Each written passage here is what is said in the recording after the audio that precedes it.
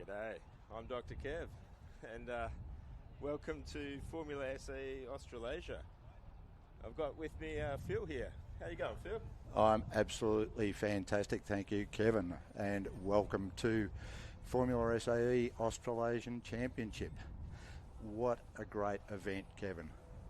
We've got teams from overseas as well as our Australian teams, our New Zealand friends.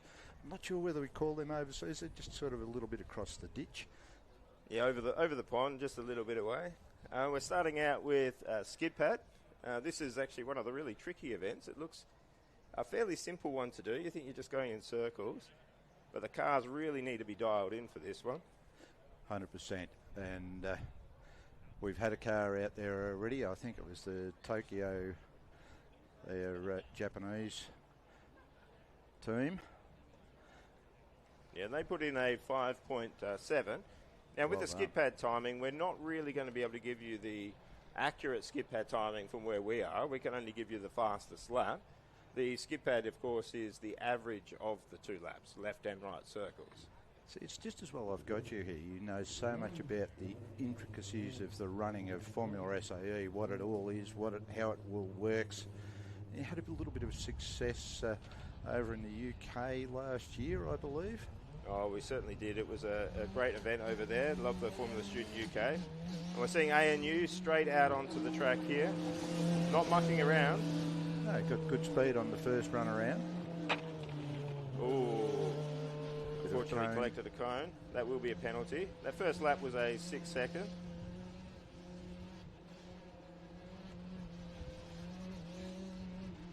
So there's a lot about getting the car around these tight circles. There must be an incredible amount involved in the suspension and design and alignment, etc.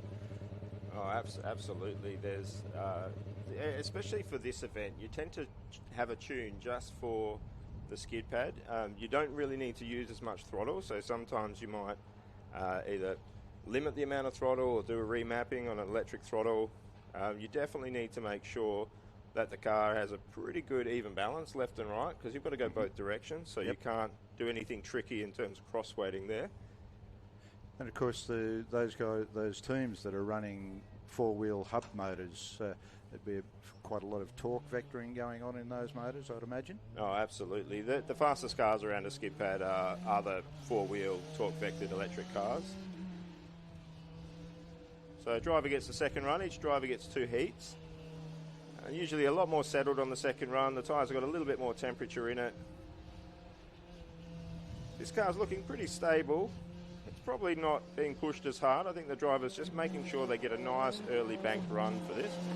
Oh, another cone. Oh no, that was just the whip out for the, you can come out of the area now. I saw a cone flying and then I realised it was the exit cone. Yeah, that was a very solid run. That was a 5.7. They're now the fastest team on that skid pad out of the two. That was a very solid run. That's exactly what you'd want from your first driver. Now, the IC cars are going first in this event. The skid pad definitely rubbers in. The best time to be on skid pad, assuming that there's been no oil drop, or rain, is the very last runner. At Australia, they've made sure that they do a random allocation of run times. So, you know, in previous competitions, you get a lot of gaming of which team is going to try and run last, and teams holding back. Yep. But I think this just keeps the competition moving. It does disadvantage those that I think are running first, and we won't see really fast times until the very end of this event. But I think that does make it fairly fair. It's everyone gets a go at some point. If you're here for long enough, and most of these unis commit over the long term for this competition, you'll get a good spot eventually. Yep. Just seeing there on the screen the external suspension components sitting up the top, the inboard shockers and the like going on there. So there'd be a lot in trying to control the placement of weight within the car. Balance is really, really important on this. I think on Flinders here, you can see this is a non-aero car. So we saw with Tokyo Denki as well, they didn't have any wings. And so here you're really looking at just the mechanical balance of the car. And on a circuit, when you're running the circus, you need to make sure that you're focused on that sort of mid-corner grip. So you might go for different settings than you might for an autocross, where you really need to focus on turn-in. Yeah. Flinders making it a nice little circle there at the moment.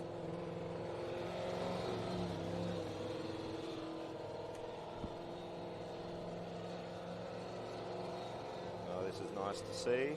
A very stable run. Not quite at the speed of ANU and Tokyo Denki.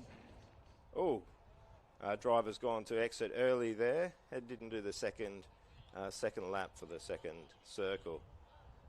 That's unfortunate for the driver. The driver will be quite upset with themselves as a result of that. But this is the part where the driver needs to go, okay, we've made a mistake. We need to just settle things down and continue on.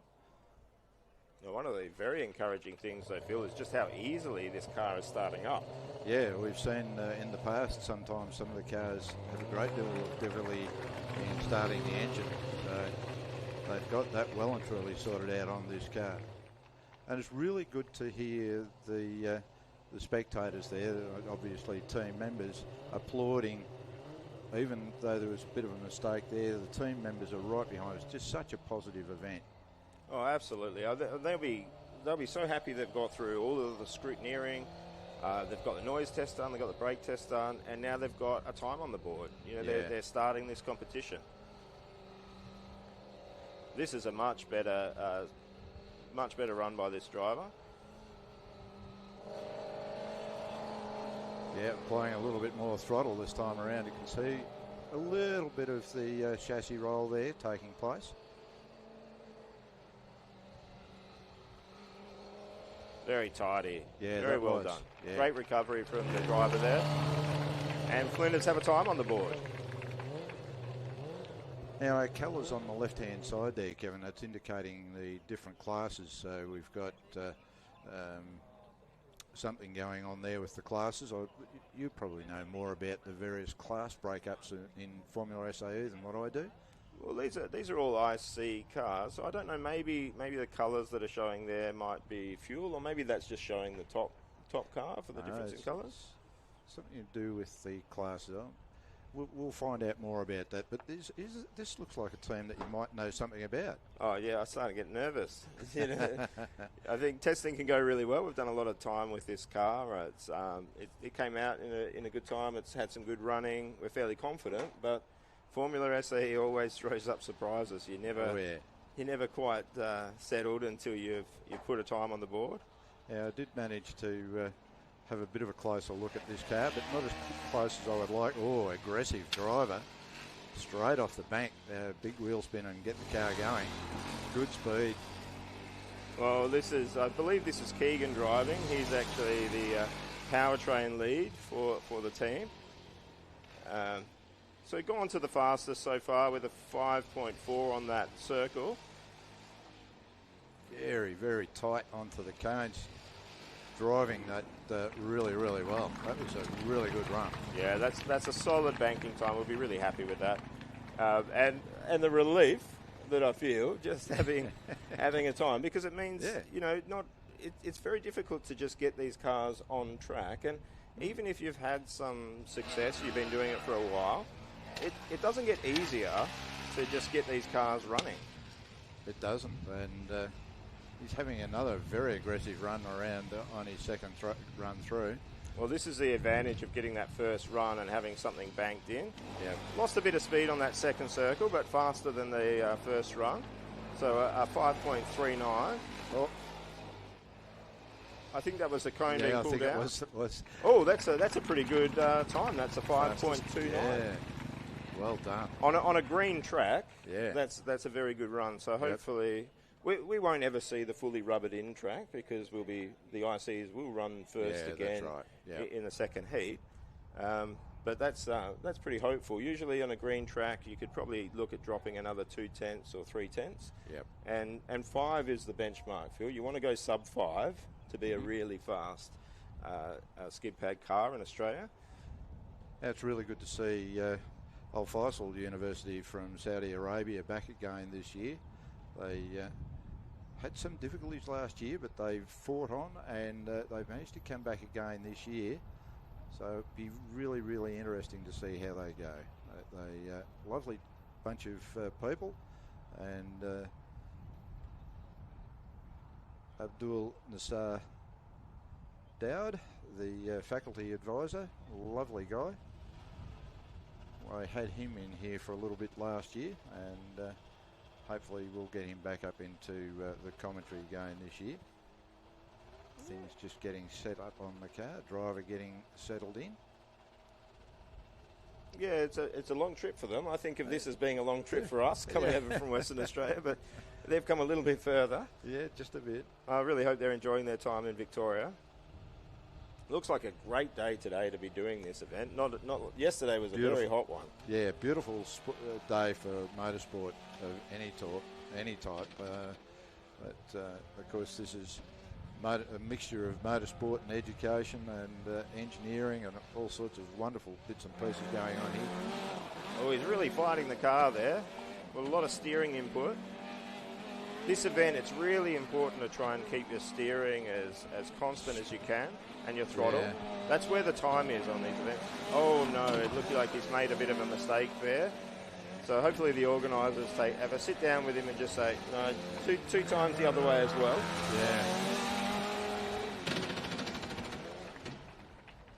And the real shame about that is you with this competition, you always want to get those runs because you never know when something might happen. That's right. Yeah, so you can see the organiser there telling the driver, 2 one way, 2 the other. Generally, if these guys can design and build a car, you can count to at least 2. Yep. I think nerves takes a little bit of a precedence when they come out. You've fought so hard all year long to just get the car to the track, and you know that you're in the car, you're the one controlling the vehicle in every way, and the nerves would just kick in, I think, the pressure. Oh, absolutely. And if you haven't driven one of these, especially on the skid pad, you don't know how confusing it can be in the car. But that's a successful run there. Yeah. Looks like we got a gap on time, so about a half a second off what Edith Cowan were doing for the fastest lap there. So that's actually pretty good. Yeah, pretty good at this stage. That's very good. They're a very small university, small team, and they work hard. My correction, I think that was a half a second gap to Flinders. So that's a 6.9, but I'm sure they can come back and do a little bit better. Yeah, with the skid pad, it's actually I think cone-wise, it's the most confusing. So if you see the camera views, it looks fairly straightforward. 2 one way, 2 the other. But when you're in the car, the cones sort of merge into a whole mess, especially the skid pad. There's a lot in your view, and it's very easy to forget. Have you done the whole circle? Yeah, and you get the wrong exit. I find cone-wise it's easier on an autocross or an endurance run to not get confused. And I think we see most of the confusion at an event from drivers in the skid pad. Yeah, okay. Yep. And teams are not usually putting the very best of their drivers in for skid pad. So, and if you haven't done a lot of running, yeah, exactly, it could be the first time they're sitting in a car. Yep. And every cone's the same colour. Well, we have got some red ones out there and obviously some blue ones, but they just sort of turn, as you say, merge all into one, and that just looks so confusing, even through the camera. Okay, this is looking pretty handy. Another of these electric 4-wheel hub machines, the Swinburne machine. Yeah, the first of the electrics. So it's a good first circle there with a 5.9. Oh, a 5.6 on the second. That's not the timed one. This is looking good. Yeah, and a 5.5. Wow. That's very good. Yeah. They'll get a lot more time out of this. They'll get a bit of heat in the tyres, so we expect the second run to be good. But that looked very stable. It did. And very good drive too. Nice and controlled, nice and smooth. Yeah, beautiful car here with Swinburne. We follow most of the teams and what they post on the socials, and Swinburne was actually here with a couple of other teams just recently doing some testing in the last week. Getting some good speed. Yeah, that's a very good run. Now. Oh, a 5.3. This is looking good. They probably are going to knock off Edith Cowan for the fastest lap very soon. I would say in about now. Wow. Yeah, very good run there. Yeah, that was an excellent run. Yeah, we didn't see the time's not coming up for that one, but we're seeing a 5.35. So I think they probably didn't go quicker in that second lap. But on the average of the two, that could be the fastest that we've seen there. Now, I think seeing the speed of that car, I think Swinburne will probably be feeling a little bit aggrieved that they weren't running later. Being the first electric car up and a car having that sorted, they would probably really enjoy having a rubbered-in track. So that'll probably work against them. But very rarely, Phil, do I see these events being decided by who runs in what order. The gaps at the end of the competition are usually much, much bigger than that. Well, there's so many disciplines that you actively involved in. It's not just these dynamic events that we're streaming on Blendline TV, but there's the business presentation and the scrutineering, the tilt table, and there's so many. There's a lot of opportunities to make up any points by being an early run team. This is a great car to see out on track. This is our neighbours, University of Western Australia, and if you've never heard me commentate before, I can absolutely assure you that I am very, very biased. I'm always going for the West Australian teams in Curtin and UWA and Edith Cowan University. Now, this is a very well-prepared car. These guys are staying with us. They have a whole army of people.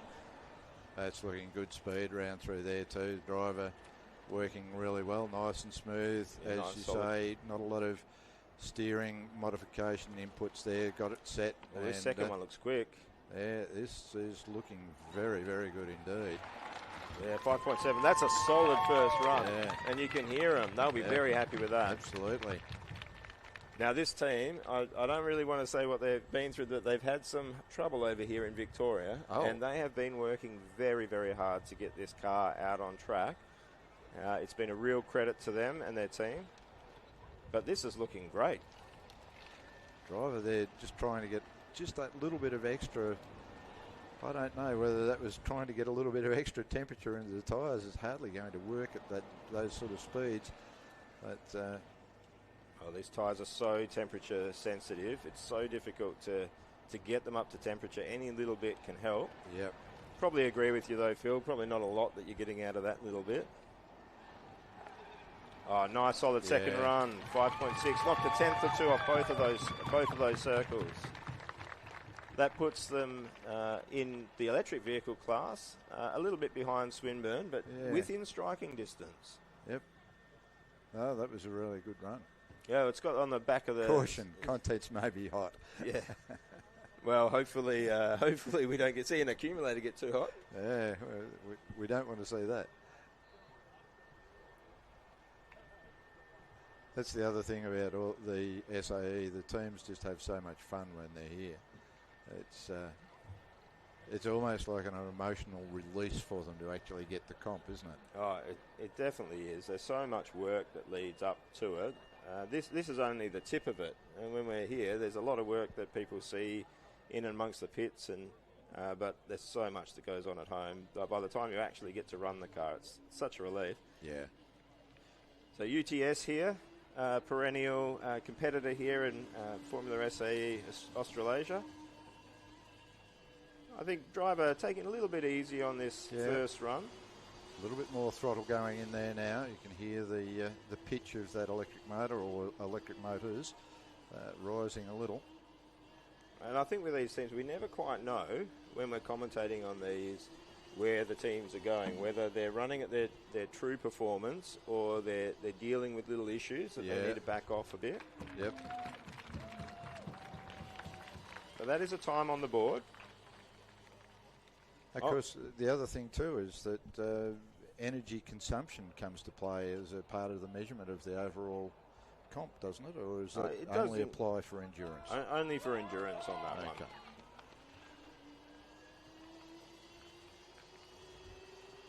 You can see a little bit quicker on this one. I don't think we're seeing we can't really hear anything from the tyres. I don't think we're seeing the car at its limit mechanically. I'd agree with you there. Driver just having little input changes there on the steering.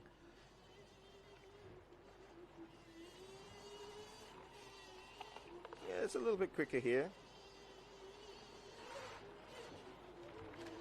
Taylor's got a bit of performance when he applied a little bit more throttle there coming out. Yeah, well, that was my worry, was if maybe they didn't have enough power to get up, but it doesn't look like that was the issue. No. But that's a time on the board. That was a 6.2 as their fastest lap. That's really good to see. Oh, UQ, I got to admit, I do have favourites that are outside of Western Australia, and I love the guys down at UQ, and it's not at all because, they showed that they watched the YouTube channel. But a huge shout out to the UQ guys. They're a fantastic group of people. I love seeing their car every year. And this thing, I tell you, Phil, this is going to be one to watch in the event. Yeah, okay. It's a very fast car. We're seeing video footage that they've uploaded on this, doing some testing, and it was incredibly quick. We've put this down as one of the ones to watch for the competition. It looks as if it's got a very serious aero package on it. We've even got the quite solid wings, or winglets, I suspect you might call them, on the side pods there. Yeah, they're pretty close to about the widest side wings I've seen on one of these cars. Yeah. And they've the post that they put up, they said about 750 kilometres of testing before they got to Victoria. And you can see straight away the driver has done this before. Yeah. Oh, the back coming around there. Well controlled though. The driver's got it right as close as he can on the limit, and that's sliding. It's cost them a bit. Yeah. Settled it down on this circuit though. Oh yes, and they got a 5.37. So that's the first run. I think that's actually the fastest we've seen on the first run. And look at the driver is still trying to get as much temp into those tyres as possible. Yeah, pretty excited about this car. It's a beautiful looking car. Yeah, duck, duck, goose. There's so many something in-jokes behind that, yeah. Oh, look, straight out. Just want to make sure you're a bit calm here. Don't want to feed on too much throttle. The real trick, I think, there's a bit too much there. Got the back end around, but still going to be fast. No, didn't beat their fastest of the laps. That has cost them. Yeah, what sort of G-forces are they managing to get up to in the... and it looks like the fastest lap there, a 5.287. Wow. We, of course, don't know what that first one was. So they're now officially on the thing leading the electric vehicles. But I think that Swinburne average time might average out to be a little bit quicker. We won't know that until it comes out. But we're going to see faster times than this anyway. But... The notable thing is they now have the fastest single lap of any of the teams. They've beaten Edith Cowan University with that run by .006.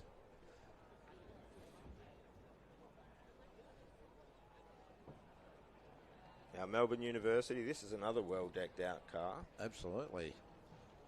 I was lucky enough to meet Melbourne University royalty, Rex Chan, in the pits the other day. There's royalty involved in this. Oh, absolutely. Rex Chan is well known amongst this community. Great photographer, catching video stuff. And when he was running in Melbourne, they were running ISC. He gave us a couple of really good tips about E85 that I had to pass on to our team. We've switched to E85, and it can be a difficult fuel. Yep. Again, this looks like a reasonably well-tested car. You can tell the difference between the teams that have had testing miles. Yeah, this is looking fairly smooth. So 5.8. Yeah, he's just getting faster and faster as the temps coming in. 5.5, that's an excellent first run. Yeah, that was a really good first run indeed. They'll be very happy with that.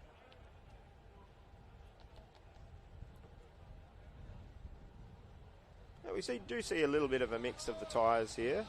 So most teams are on the 10-inch tyres, as we're seeing here on Melbourne. We have had a few with 13-inch, the Goodyears, which are a very good tyre. Yep. I actually think Goodyear is probably the best skid pad tyre. Oh, a little bit of a mistake on the entry there, but it won't cost them anything. Nice and smooth. Very good.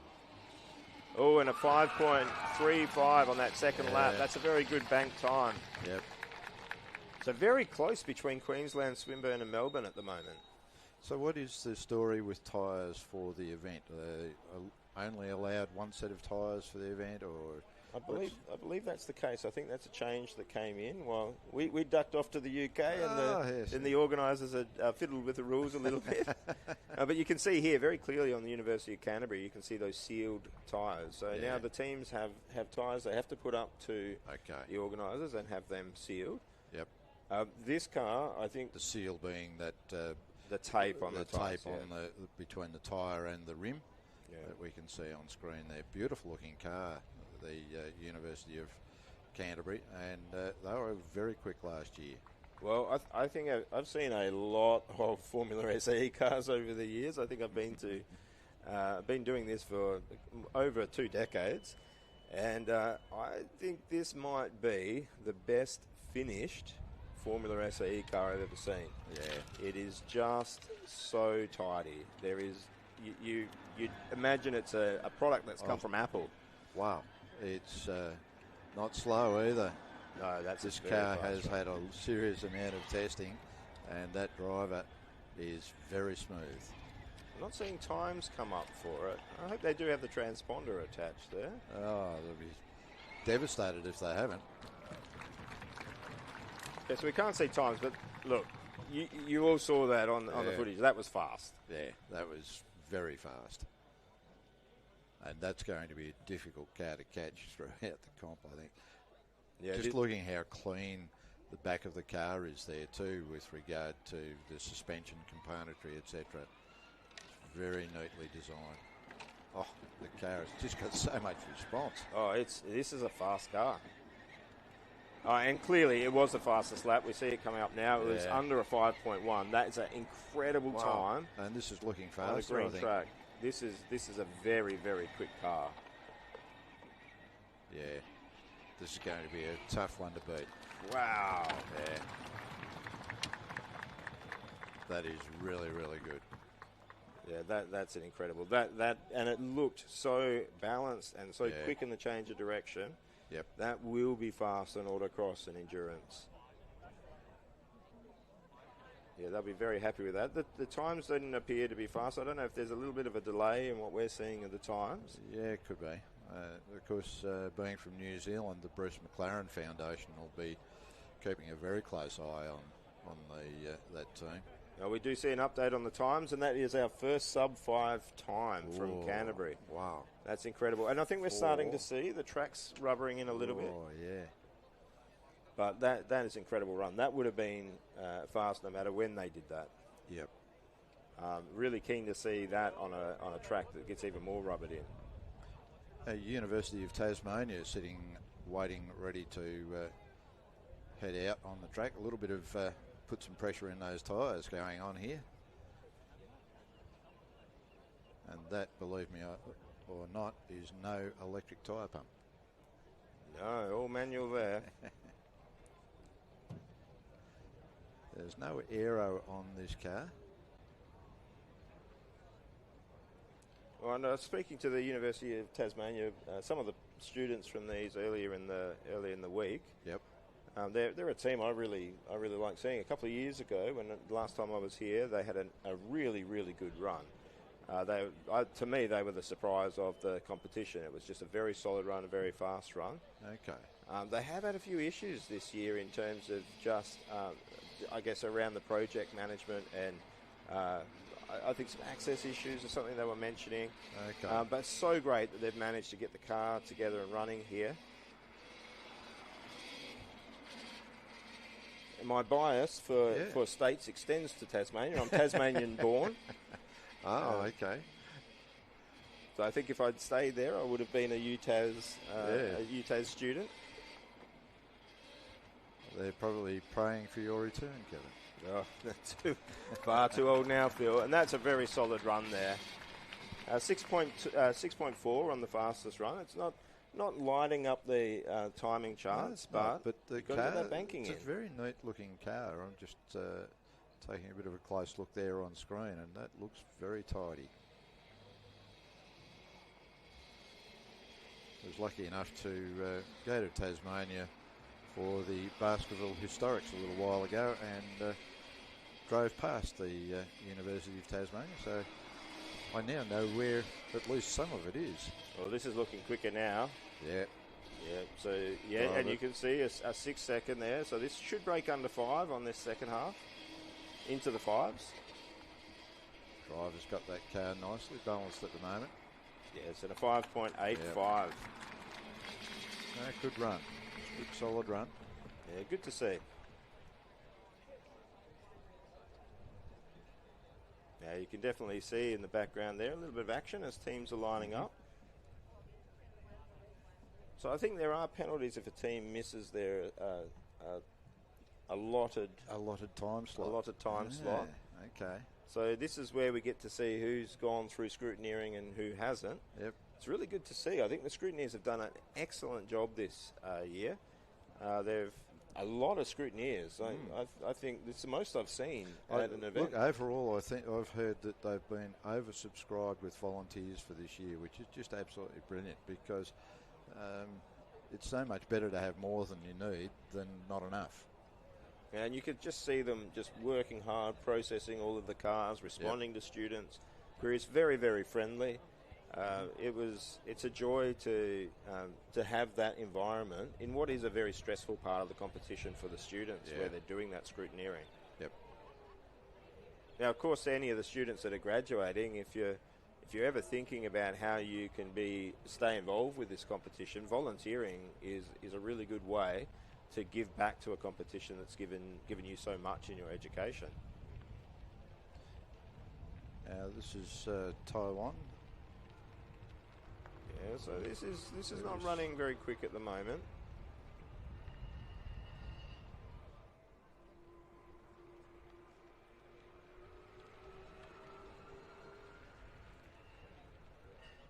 Gathering a little bit of speed.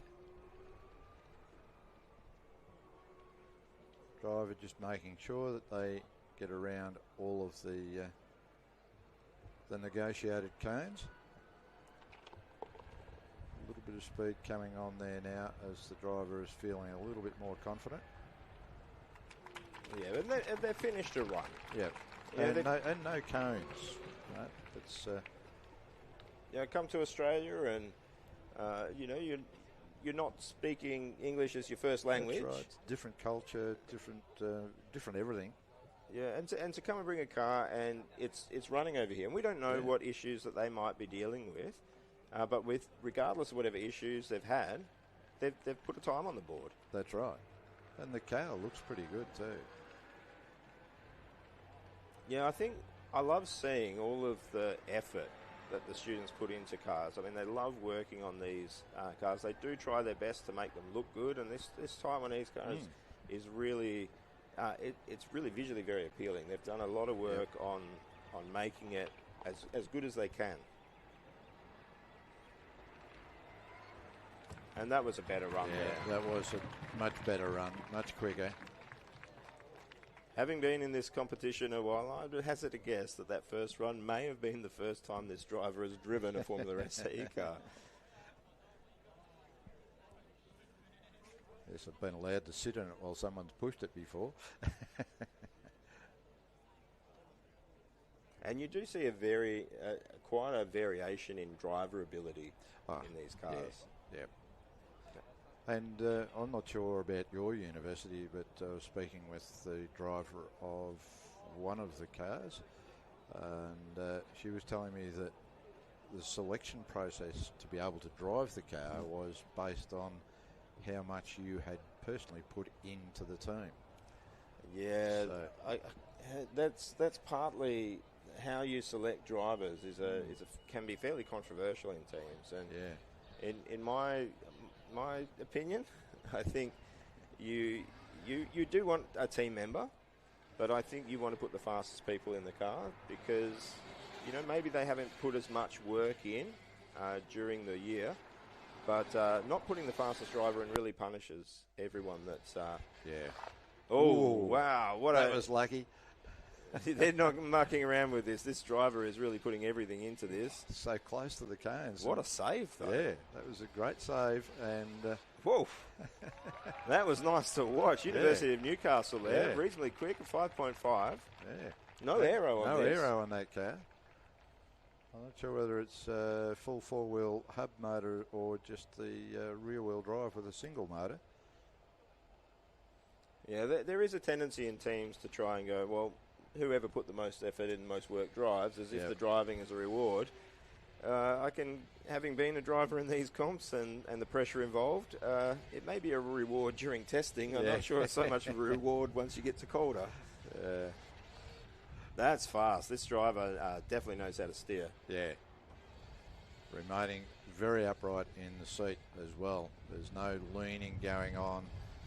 So the beautiful, a 5.37. Yeah, that was a really good time. That is how you extract the time. If you have a chance to sort of rewind and replay that, you can see the steering inputs. You could hear the motors and the speed at which it's going. It was just so controlled, and then just a little bit of a burst at the end of the circles, which is a fairly common strategy for this event. That was excellently driven. Yep, absolutely. And the sign on the back, I've got a mate. Well, he's got a couple of mates up in commentary at the moment. That was a great drive. And a really well decked out car, Newcastle. Very nice car. Very clean lines, although, as you say, it's not got any aero, but aerodynamically speaking, I think it's pretty clean lines through the air. Well, I've been lucky enough to drive some of the aero cars of the teams, not many recently, but the aero is definitely faster. Yeah. Absolutely, definitely faster. But if I could choose which ones are the more fun ones to drive, it's the non-aero cars. When you've got a decent-sized end plate, like you see here on QUT, you've got a decent-sized end plate there. They tend to behave a bit like the feathers on an arrow, and it just points the car straight if they get loose. So they're a lot easier to control at the limit.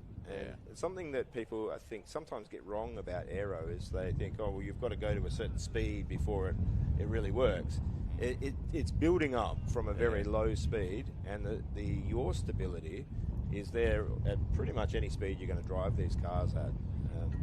I do remember seeing a team many years ago that decided that their aero car, they would see what the difference was by removing the wings, and they scared themselves. Oh, yeah, they were amazed as to just how undrivable the car was without all of the kit on it.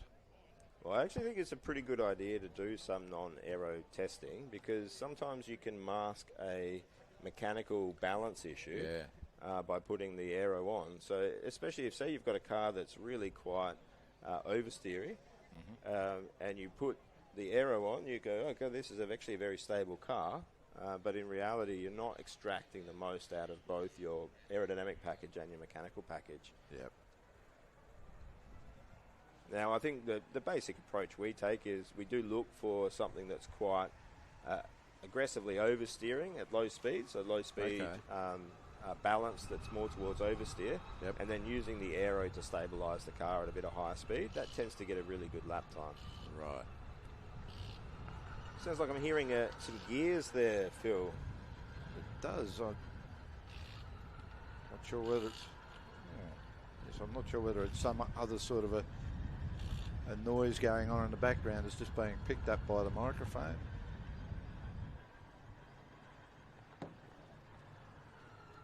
Time on the board by QUT. Oh, and you can see the fist pump there. Yeah, driver happy. We don't know what they've gone through to make sure that they have put that time on the board, but I guarantee you, any car is difficult to make. Yeah. and you don't know what you're going to get 2 weeks out from comp, and you get all sorts of surprises. Victoria seems to surprise us a lot. And deadlines are guidelines. Well, there isn't that half a truth. See a lot of work put into the aero package on this car. Now, QUT have run fast in the past. I don't think this is a true reflection of what this car is capable of. Driver running a bit faster this time around than the first. Certainly getting up quite a bit more speed. A bit of lean going on there with the driver.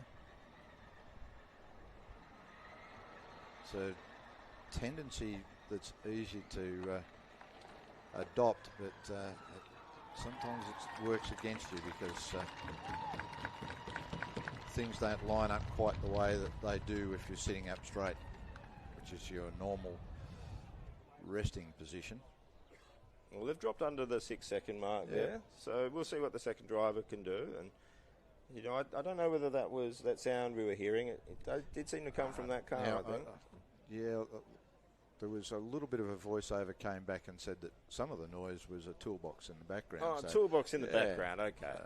So if you're running toolbox noises in the background, then maybe hold off while we're seeing QUT run here. Now these guys are actually staying. Maybe QUT doing it. We'll just rattle the toolbox, but everybody will think we've got troubles. Well, it did sound like a bag of spanners. So. No, that's really good to see. We can see so far the fastest time that we've seen was that Canterbury run, and that was really impressive. I think they're going to be the team to beat on this autocross on the skid pad. The skid pad, yeah. And we've got about 0.3 of a second before we see Queensland, Edith Cowan University, and Swinburne and Melbourne and Newcastle all very close to each other. UNSW, UNSW have been in this competition a long time, Phil. They're a very good competitor. How many stacks can we have on that front wing? Now, unless I'm mistaken, this car is running not just in the EV class, but they're also in the autonomous class. So we can see the A on the wing. Yes. Now, this could be awkward for the driver, Phil, because the driver must be thinking there, at least I've got to beat the computer. Yeah. So autonomous is a class that is growing in popularity around the world. It really had its start in Europe. Yeah. And look, it's been really interesting to watch some of the autonomous vehicles in the past have a bit of a go. Last year, I think it was the car that went out did really, really well. It continually got quicker and quicker and quicker until it actually oversteered and clobbered a cone, and it was immediately shut down. So the computer decided it was done. Yeah. Or maybe the computer decided, let's have a bit of fun. The operator over on the side of the track said, no, that's enough. You're getting out of control, boy. Well, there you go. We've raised a generation of computers that also want to drive cars quickly. Yeah. We're going to need Hoon laws for the computers. Oh, a quick start off here. Oh, this has got some power. Oh, yeah. Oh, you can see this is going to be good in acceleration. Oh, yeah. A little bit on and off the throttle here from the driver. It's not an incredibly smooth run, but there's a bulk of grip that's making up for any driver errors there. A 5.5 on that first circle, which is about as good as we saw from most teams. I'm noticing and a 5.2 on the first half, which is not the timed one. A 5.159. Yeah. If that driver can get a nice smooth run, they might be able to challenge Canterbury. That was a really good run. Yep. It says on the back there, 4-wheel drive. So looking at some pretty good grip there. 4-wheel drive on a good day. Yeah. Right on the line. Yeah, driver has said, right, let's go. And one advantage, I guess, the 4-wheel drives have in getting heat into the tyres is you normally do a little bit of a burnout at the start of the skid pad just to get heat in. Now, on a rear-wheel drive car, you can't do that to the front tyres, and so much of the skid pad is front tyre grip dependent. You can see the speed of this car as it's going around. This is just raw speed. Yeah. That's very good. Oh. Didn't match the Canterbury time. It's not quite as balanced as a Canterbury car, but it does have the four-wheel drive, where the Canterbury is a two-wheel drive electric. Yep. That's going to be an interesting battle in the second heat there. That has got some serious pace. It certainly has. Let's see how they go with their next car to come out. Yeah, they'll be very, very happy with that run. We're going to definitely see some solid sub-5s at least from the EVs. Now, the only IC that's run so far that looks like it might be able to get in that sub-5 is Edith Cowan University, but dropping off 3/10 is going to be really difficult to do. Mention it, and look what pops up on screen. Edith Cowan University. And the finish on the bodywork of that car just looks superb. Yeah, this is the first time we've done a fully moulded tub. We've normally done a cut and fold tub.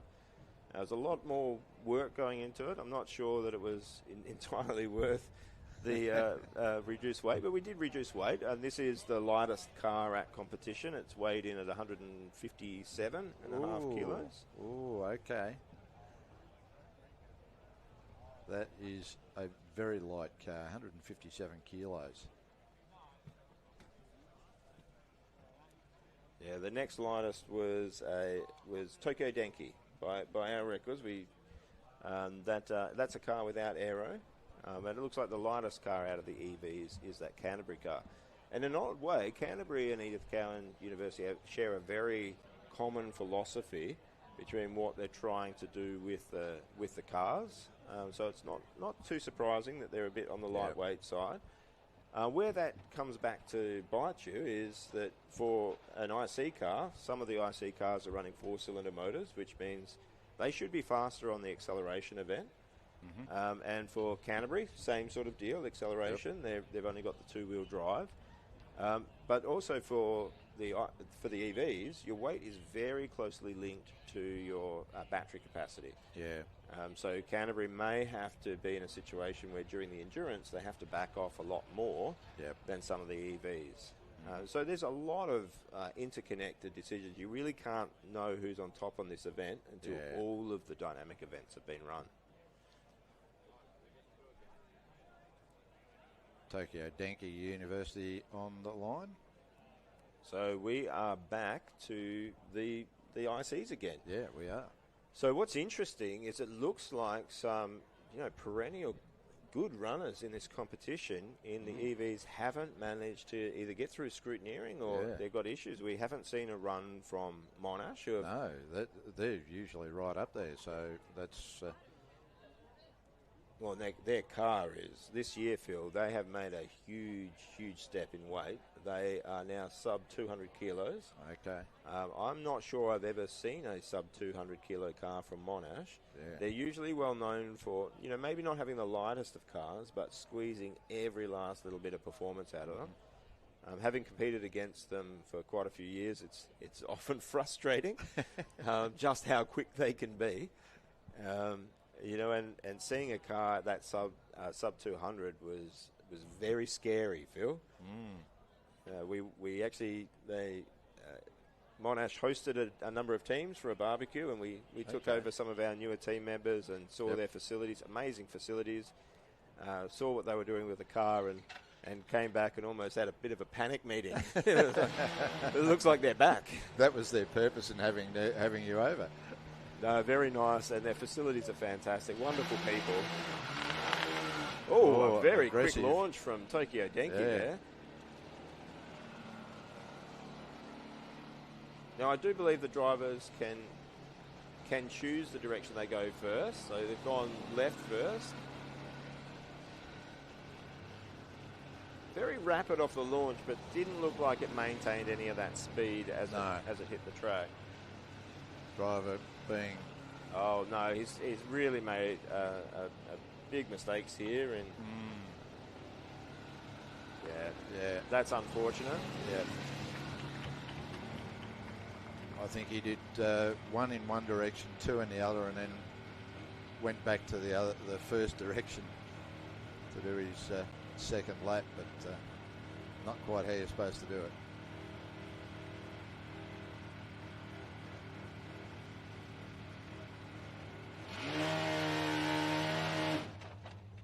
a bit of a stall there. I must admit that the shots here by Blendline TV, the camera work really, really good. It's just like sitting in your lounge watching this. Doing it very easy. It's such a great job that they're doing. Oh, we've actually got an amazing screen up here in commentary, and the camera work's fantastic. I think this what we're seeing here is better than real life, Phil. This is great. Well, we haven't got to put up with the weather and the flies. Driver having a little bit of difficulty in getting the engine running again. It's being a bit temperamental.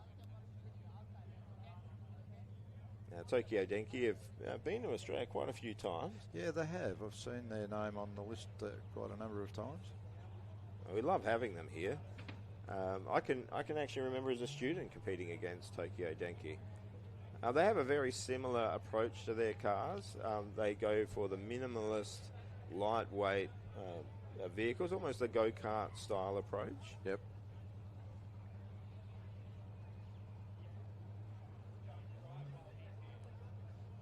Bit of communication going on there between the driver and the team, I'm sure.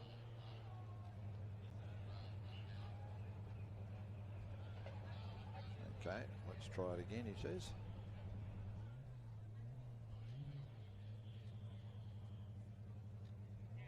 Yeah, when I see cars like Tokyo Denki, it sort of takes me back to my student days, Phil. Well, you're still a student, really. You're still learning.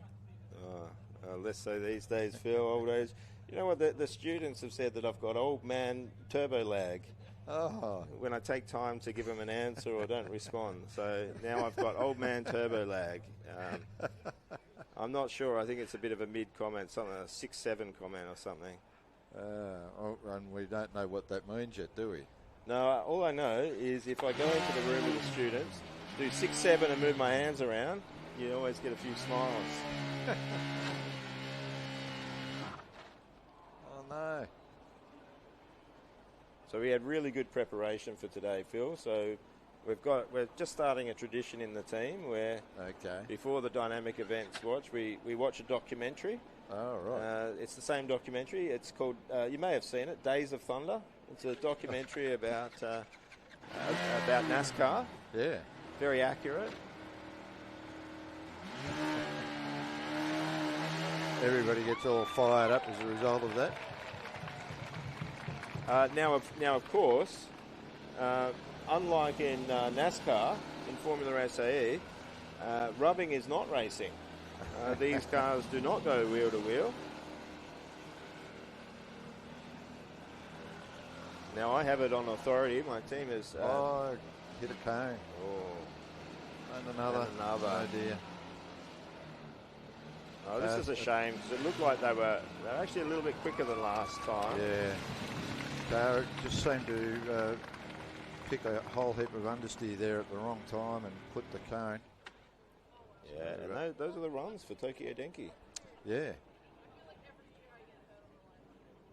So first team to complete the range. Now I have it on authority from my team that's watching the weather is that we might be about to see some rain. Oh, you've mentioned that four-letter word. Yeah, I've heard that in Victoria you do have this case where water falls from the sky. Yeah, particularly in the southern part of the state. I live north of the divide up at a place called Wangaratta, and the difference in weather between Melbourne and Wangaratta is really noticeable, and I've just heard comment in the background that one of the cameramen has made a note that he's observed a little bit of rain. So this is nowhere near enough to go over to a damp track yet. You know, a couple of spots of rain doesn't really affect much. But we might be seeing the last few dry runs coming in. Yeah, we might. And that's why banking an early run is so important at this sort of event. Yeah, if you get a chance to run and get a time on the board, it's so important. Well, I was amazed to be in Victoria and find out that you get most of your rain, you get most of your water from the sky. Of course, in Perth, I always thought that water comes from a desalination plant. That's just one of the odd things, differences Yeah, between yeah, East and yeah. West. Maybe we should be piping some of the skyfall rain in the direction of Western Australia. Oh, our weather comes from the west, so No, you yeah, can't, we get the rain and you don't. you can't blame us for the rain, Phil. Absolutely not. Oh, this is a quick run from It ANU is. here. This is a really well-driven run. Yeah. You could hear it in the engines there. Keeping it in a fairly low gear for that one. So that's a very solid run. Yeah, that was a good run. Very well driven there. Oh, engine sounds great on that one, It Phil. does. It's got a suitable amount of I'm a bit nasty in here. Yeah. I don't know if the Ice Ice Baby is a reference for Vanilla Ice, maybe. Perhaps.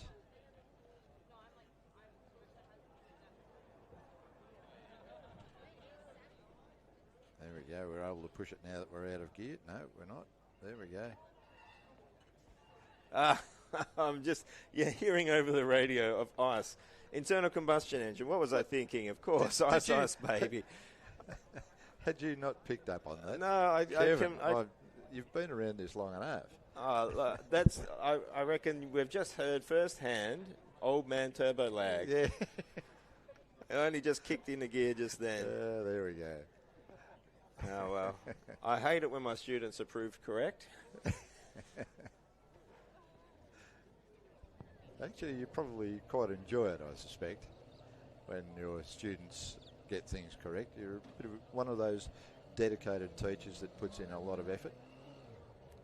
Look, I think it is an absolute joy to work with the students that do these sort of events, and I think I could work on any of these teams because you just see a common spirit amongst any students working on this. They're just driven people, wonderful to talk to. They've got, not all of them are motorsport style people. Some of them are just love it for the engineering. Yeah. But they're all committed. And look, I've met people that aren't studying engineering that have been part of or are part of SAE. So I was talking to a chap yesterday. He's done journalism, and he was a part of the Redback team. Well, that's become something that clearly social media these days and making things visible is so important. And having people that can take good photos and good video is just becoming increasingly important in just business terms these days. Yeah, 100%. And because you just mentioned the word business, because essentially the scheme is to design, build and market and sell a race car. So that's the theory behind it all. And so someone who's studying business who wants to get something on their resume that shows that they can be an effective part of a team, why not get involved in SAE if you can? Oh, absolutely. This is a solid run. It doesn't look like they're going significantly faster than the first driver. We're now seeing the second heat, so these are the second drivers. So each team has 4 runs at this, so 2 heats. It used to be that you don't really have to take your second run straight away as a driver. You can actually take the car away. Okay. But really the standard now is you just do both straight away for each driver because the temperature is worth far more than any little setup change you're going to make. Exactly, yep. So Edith Cowan coming back again for their next run through, the next driver. Yeah, so this driver, I can't give you the names for all of the drivers, but I can for ours. So, this is Kian. This is our head of aerodynamics. Okay. And so, we had our head of powertrain always wants to do the acceleration event, but the head of aero always wants to do skid pad. Yep. He was eager to get away and get into it, and looks like he's driving it really well too. Yeah, there's a little bit of engine noise up and down there. Yep. Which isn't encouraging to hear. Oh, you can see that wheel popping up. But it is going a bit faster, 5.275 on that first circle. And then a 5.293 drop back. Now, is your car running a differential, or is it running just a solid rear axle? Solid rear axle from a dirt track racing car, from sprint cars, micro sprint cars. Yep. And reason for going solid rear axle? Is there a reason that they've done this? Simplicity and weight. That's all it really is.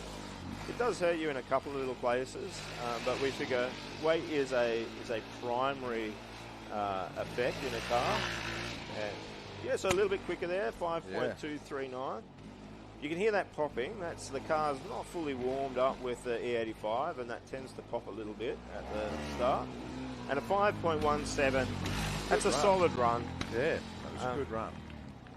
So we can see not able to match the torque vectoring in electric vehicles. Yeah. There's probably not a lot more in that car, frankly, I feel, in these conditions. Yeah, and I not. do wonder whether a solid rear axle would be working against you in skid pan.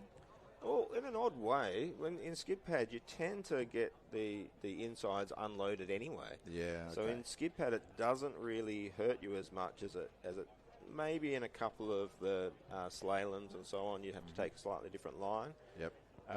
But you treat it a bit like a go-kart. So you can see that back wheel was coming off. That's how the car is tuned.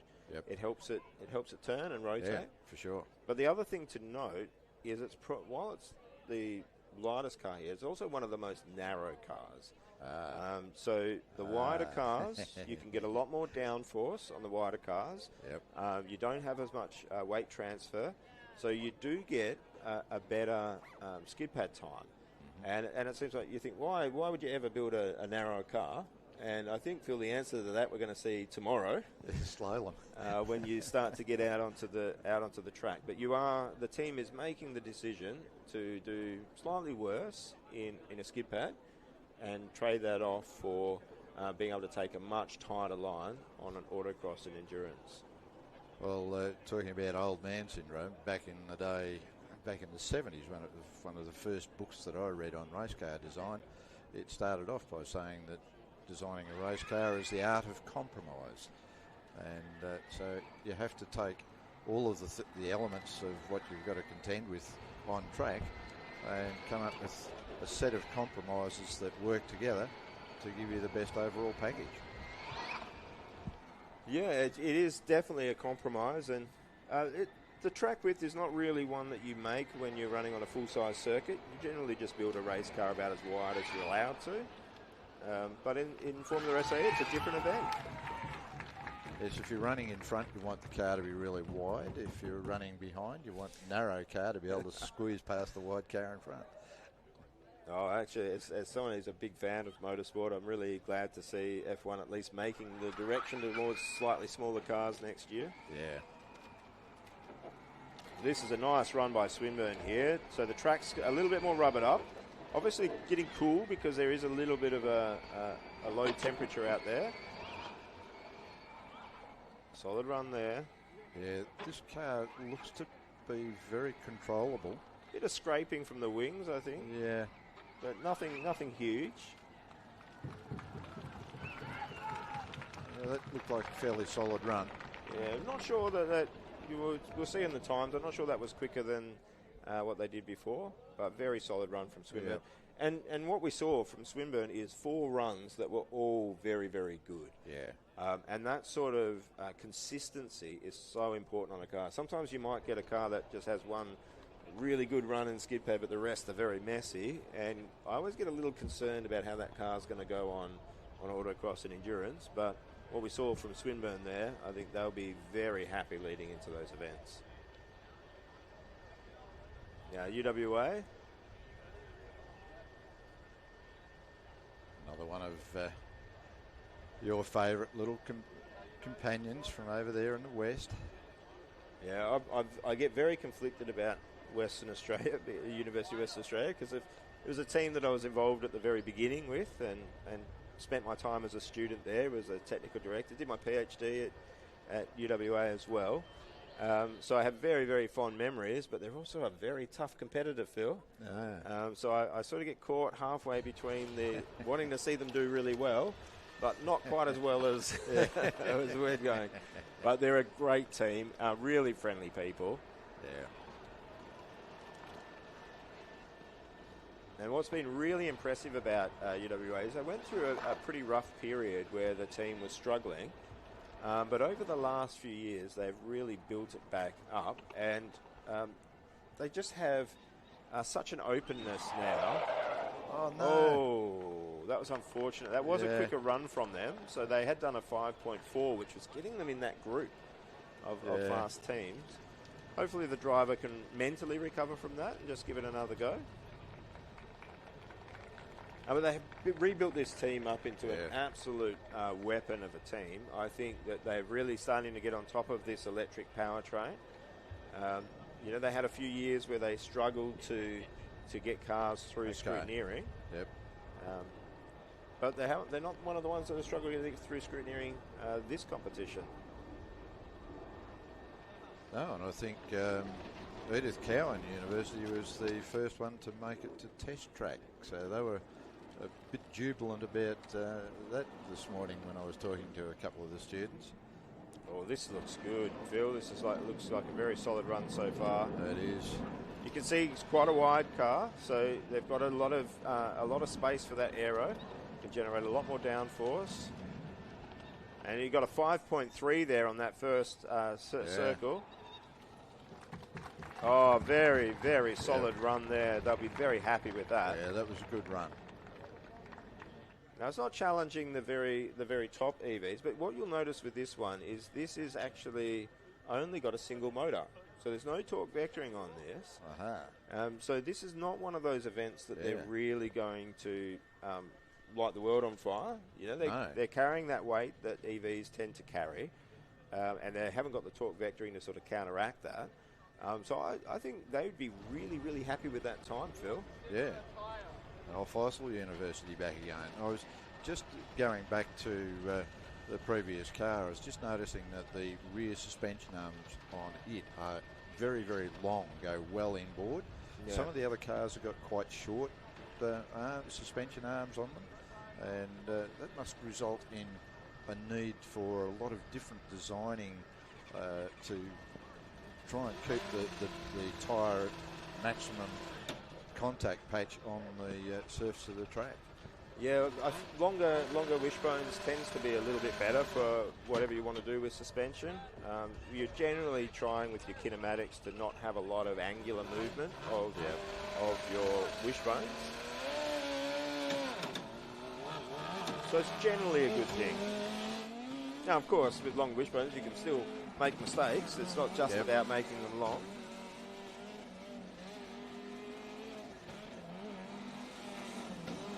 This looks like a much better run. It does. Alfazel here. And although he had trouble getting the engine to start and continue to run, it sounds quite reasonable out there. Yeah, this driver is still chopping at that wheel quite a bit, which we saw from their first driver. But they have knocked a lot of time off there. That's a 6.6 now. And this, for teams coming to a competition, I always think about the direction that they're going and the speed that they're going. You're only ever seeing the teams at where they are at this given moment. You don't really know which teams are improving. And in some cases, you see teams that might have really good results that are actually on the decline. And so if you've got a team like this that's coming back and doing better runs, getting a little bit better organised, slowly working on their designs, you don't really know where they're going to be in 3 years. No, that's right. And I think, the students often, they're in and out of the program. One of the things we encourage our students to do is to think about not just the past and what's come before, but what are they doing to set up the next generation. So we've got, for example, we've got 20 students here. Out of those 20 students, 6 of them are first years. Wow. So that's an active way to try and make sure people are getting this experience. And so you see a team like Alphonse, at the moment you think not overly competitive, but it's not surprising to come back in a few years and think, well, they might be in and amongst it.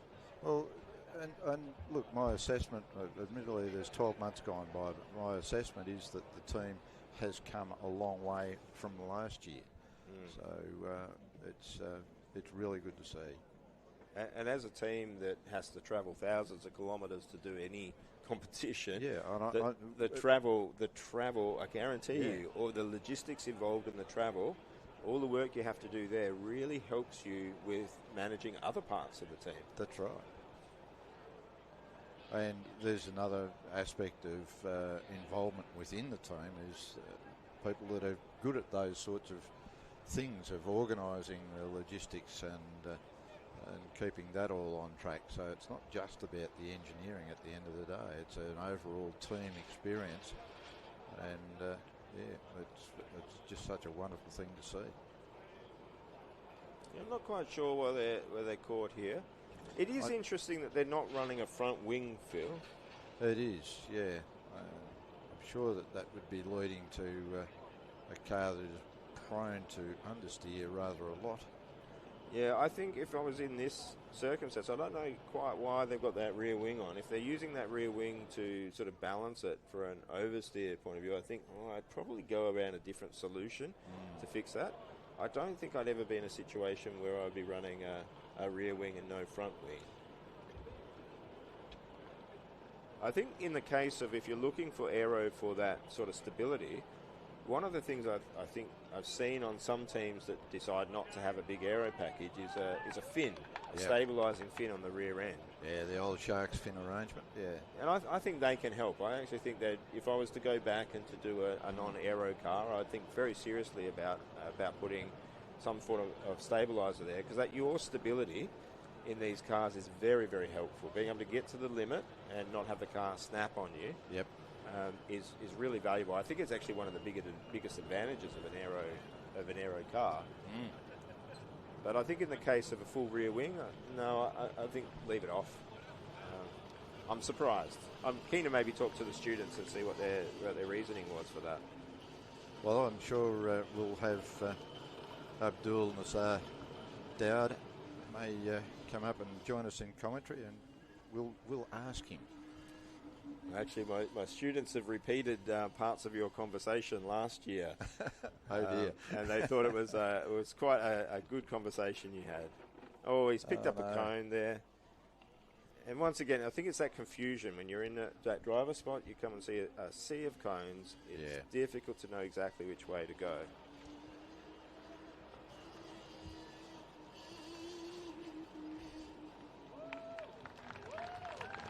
And again, just a great round of applause there for the driver.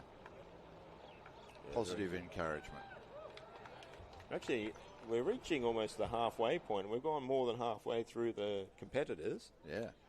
Been very impressed with the organisers and the clerk of course and his team for sorting all this out. In Calder, you're having to do a skid pad event, an acceleration event, and the autocross and endurance, and they're in different locations. They are. So they've had to go into this and very quickly set up the skid pad event, set up all of the timing gear, and they started right on the dot where they said they would. Before the commentators had even got into place, they were going. The first car was out on track. Caught me a little bit short, unfortunately. I will come back to some of the things that I was going to cover off at the start of the live stream. I'll have to come back and cover off some of our major sponsors for sure. Oh, nice run there. What's really impressive about that run is he's had some issues on the first one and hasn't let them affect how they've gone about it for the second run. Yeah, that was good stuff. Now, good to see. We've had 16 runners so far.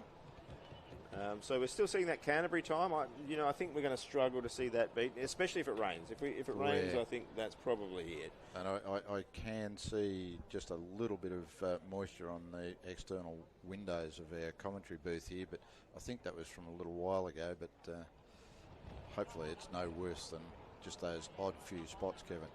Yeah, well, UQ here, they ran very fast the first time around. The track's about as good as it's going to get, I think. Yep. As it cools down and we get a little bit of spots of rain, the track probably not going to evolve much more than it is now. And we have the really quick runners lined up. I think overall we're seeing Canterbury in the lead, very closely followed by UNSW and then Edith Cowan. But I don't think Edith Cowan is going to stay above the cars that we're seeing here. I think I'd expect that both Queensland and Melbourne will probably get past that 5.1. I'd expect to see them right at that 5 point and maybe a little bit below. Yeah. Okay, so here we go. Let's go duck, duck, goose.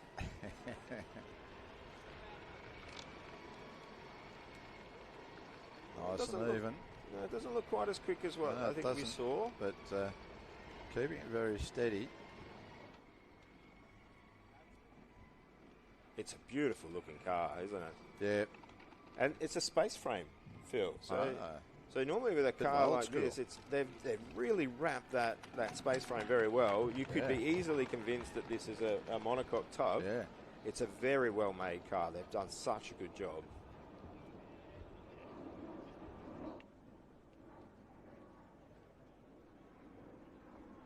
Yes, I think we might have to try and find out what Duck Duck Goose is all about. You know, it's a very difficult thing to decide whether you're going to build a car with a monocoque tub or a space frame. I guess in some ways it probably comes down to available funds to make the leap into a monocoque. Yeah, it's actually a decision I'm having a fair bit of debate about with my own project. Try to go. That looked like a very good run. Oh, getting the back end out there. The driver's just having a bit of fun right at the end. Yeah, try and get a little bit more warmth into the tyres for the next run around. Yeah, we're not sure. Maybe that there is enough spots of rain and the track has cooled down enough that maybe we're not seeing a faster time because of that. Because that wasn't, from what we could tell, wasn't quicker than their first run. So we may not have seen the end. I think the test will be when we see Canterbury go out. If they can better their time, then I think we can see that it's probably not the track. University of Melbourne is the next one in the chute. Yeah, they were very close. They'll be looking to try and get above, definitely above Queensland. But their target will be Swinburne. So at the moment, Swinburne is sitting in third place for the EVs. I think that was a very clean run, so I think that's a very legitimate second or third. Yep. So Melbourne will look to get that podium. You get into the top three, you're at least taking home a trophy. Yeah.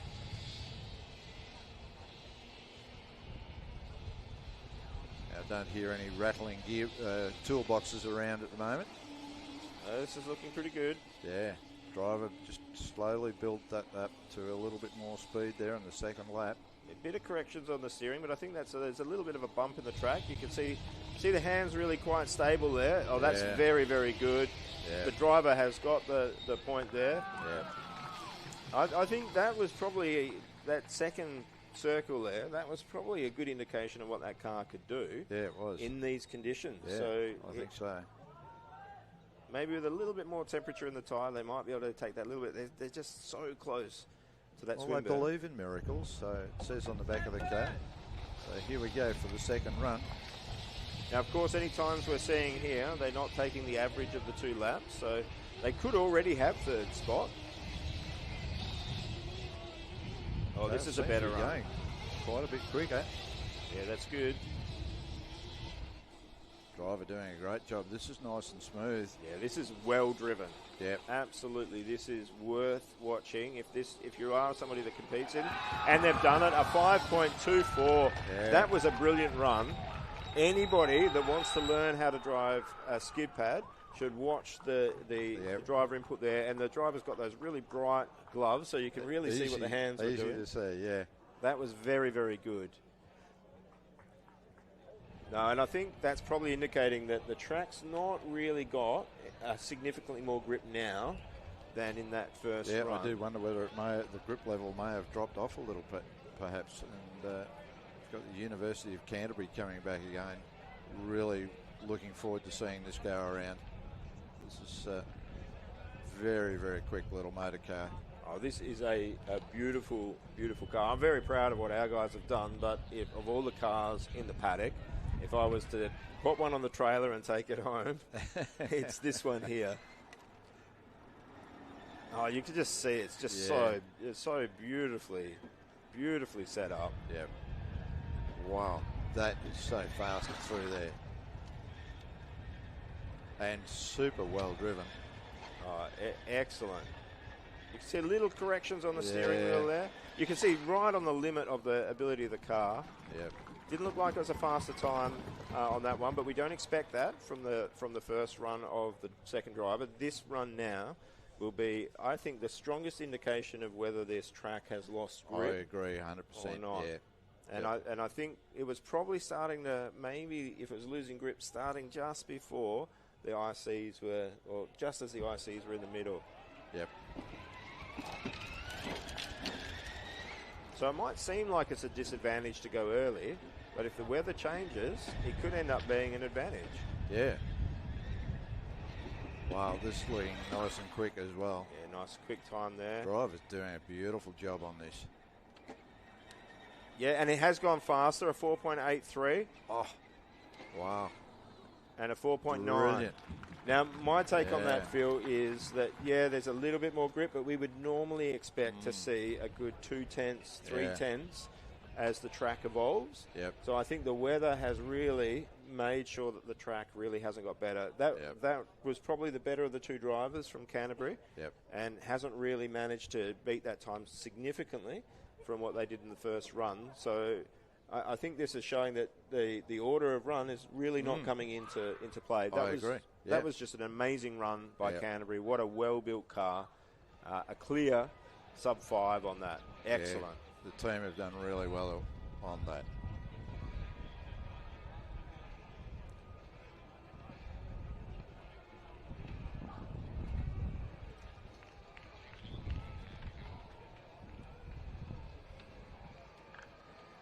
Keen to hope we get to see some of these cars that haven't gone through scrutineering, getting onto the track. They still have time. They will be running out of order, so there will be. I don't know what penalty they apply. No, I'm not sure either. Or whether they just don't get to run if they're out of order. Hopefully they allow them to run. That would be if you achieve all of the prerequisites. Oh, hit a cone there. Unfortunately, there for the National Taiwan UST.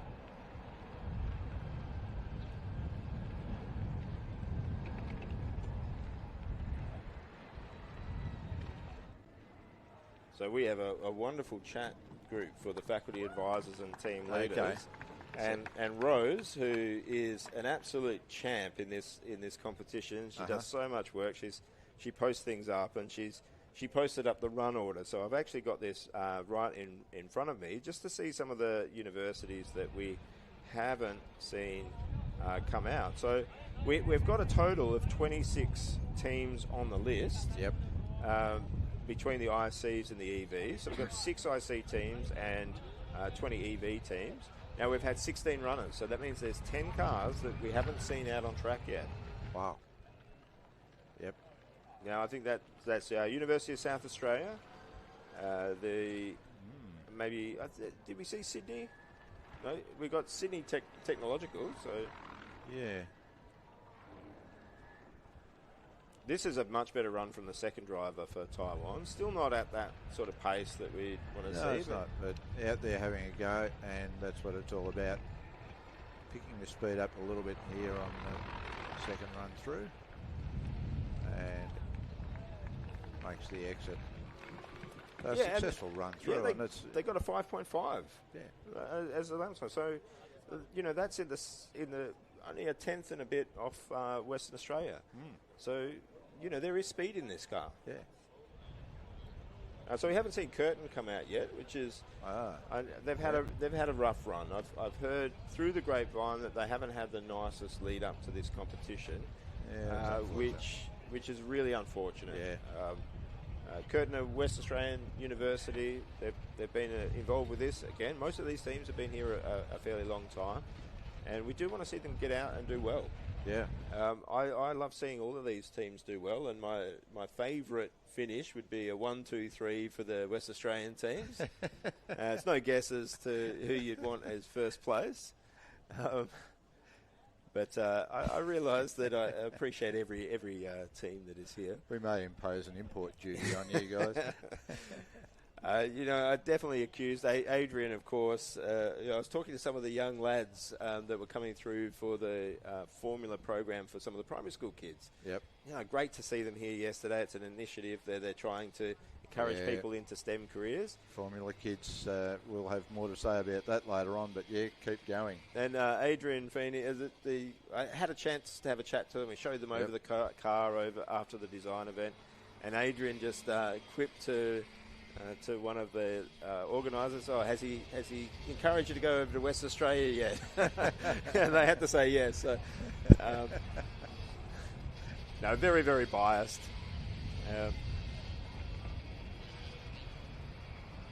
This is a nice solid run from the University of Tasmania. Yeah, good run. Nice and clean. Now, we haven't seen Wollongong as well, so Curtin haven't been out. Now, Wollongong have won competitions in the past. Yeah, that's right. Yeah. They've been a pretty strong team in the past and do some good results, so it's a shame not to see them out yet. But the big two that we really are looking forward to getting out there were Auckland and Monash, in terms of just expecting a really good time from them. So they're not here. So that's really, giving Canterbury and UNSW and Melbourne Queensland Swimmer, these teams that are really already showing some very, very good pace. Yep. This is giving them a big points advantage into the competition. 100%. Now, I'll tell you what, this car is going really quite well. It looks like a better run here.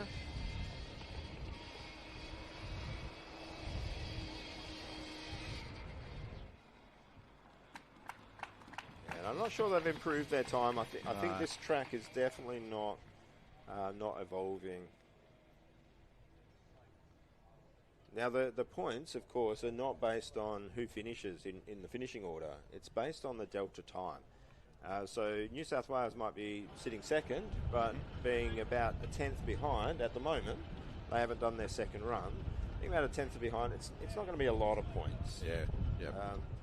But when you lose the whole lot, so Canterbury up against the teams that aren't getting out, that's a very, very difficult points gap to make up in the following events, and that allows these teams that have done this event to be a little bit more careful when it comes to events like endurance. They won't have to push as hard. Yeah. University of Newcastle back on the start line, about to enter the track. Here we go. Non-aero car. They ran pretty good the first time around. Good speed around this time too, by the look of it, Kevin, as makes it the second time around. You can hear a little bit of what was happening for ECU as well. A little bit of that engine moving up and down. Yeah, I think it's very slight modulation on the throttle. I don't think it's huge, but it's definitely there. That was a very solid run there. Yeah. Newcastle sitting there with that 5.3 that they've done before, so they're in that sort of middle group. Really, any improvement you make in that, you can see a lot of places. Yeah.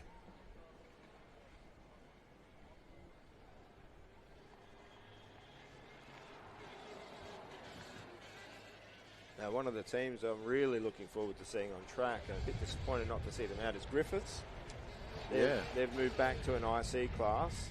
And talking to some of their people yesterday, really impressed with what they've done. A very well-built car. In the past, they've gone very, very quick as a team. Oh, that was a good run. That was a good run, and big thank you to the cameraman. They're just concentrating on the steering wheel as the car was going around. You could see that from the quick look that I took at screen, the driver just had that steering locked into the one spot, and that was it. We're not really getting any better times here, so we're not seeing anything come up. That looked a very good run. If the track was getting quicker, it would have been a faster run.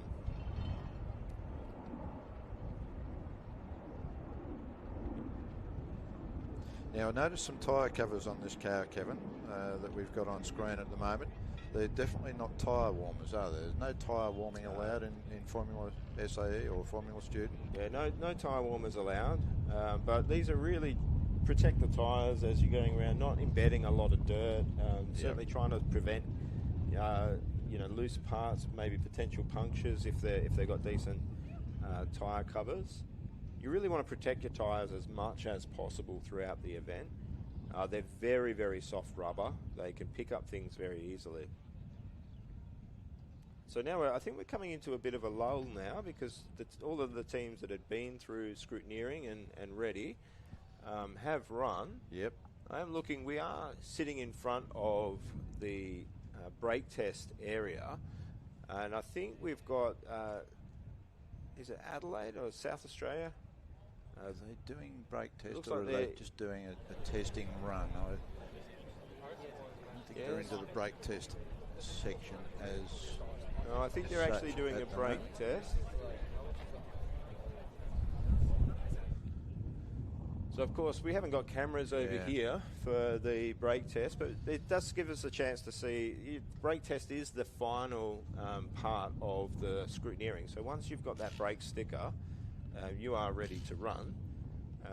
So we get to see any of these teams, and we haven't, those teams that are missing, that haven't had a run, we haven't seen them out on brake test. It hasn't been a busy area in front of us. You're right. So I think we have seen the runners. Now, University of New South Wales is preparing to run here. I might just take a moment to bring us to our naming rights sponsor for the year, being Caterpillar. It's the second year running that they've been the naming rights sponsor for the Formula SAE Australasia Championship, and really good to have them on board.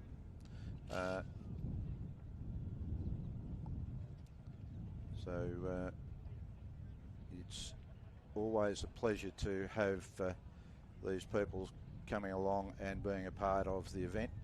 Of course, Caterpillar is based in Texas in the USA, and designs and engineers, manufactures, services, equipment and mechanical machinery. They provide digital projects for mining, earth moving and energy transport solutions. They make sure that your visit to the trade, come over and see the representatives here at the track, if you're here at the track. If not, find your search engine of choice and go and have a look at the Caterpillar. They've got some amazing kit, and they pick up some engineers to do all sorts of wonderful things. So big thank you to Caterpillar for being the naming rights sponsor for the 2025 Formula SAE Australasia Champion. Yeah, a good friend of mine, Emmett Donnelly, is a sales rep for West Track over in Western Australia, and they sell cat. And so I made a beeline for the cat stand when I got there, because they had some really nice looking hats there. So I got a really nice, good quality hat. And if Emmett, if he is watching, which I'm sure he's not, he's probably working. I never got a hat from him, so I had to come to Victoria to get the cat hat. But glad that I've got it. I think my daughter's already eyed it off. She's planning to wear that. But we have UNSW lining up now. I would say that unless we see any of the other teams that haven't run yet, UNSW is the last one scheduled to run for the EVs. And they are fast. So they're the one that can potentially take that time off Canterbury. Look at the speed already. That's carrying some really, really good speed there. Finite adjustments there by the driver on the steering. So they are driving this to try and get the win. It's currently sitting in second place in this event. Now, it doesn't look like that's gone any faster, but a good solid run. Good solid run, as you say, and that was just to warm the tyres up for the next run around. Won't want to be waiting too long for the absolutely not, for the clear to get going again. Come on, let me go. I'm off. Into the track now. This is it. This is a run. You can see the driver really working there. The Canterbury car was a lot more stable, but this thing has torque vectoring on both front and rear wheels. It's four-wheel drive electric versus the two-wheel drive of Canterbury. Two cones. And that's it's taking so cones. Unfortunate.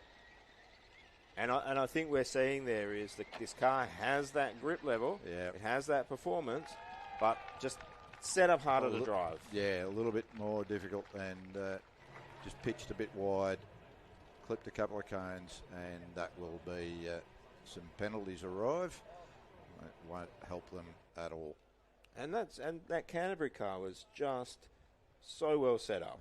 It just looked easy to drive. Now, it wouldn't have been easy for the driver to do it. No. They would be working at the absolute limit, but the car was really helping them. Yeah. And the UNSW car looks like there's some really good grip there. Looks like it's got a lot of power. I'm really keen to see that on the acceleration this afternoon. But it didn't have that level of balance and control. When you drive a car that's comfortable to drive and feels right, it's so much of a help to you as a driver to attain speed. When you get in a car that's potentially really, really fast, but it's fighting you all the time, going, I don't want to give you the feel, or it's really difficult. Yeah, just all of the ergonomics, the setup, all of those things take time. And Canterbury have this approach to their cars where it's very simple. There's not a lot to it. It doesn't have, so example, we're looking at QUT here. Canterbury's aerodynamics is far simpler than this. There's a lot less elements. It's got two-wheel electric drive instead of four-wheel electric drive. And in keeping things a bit simpler, it allows you to focus on every little part a little bit more time. So that time you're not putting into the front motors is being put into improving the quality of the things you do have on the car. The time not making those extra elements in the aerodynamics, you're able to put that in a fit finish. And I'd really encourage every student here needs to leave with as many photos of that Canterbury car as they can, because it really is how you build a professional level car. I know we're sharing a garage with them, and as soon as the car was rolled in, we knew when it come to the aesthetics and just the build quality that we had been beaten. We were proud of ours, but they definitely, they are definitely the best turned out car at the competition. In just the plain build quality. Yeah, if it was all on pretty, it would win it hands down straight off the bat without a blink of an eye. Yeah, and these times are showing it's not just pretty. 100%. It's actually fast and well sorted. Yeah. And those, I think those two, the build quality and the speed of the car, they go hand in hand. Yeah, for sure. I haven't done a lot of work at a racetrack. I did spend some time as a race car engineer, and whenever I'd go to visit teams, if the car was clean, I thought this is a car that is probably going to be fast. Yep. And the cars that were a bit rougher around the edges, you sort of didn't worry about them as much. Yeah, exactly. Yeah. And look, I recently had a discussion with Malcolm Osler, and if anybody who doesn't know Malcolm, he was worked in Formula Ford in Australia here and was a driver, and went to Europe, ended up working for Reynard for a long period of time, so ended up as designing not only the Formula 2s and 4s, I think, of the time, but also the Indianapolis cars. And then he went to the BAR Honda Formula 1 team, and then the Jaguar Formula 1 team. He's got a bit of a YouTube channel where he creates a lot of, shows how he's making stuff, and he's always making something. And he brings it back to the simple. And I said to him, I really like the way that you make some of these technical jobs really, really simple. And he said, I'm not smart enough to make it complicated, which I think he's well and truly smart enough, but he's also smart enough to know that simple is a good way to go. Keep it as clean and as simple as you can. Don't introduce complexities that you don't need. Yeah, I couldn't agree more. I think the less work that you have to do, the better you can do it. And I've caught up with some of Malcolm's videos. They were recommended to me in some comments on videos I've put up myself. Would that have been me that recommended it? Maybe not, but I don't know who recommended it, but it was actually recommended by a few, and managed to check out some of his videos, and just astounded by the level of knowledge that he has. And, stunning. Some really good work that has been done there. And you could just see that. You just see the mind of somebody that has done this for quite a long time, and how they're approaching the build and design of their cars.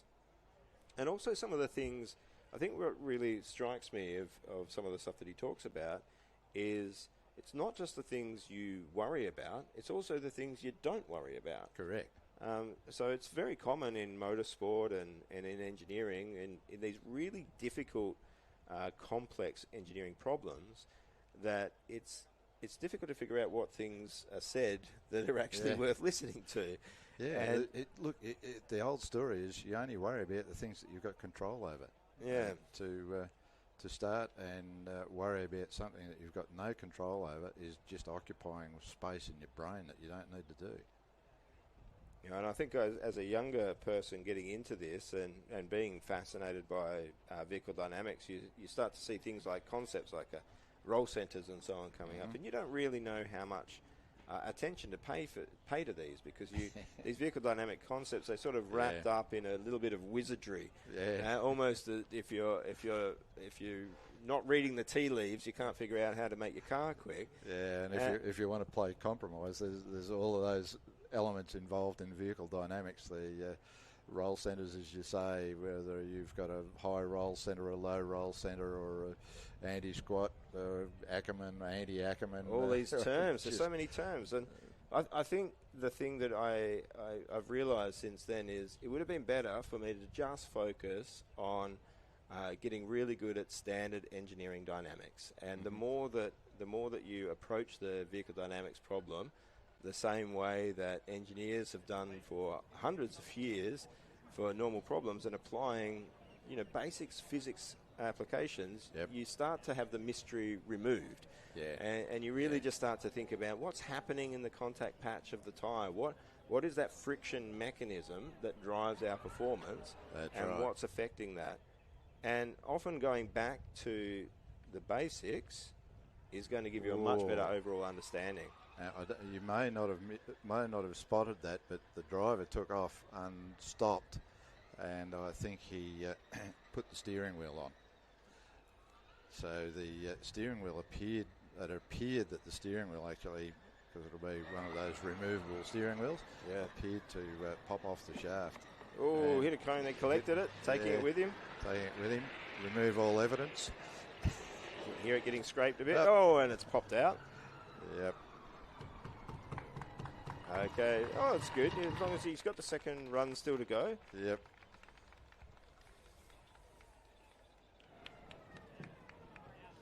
And we see that sticker. Deadlines are guidelines. I always love the sound of deadlines as they go whooshing past.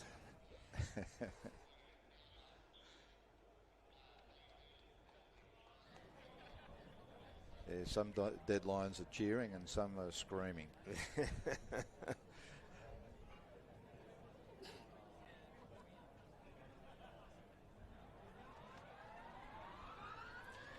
So car underway again, nice and smooth on the way in. Pulls the wheel around fairly hard. I'm wondering whether they're actually going to full lock on those cars.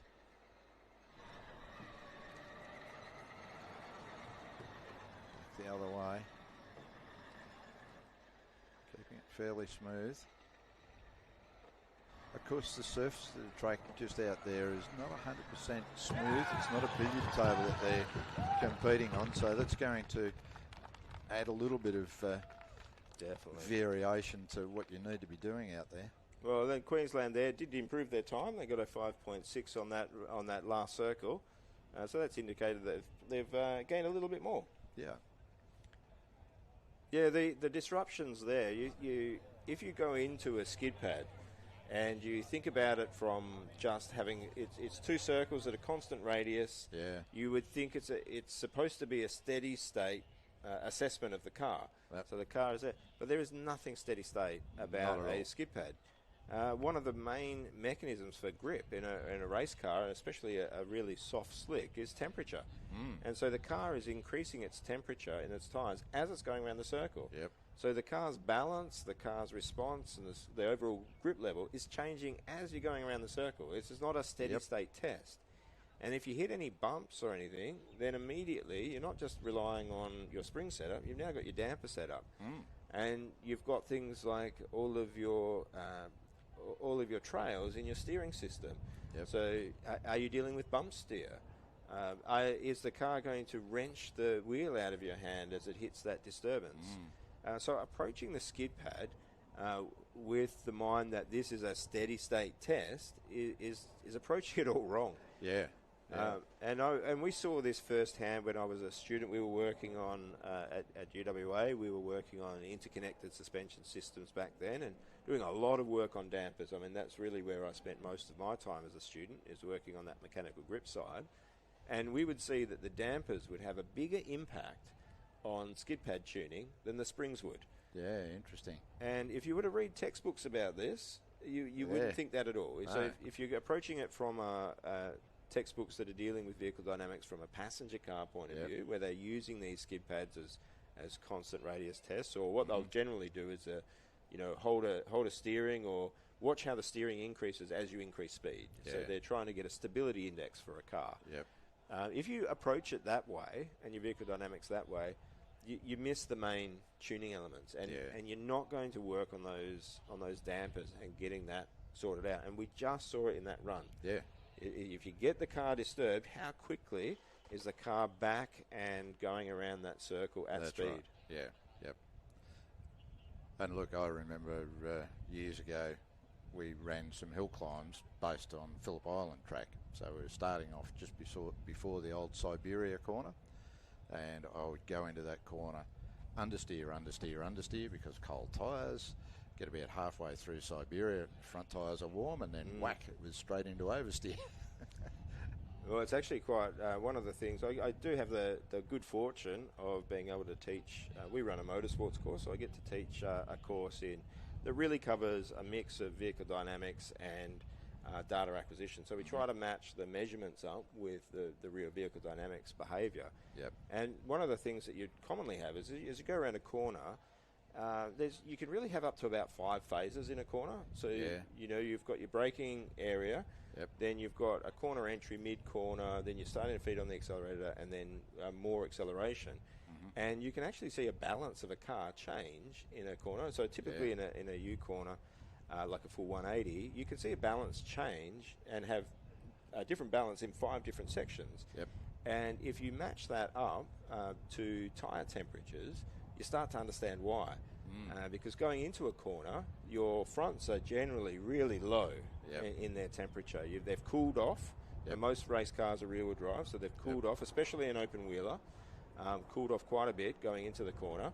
So you're entering with usually rears that either might be, usually at that stage, below the optimum grip level, but they're going to have more grip. So you've got a car that's generally understeering at the very start. And then, of course, you're braking and feeding a lot more load onto those front tyres, which starts to drive heat in. Yep. And then you get to a period where the car's going to shift from being understeer to being oversteer. Yep. As you're starting to do that, your acceleration and piling off the brakes, and the rear tyres come in, the rears start to get hot. And so you see the balance shift again, potentially, depending on where you are relative to the peak temperature. Yep. And then you see the reverse of that as you're coming out of a corner. So if you're talking to a driver and you're trying to figure out your settings for your car, you're always chasing this moving target, but you would generally talk to that driver and say, what is it doing at least in 3 stages? What have we got in corner entry? What have we got in mid-corner? Yep. What have we got in corner exit? And really what's driving that more than anything is the temperature change in the tyres. And for these cars, unbelievable. It's actually a little bit simpler. Yep. Because these tyres are generally operating nearly always below their optimum temperature. So you're always looking to get temperature in. But you will see that variation in a corner where the balance can change as the temperature is coming on. Now we're going to ask you another question, Kevin, and this is not directly related to what we're seeing on track, but as a result of students having participated in Formula SAE or Formula Student, what's the benefits to them when they graduate, when they move on from SAE? Why would you do this as a student? Why would you do this? Why wouldn't you do this, Phil? We're both biased. You and I know why we do it. It's fun, but there's another real world reason why you would do it. Well, I was once accused when I got into a group of graduates that had come out of Formula SAE, we were once accused where we were working of still being enamoured by the glory of motorsport. And having worked on one of these teams, I sort of chuckled because I thought, the glory of motorsport died pretty early on. As soon as you're sanding chassis over and over again, you're not thinking about the glory of it. Yeah. I think that one of the things that your students get out of this, it's not so much the skills they pick up. Because anyone can learn, with a decent amount of effort, anyone can learn just about anything these days. There's so many resources. What you get to see is if you really invest into these, you push yourself to a level that you would never do otherwise. They are so motivated to be competitive here. Yep. They work so hard, almost to the point of breaking. Yep. So you get to do something in your life where you're leaving nothing in reserve. And I think you get to see, you're surprised in two ways. One, you get surprised at just how much you can do. Yep. And the second, you get surprised at how much you can't do. Yep. And doing that in a group of people as a team, I think those sorts of approach to work are the lessons you're going to take with you into a long career. And determination and being able to see a project through to completion, those are the skills that are the difference between success and failure in a career. Yeah. So it's a bonus that you learn about vehicle dynamics and composites and things like that. But I think the biggest lessons are in project planning and in knowing the limits that you can work to. Yep. And then what you carry from that is an advantage when you go to apply for a job. You've already displayed that you're able to work under pressure, you're able to achieve deadlines mostly, or find some sort of a workaround that leads to success. So, and being able to work within a team dynamic that's under pressure often is a big advantage when you're going for a job. Yeah, I do see those sorts of behavioural traits in a lot of fields where you've got this competitive element and the pushing. So you tend to find it in people that in motorsport in general, high-level athletes and things like that. You tend to find that there's a really common ground. Anything where you've really had to work to get to the top. Yep. So it's not exclusive to Formula SAE. But what I do know is any time you're going and finding somebody that may have done this project, you're meeting them out in the wild or in an engineering, you're immediately able to find a common grounding, a common understanding. And we're competitive here in Calder this weekend. But the careers of these students are going to be very long and varied. Yeah. And it's not uncommon to end up working with people that used to be your competitors and working alongside them. Yeah, for sure. Okay, here we go with Al Faisal University again, underway. Little bit of difficulty getting the car going. It looks to be very tall geared. Well, you can hear the revs up in here. Yep. There's always a bit of a debate as whether you hold down a lower gear for this, where you've got good throttle response, or a higher gear where the car might be more stable. I think they've gone for a lower gear. This sounds like they're in first gear at the moment. Yeah, it does. The car appears to be pitching quite a bit. A tiny bit quicker than they were before. Yeah. But not a huge improvement. But a decent run there. Now, I did see in the lineup, Phil, Auckland. Yeah, so we've got Canterbury, a New Zealand team sitting up at the top there.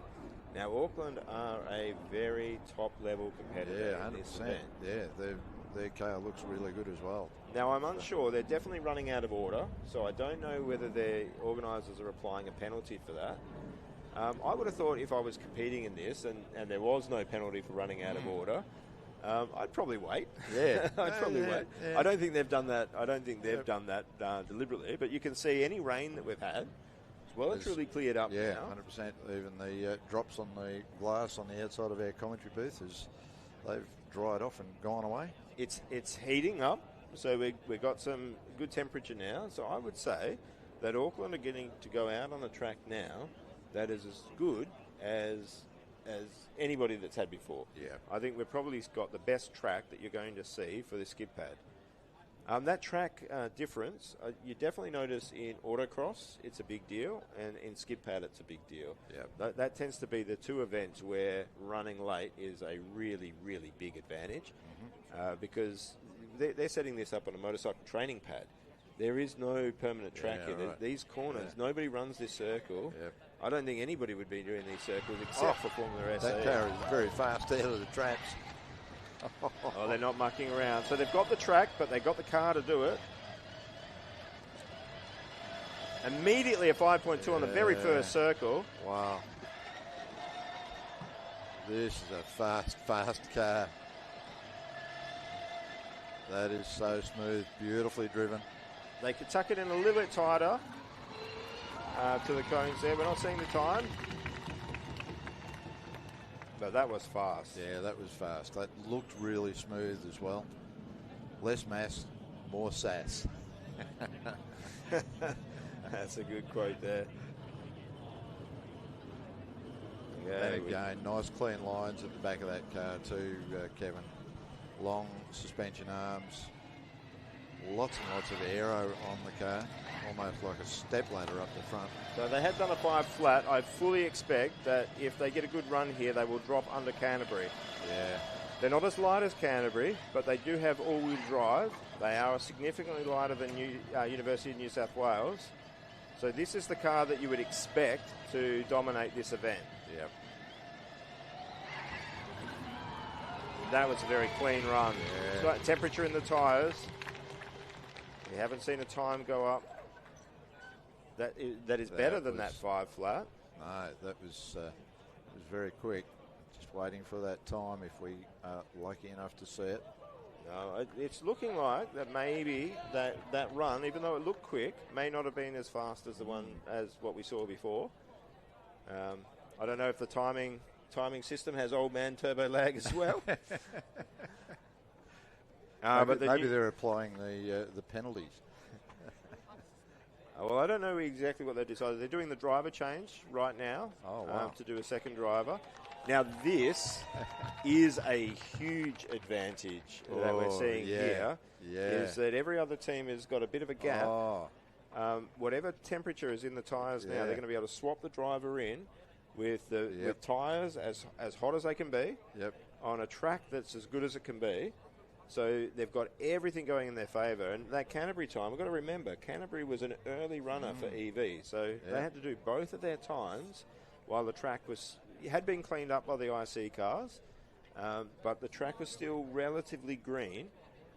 This could end up seeing it go all the way to Auckland here. Yeah, we could see quite a swing here. Though, interestingly, the driver wasn't fully dressed, ready to go. So I don't know whether there's a bit of having to share the helmet here going on. Yeah, I thought maybe a little tactical error there. They're getting caught behind by not getting through scrutineering early, but you'd think you'd want to keep that temperature in the tyres. Yeah. Because if they do, I don't know anything about if there's penalties applied for running out of order. I would be keen to check that. But if they do have any penalties, you want to make those as minimal as possible. 100%.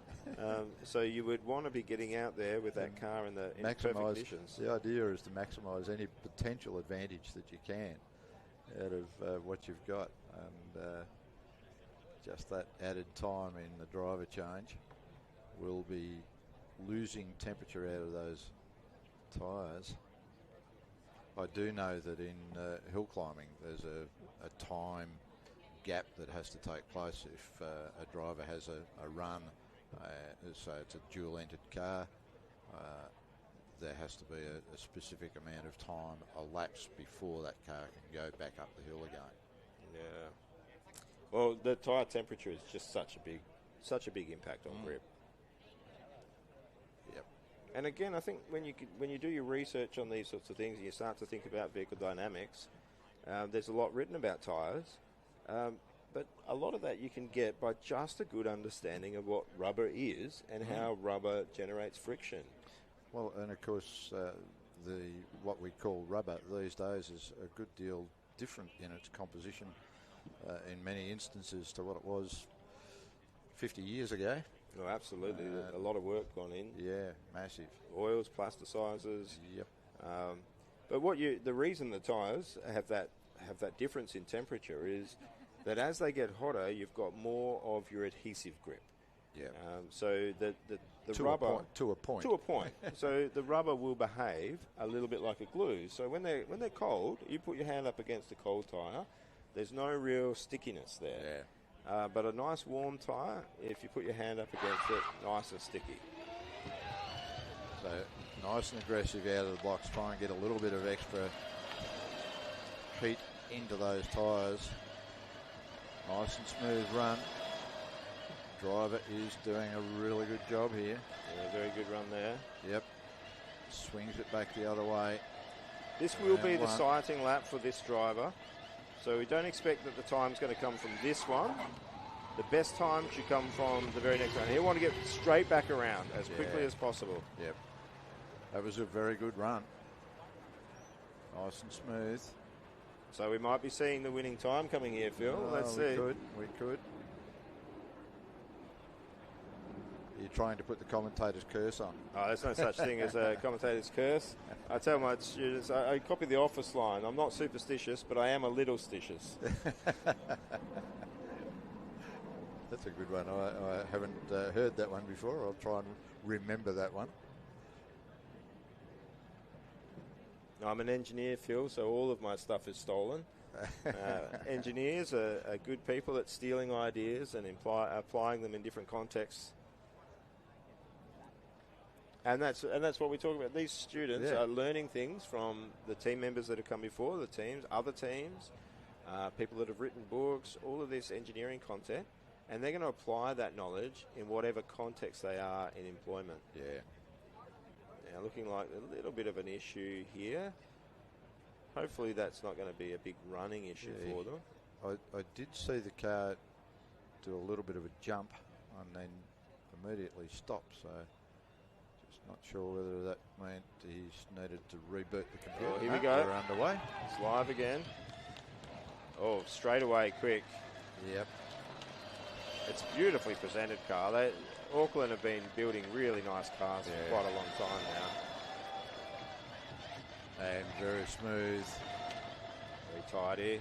Yeah, driver's doing a really good job here. Car's bouncing a little bit. Not quite as smooth as the Canterbury car, but does have that extra... Ooh. Bit of a bounce there. Yeah. Now, unless there's a lag on that time, we're not seeing that as a better time.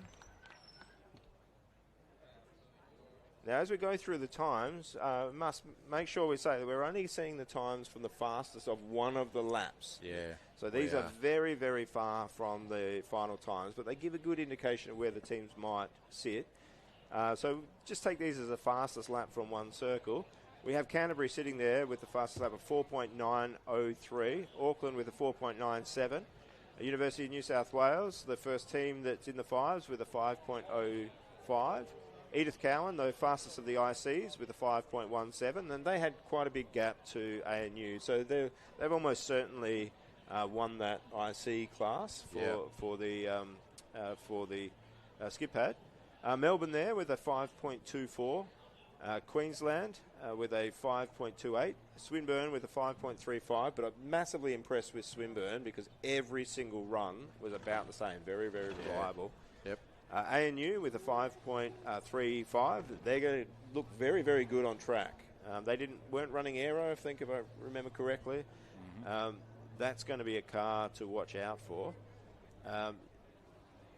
Maybe they did have aero, Phil. I can't remember now. I'm getting them confused. No, I think it was Old Newcastle. Man turbo lag. Old man turbo lag. So we see Newcastle there, a little bit behind ANU, but very close. So you can see there. 1,000th of a second. Yeah, that's very close. Between that fastest lap. And then Western Australia, that closes out the top 10 overall. Most of those are EVs, but in the competition, most of the cars are EV.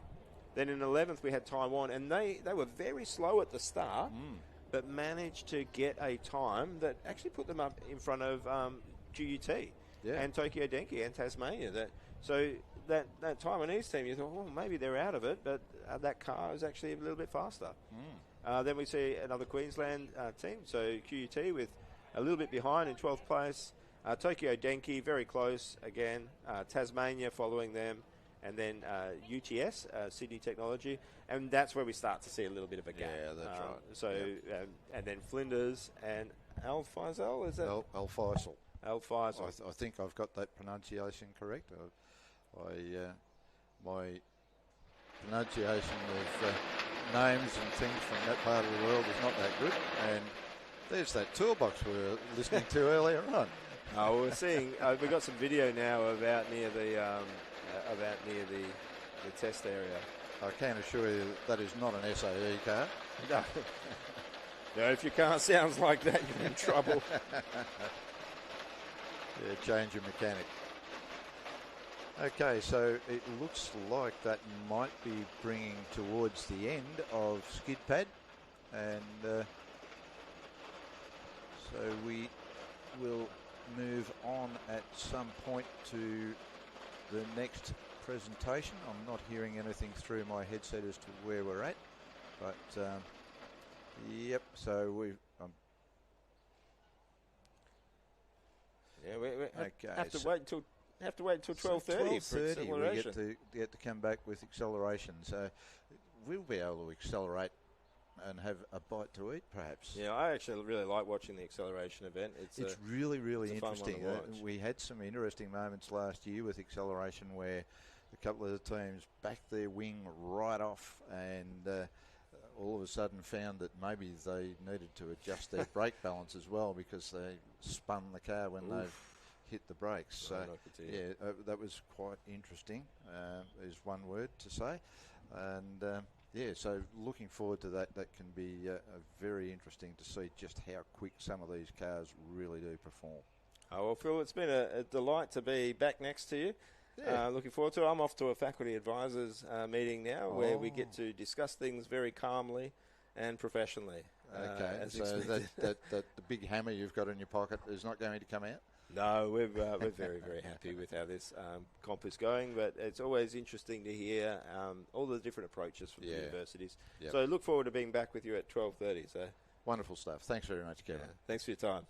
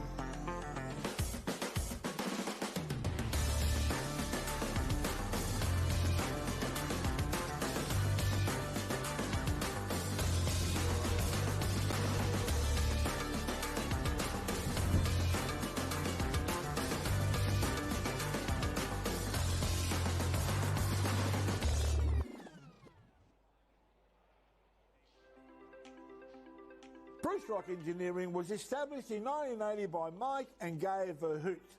For humble beginnings, operating out of a 300 square metre workshop with one employee, BRE today, driven by the Verhoot brothers, has grown to include multiple business divisions, over 320 full-time staff and 4 state-of-the-art engineering facilities throughout Western Australia, while head office is still based out of Bruce Rock.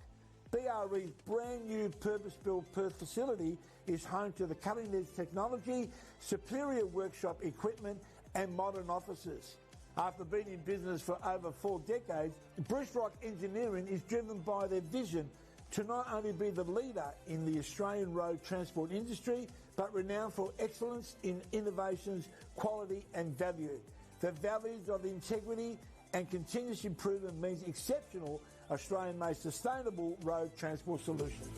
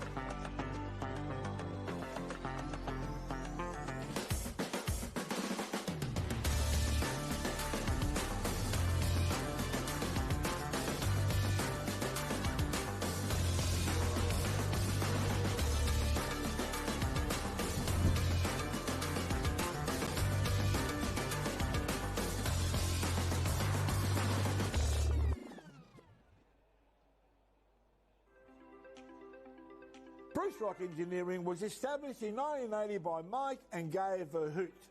For humble beginnings, operating out of a 300 square metre workshop with one employee, BRE today, driven by the Verhoot brothers, has grown to include multiple business divisions, over 320 full-time staff and 4 state-of-the-art engineering facilities throughout Western Australia, while head office is still based out of Bruce Rock.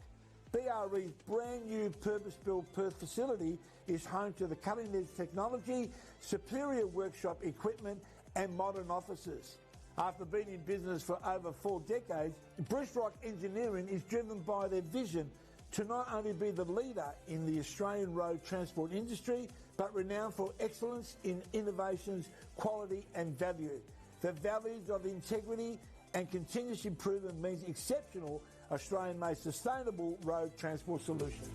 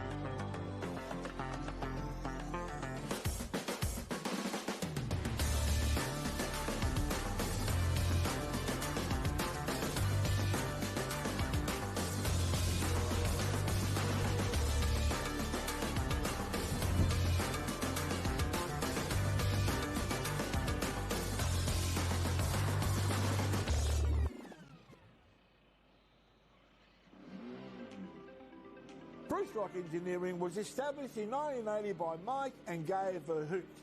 For humble beginnings, operating out of a 300 square metre workshop with one employee, BRE today, driven by the Verhoot brothers, has grown to include multiple business divisions, over 320 full-time staff and 4 state-of-the-art engineering facilities throughout Western Australia, while head office is still based out of Bruce Rock. BRE's brand new purpose-built Perth facility is home to the cutting-edge technology, superior workshop equipment and modern offices. After being in business for over 4 decades, Bruce Rock Engineering is driven by their vision to not only be the leader in the Australian road transport industry, but renowned for excellence in innovations, quality and value. The values of integrity and continuous improvement means exceptional Australian-made sustainable road transport solutions.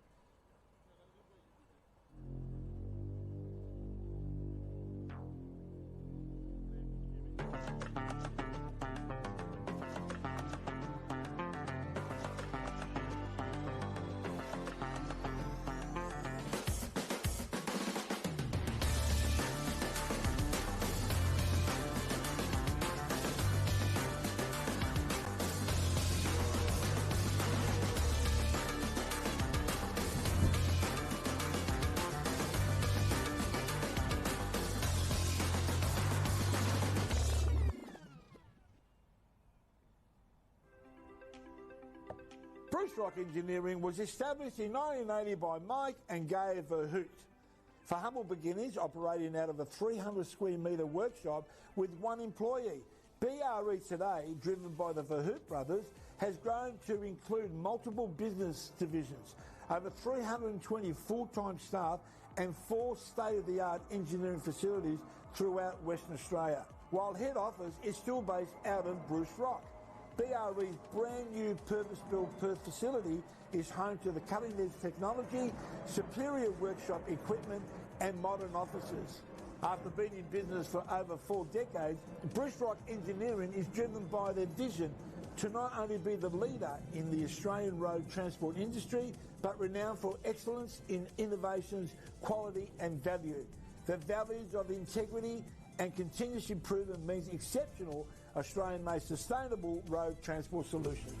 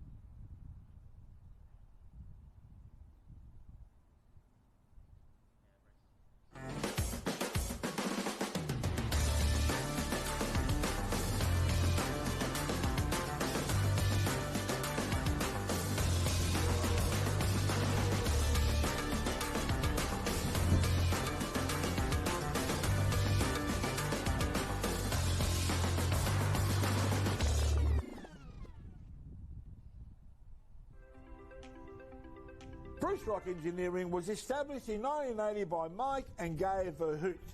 For humble beginners, operating out of a 300 square metre workshop with one employee.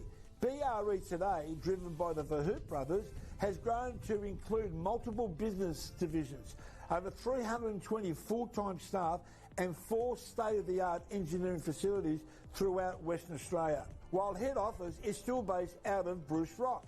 BRE's brand new purpose-built Perth facility is home to the cutting-edge technology, superior workshop equipment and modern offices.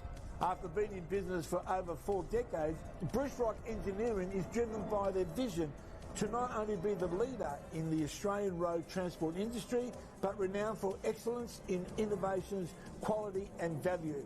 The values of integrity and continuous improvement means exceptional Australian-made sustainable road transport solutions.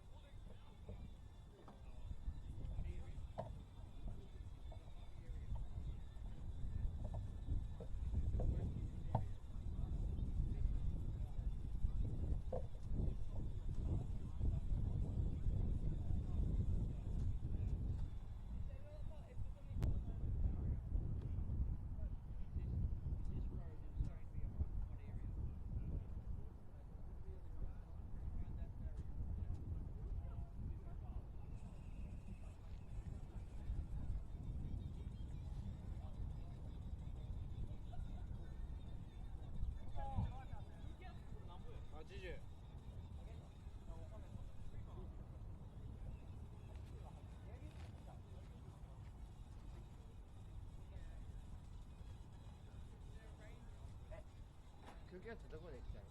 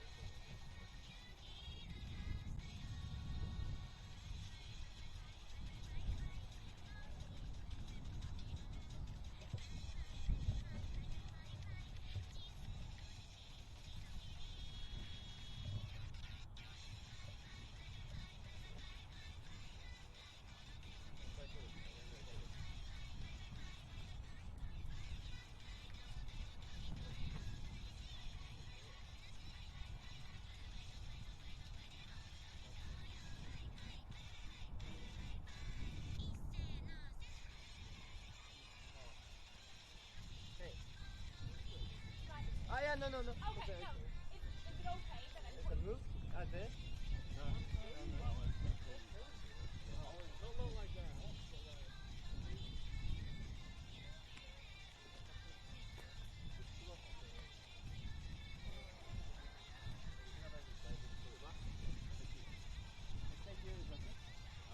Yeah, just wait till they change. Wait till they change. Wait till they change. Okay. 多分ね、あっち側行く。まだここ行っていいけど、多分こっちからあっち側に行くんだと思う。だから一回こっちに置いといた方がいいと思う、車。車この辺がいいと思う。男子ちょっと待ってごめん。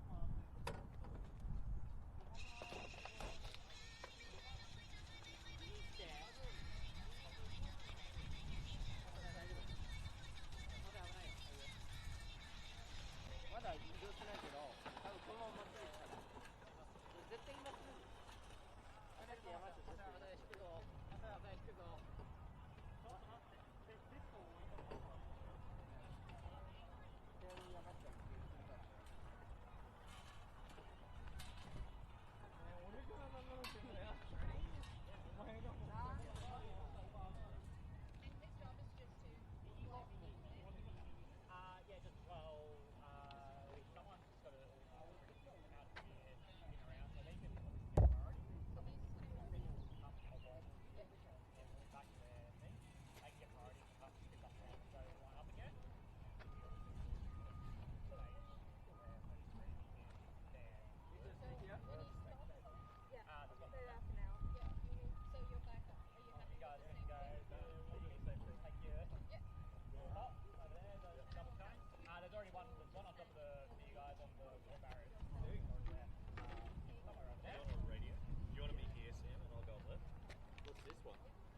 is like before they come in.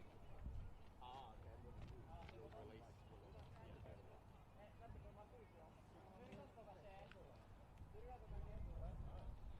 Next, you're checking voltage.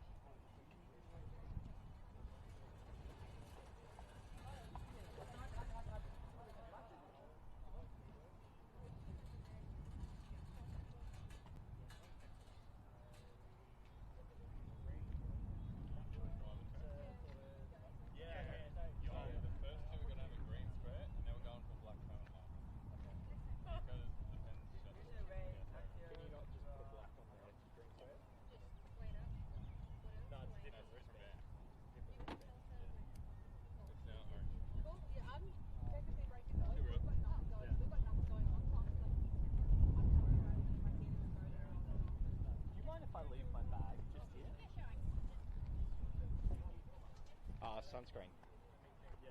I've got some sunscreen. Oh no, we've got it. It's just a reminder that he burns.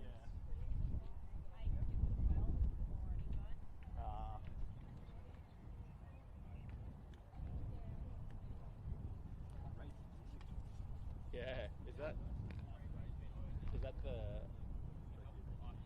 like yeah?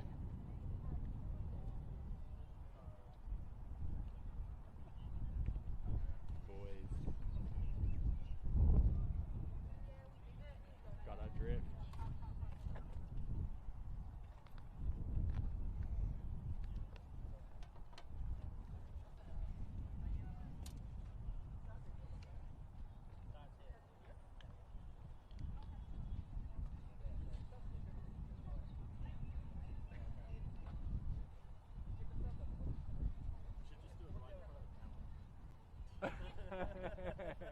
Get a load of this. I think you're just shot. Ah, damn. Is it currently live streaming? Yeah. Oh, excellent.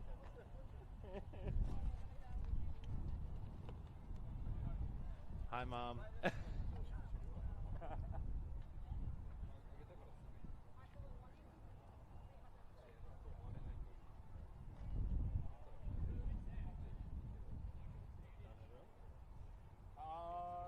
Not sure.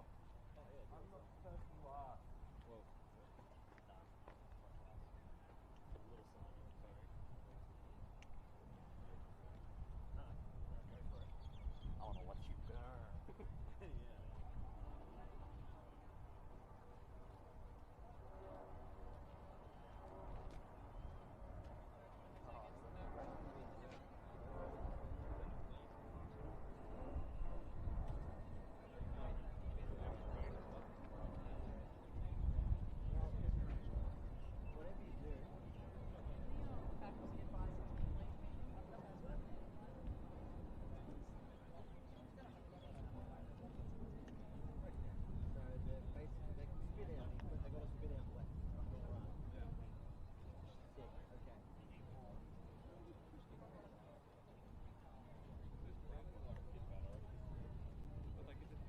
Yeah.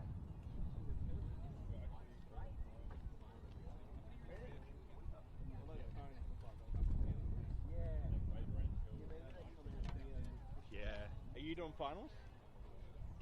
Yeah. Yeah, so.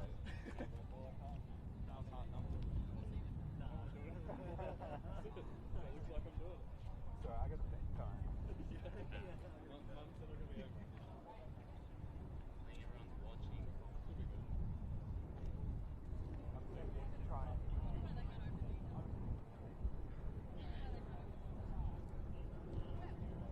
There's an idea.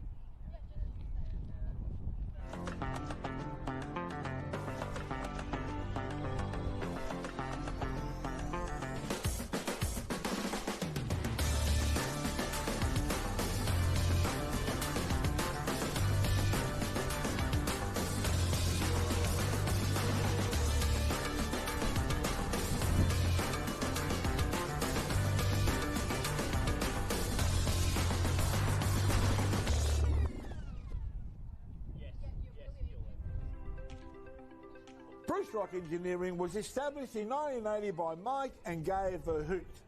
For humble beginnings, operating out of a 300 square metre workshop with one employee. BRE today, driven by the Verhoot brothers, has grown to include multiple business divisions, over 320 full-time staff and 4 state-of-the-art engineering facilities throughout Western Australia, while head office is still based out of Bruce Rock. BRE's brand new purpose-built Perth facility is home to the cutting-edge technology, superior workshop equipment and modern offices. After being in business for over 4 decades, Bruce Rock Engineering is driven by their vision to not only be the leader in the Australian road transport industry, but renowned for excellence in innovations, quality and value. The values of integrity and continuous improvement means exceptional Australian-made sustainable road transport solutions.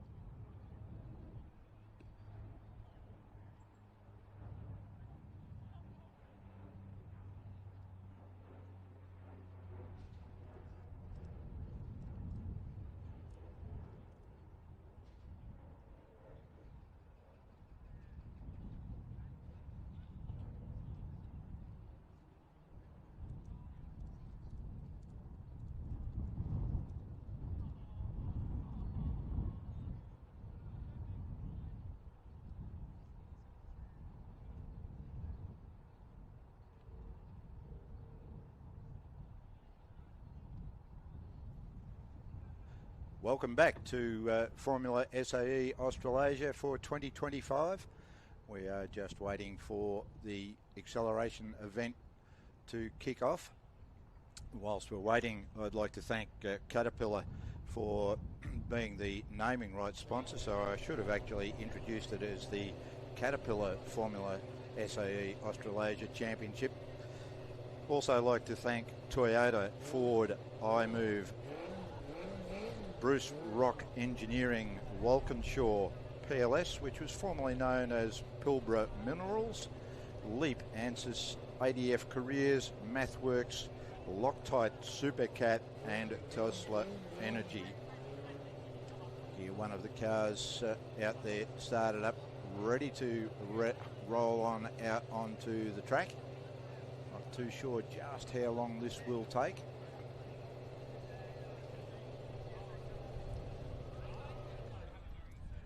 I might bring in a student at this point from Melbourne University. Gurman Kerr. Yes, Now, this is me. Did I get your name right?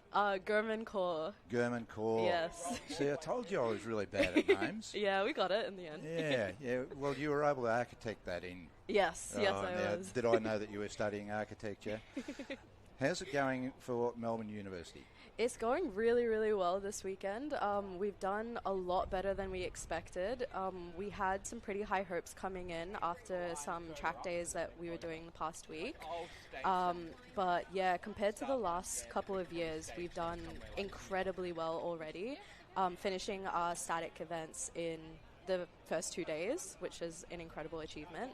Yep. We did skip pad, yes, and now we're on to acceleration, so we're just waiting for everyone to come on track. Yeah, so now you're actually studying, pardon me, my throat's getting a little bit funny. You're actually studying architecture, and you're a Yes. part of SAE. I am. So what's the hook for you in getting into Formula SAE? Is it just for the fun, or do you see some other benefits for your future career in having been a part of SAE? Yeah, so I study architecture and construction, and in the beginning it was kind of more of just as a hobby. I had initially gotten into motorsport through my brother and would just watch it for fun, and when I saw the team's booth at our uni's open day, I just got chatting with some of them and really liked the energy and just wanted to be a part of it. Yep. And also as a design student, I was trying to figure out, I'm a fan, I like all of this, so how can I really put my skills into use and help them? So joined in originally just as a graphic designer, doing random little odd jobs. Yep. But throughout that, got involved in Girls on Track, which was pretty great.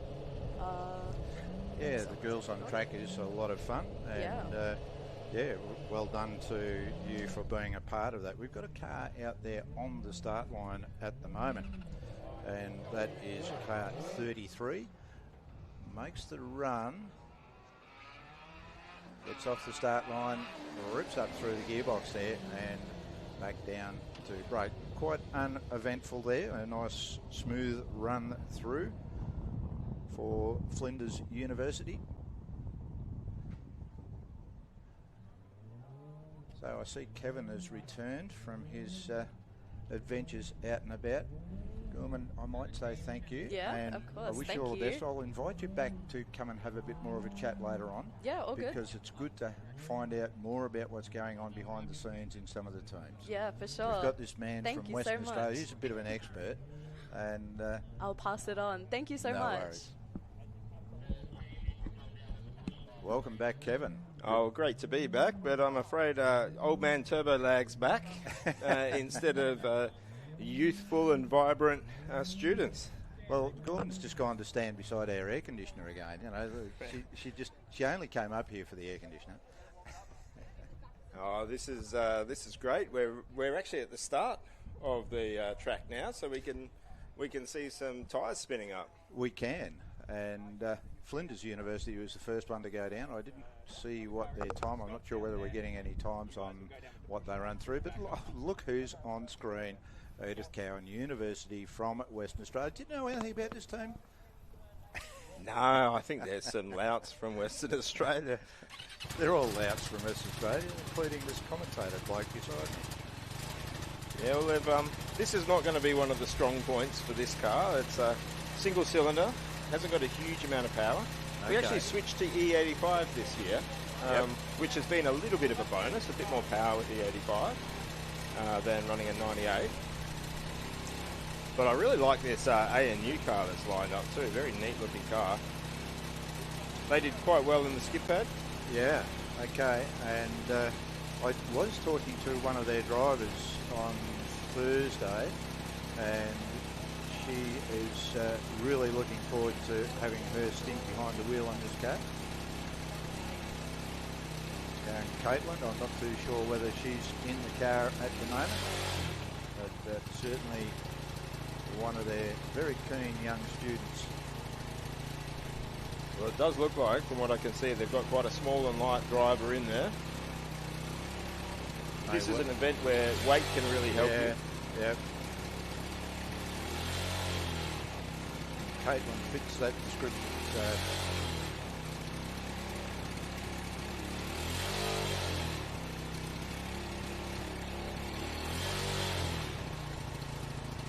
So it looks like ANU being Yep, they wheeled look up. like they're the first ones to come in. Of course, I didn't quite get the reference to that rear wing quote before. You're never going to forget it now. No. Internal combustion engine. Baby. Yeah. Now, I did hear one of the faculty advisors talking in the previous meeting about their team, an electric team. I won't give the name of the team, but you'll probably be able to guess when you get out here. So they were indicating they can hold 80 kilowatts the entire length of the acceleration track. Ooh. Now, to give you an idea, That's going to be smoking them. Yeah, the single cylinders only run about 40 kilowatts. Yeah. And they don't do that the whole way along. No. So we should see some really fast EV times. Yeah. So a really quick IC time would be anything close to about 4 seconds. So generally, it's difficult to cut under 4 seconds in an IC team. And what is the distance that we've got to compete on here? 75 metres. 75 metres. But you definitely see a lot more acceleration times in the 3 second mark for the EVs. A lot more traction off the line. They can use everything from the tyres, whereas the ICs are really only driving off those. Well, not really only. They are only driving off the rear wheels, and sometimes not even driving off both of them. Yeah.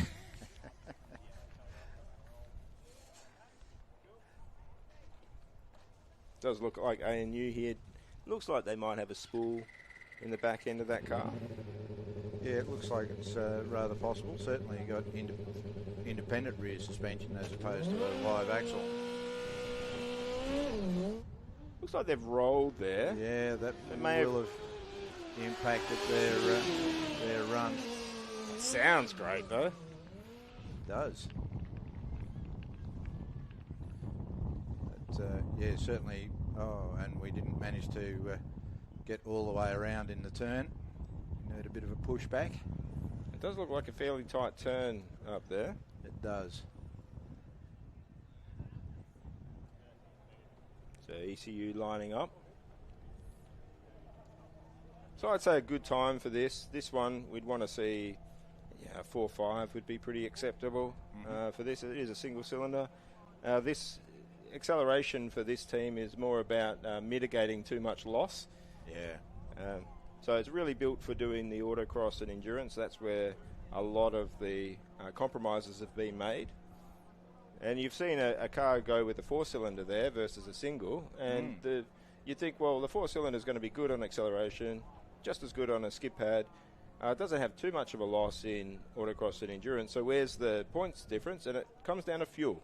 Yeah, okay. So at the end, you do have an economy as well, where your fuel use is measured, and this is where the really big advantage of the singles in the IC class comes out. Yeah, okay.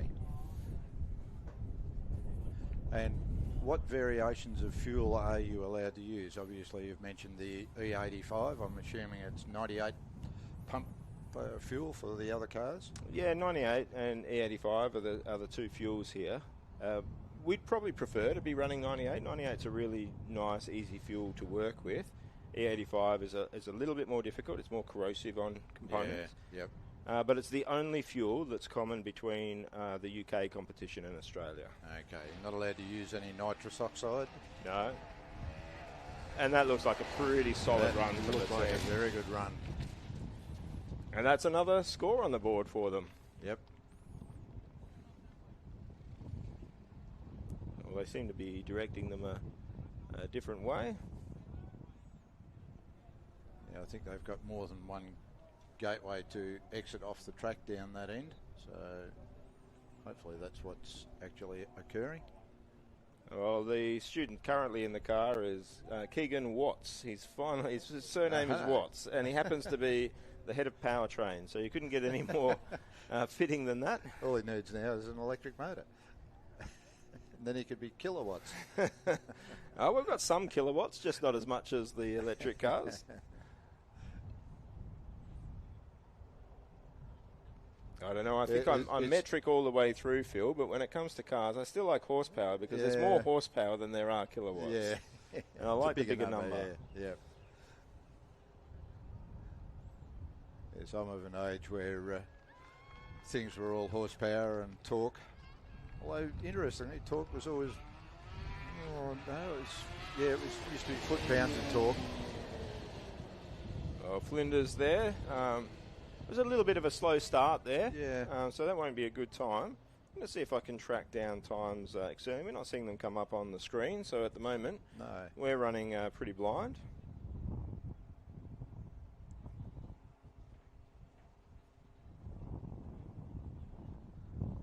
Oh, and I have been handed a phone from my daughter, who is already better at motorsports than me, Phil. Yeah, there you go. So you can actually get the live times on NatSoft. And so to give you an idea, that Flinders time, their fastest was a 6.55, and the fastest from Edith Cowan University, they're currently the fastest out there, is a 4.69. So that's a little bit slower than what the team will be wanting. They won't be quite happy with that. They'll want to see that come down to at least a 4.5. And then we have ANU with a 5.16. They may need to drain a little bit more bodily fluid out of the driver to lessen the weight. No, well, he did have a problem on the on testing the car in the brake test. I think he forgot where the right foot was. So he just didn't take off quick enough. So if you are listening, Keegan, the right foot is the go pedal.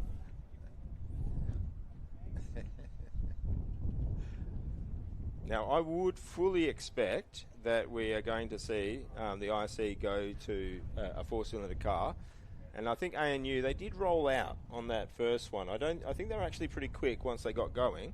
So if they can get a good, solid launch, it looks like they've got everything they need to do that launch. They've got the power, so they should be taking it out for acceleration. Now this has got a lot of action going on in the back end of that car with the detail that we can see on screen. Lots and lots of calculations in working out where all of those bits need to go.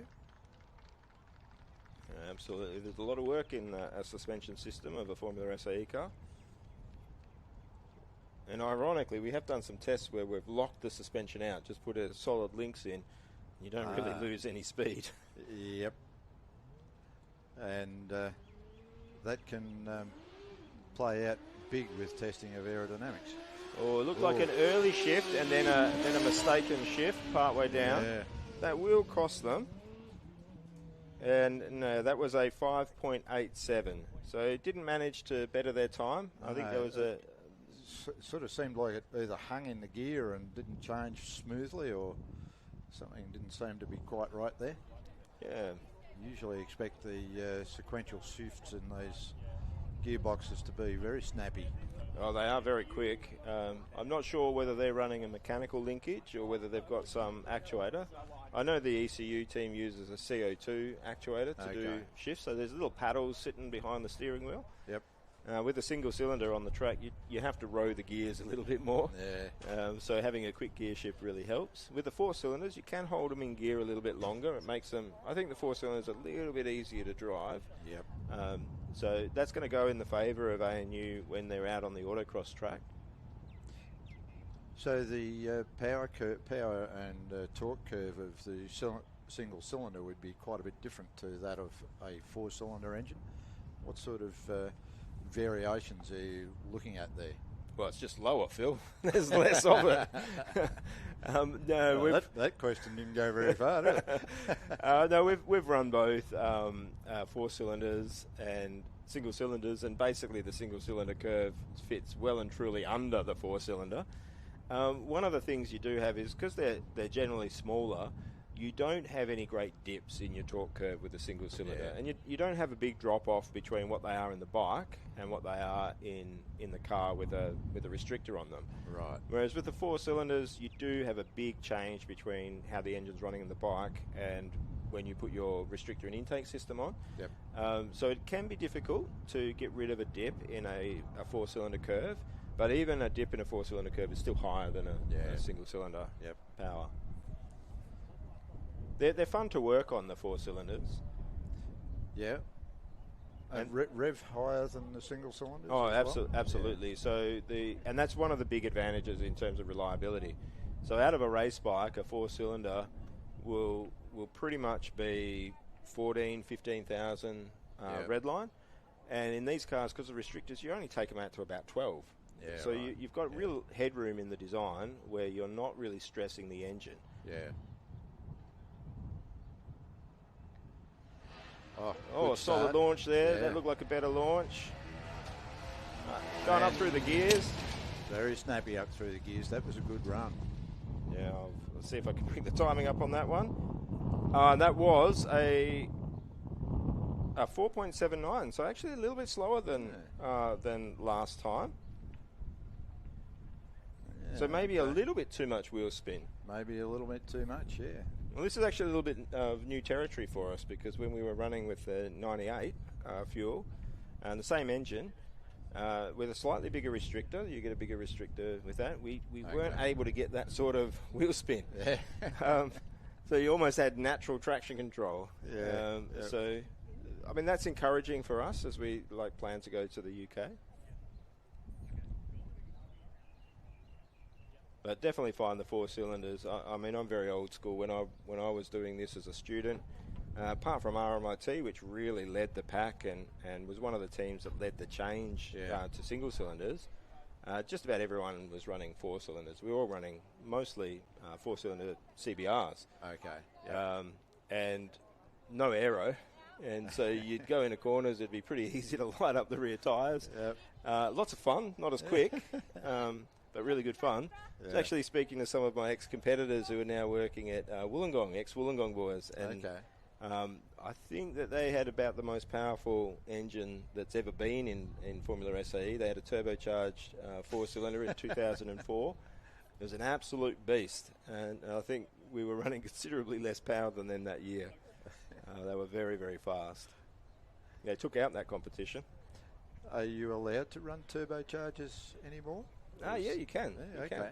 In fact, the rules have got a little bit better for the turbochargers than they were when we were doing them. So one of the big issues you'd have with the turbocharger is where the restrictor was placed relative to the turbocharger. So it has to be before the turbocharger. Yep. And where the throttle body was. So when we were doing it, the throttle body had to be before the turbo. And what that could mean is that you could have a lot of... you could basically apply suction on the side of the turbo, which could basically pull oil through the seals. Yeah. And now that was beyond us. I mean, Wollongong got it to work. They were very, very good at that sort of work. They were a great powertrain team. Yep. We were not brave enough to take that on. Solid launch from Swinburne, but it looks like an electrical system might have cut out there. Yep. Maybe a bit too much current draw. Yeah, that's one of the things is if you pull too much current, the system goes, sorry, son. you are done. That's not good to see. No. But hopefully that's just a setting that they can fix. They can make adjustment to that. And really good to see Al Faisal University coming back there, getting quite a bit more track time than they got last year.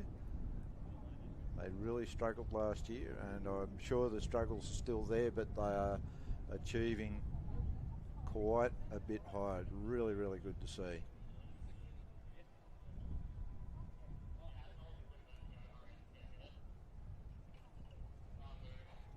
Yeah, I'm looking forward to seeing some of these. The electric cars are going to be the ones to watch on this. Yeah.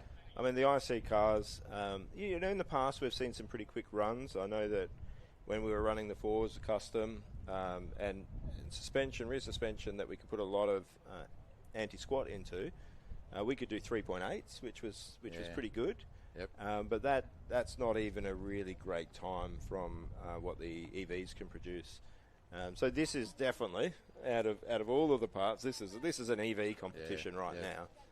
Now I know what anti-squat is, but there's possibly some people out there who don't really know what that is or how it's achieved.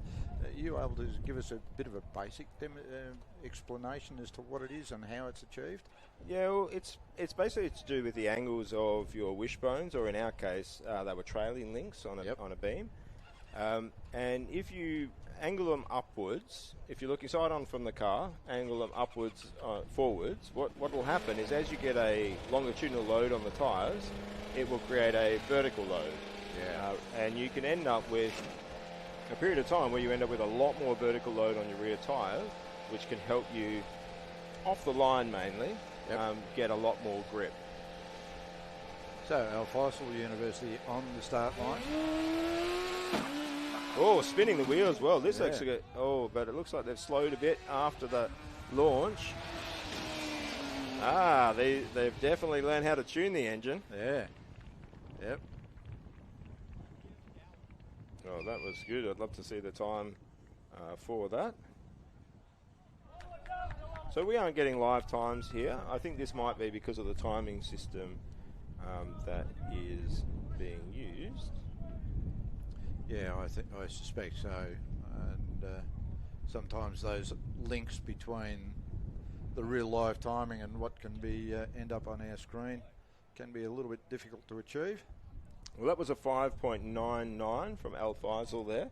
Yeah. But I think that there's definitely something in the fours there. They had a great launch, maybe even a bit too much wheel spin, but it did falter straight after that. It did. I mean, I'll suggest that perhaps it was just the driver going, I've given it too much and lifted a bit. And I think sometimes in those situations you're almost better off to just wait for the vehicle speed to climb before you give it any more throttle, rather than actually lifting your throttle. I couldn't agree more. Once you lift your throttle, you run that risk of bogging the engine down. Yep. You've got to keep the RPM up. If you've lit them up a little bit off the launch, it's better to stay with it at least until the gear change. That's right. Now UWA, they had a really good run in skid pad, so we'll be looking to see if they can have a good acceleration run as well.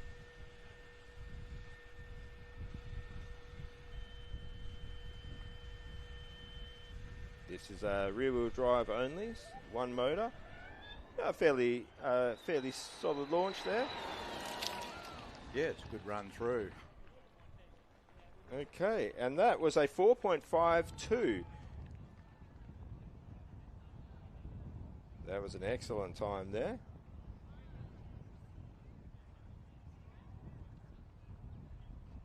Still not seeing times here on the screen. I'm looking at this at Natsoft, and people are welcome to join that. But according to Natsoft, that is the new fastest time for acceleration. Yeah, I've heard there's a little bit of a technical glitch as to why we're not getting them on screen, which is a bit unfortunate, but at least we have you as the backup here, Kevin.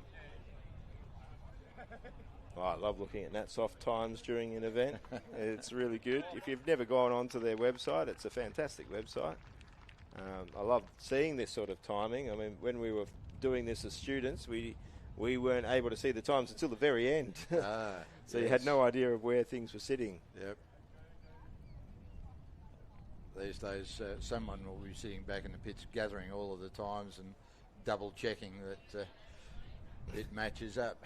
Absolutely, and we plug it in straight away into spreadsheets to see how we're tracking for the overall competition.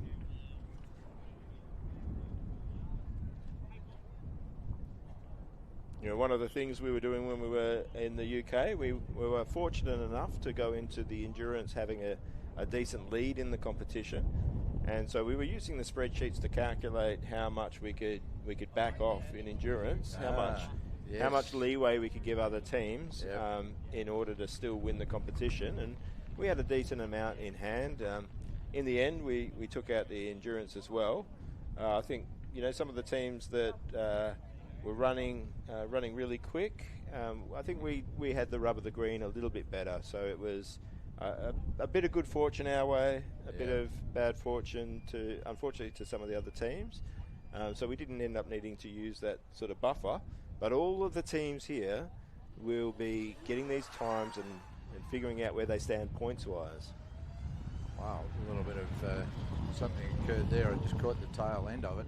Yeah, UTS about midway down the track, lost the car a little bit, but put in a 5.7. No, that's UQ. Yeah, with a bit of a lose part the way down the track. That was a good recovery. UTS just went. Okay, cool. UPS just went.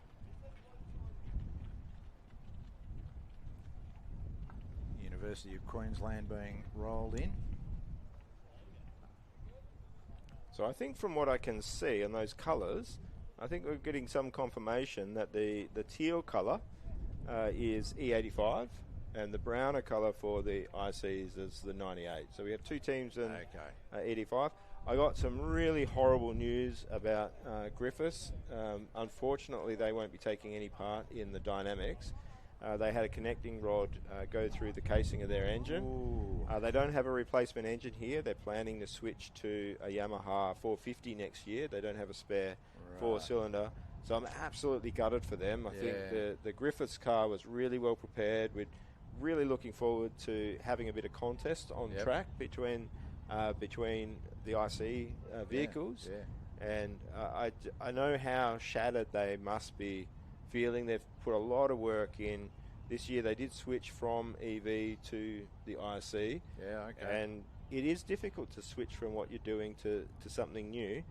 I still would recommend anybody that hasn't had a chance to check out the Griffiths car. If you're at the track, it's well worth going and having a look at. They've done some really nice composite work. The chassis is really well made.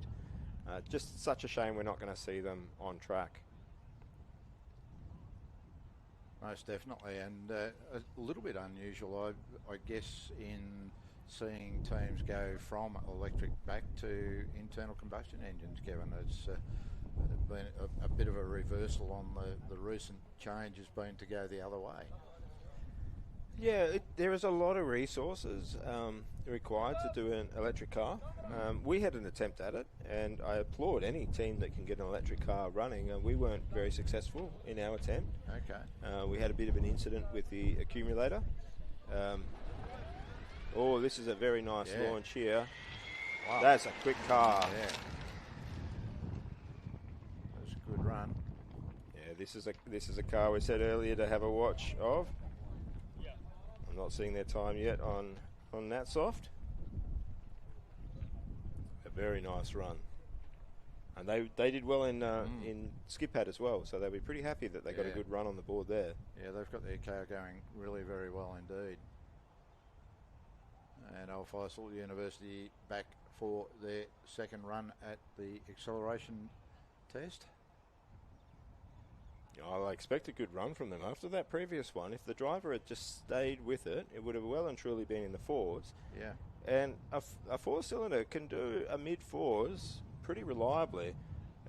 And given that they're running against probably their main competition at the moment has been ECU, that's not a great IC time that they have to beat. And wouldn't it be amazing for them to come here and have a real good shot at winning one of the events, one of the heats? Absolutely brilliant. And Abdul would be just about in tears to see the car out there on track. Tears of joy, I might add. is very, very passionate about their Formula SAE team.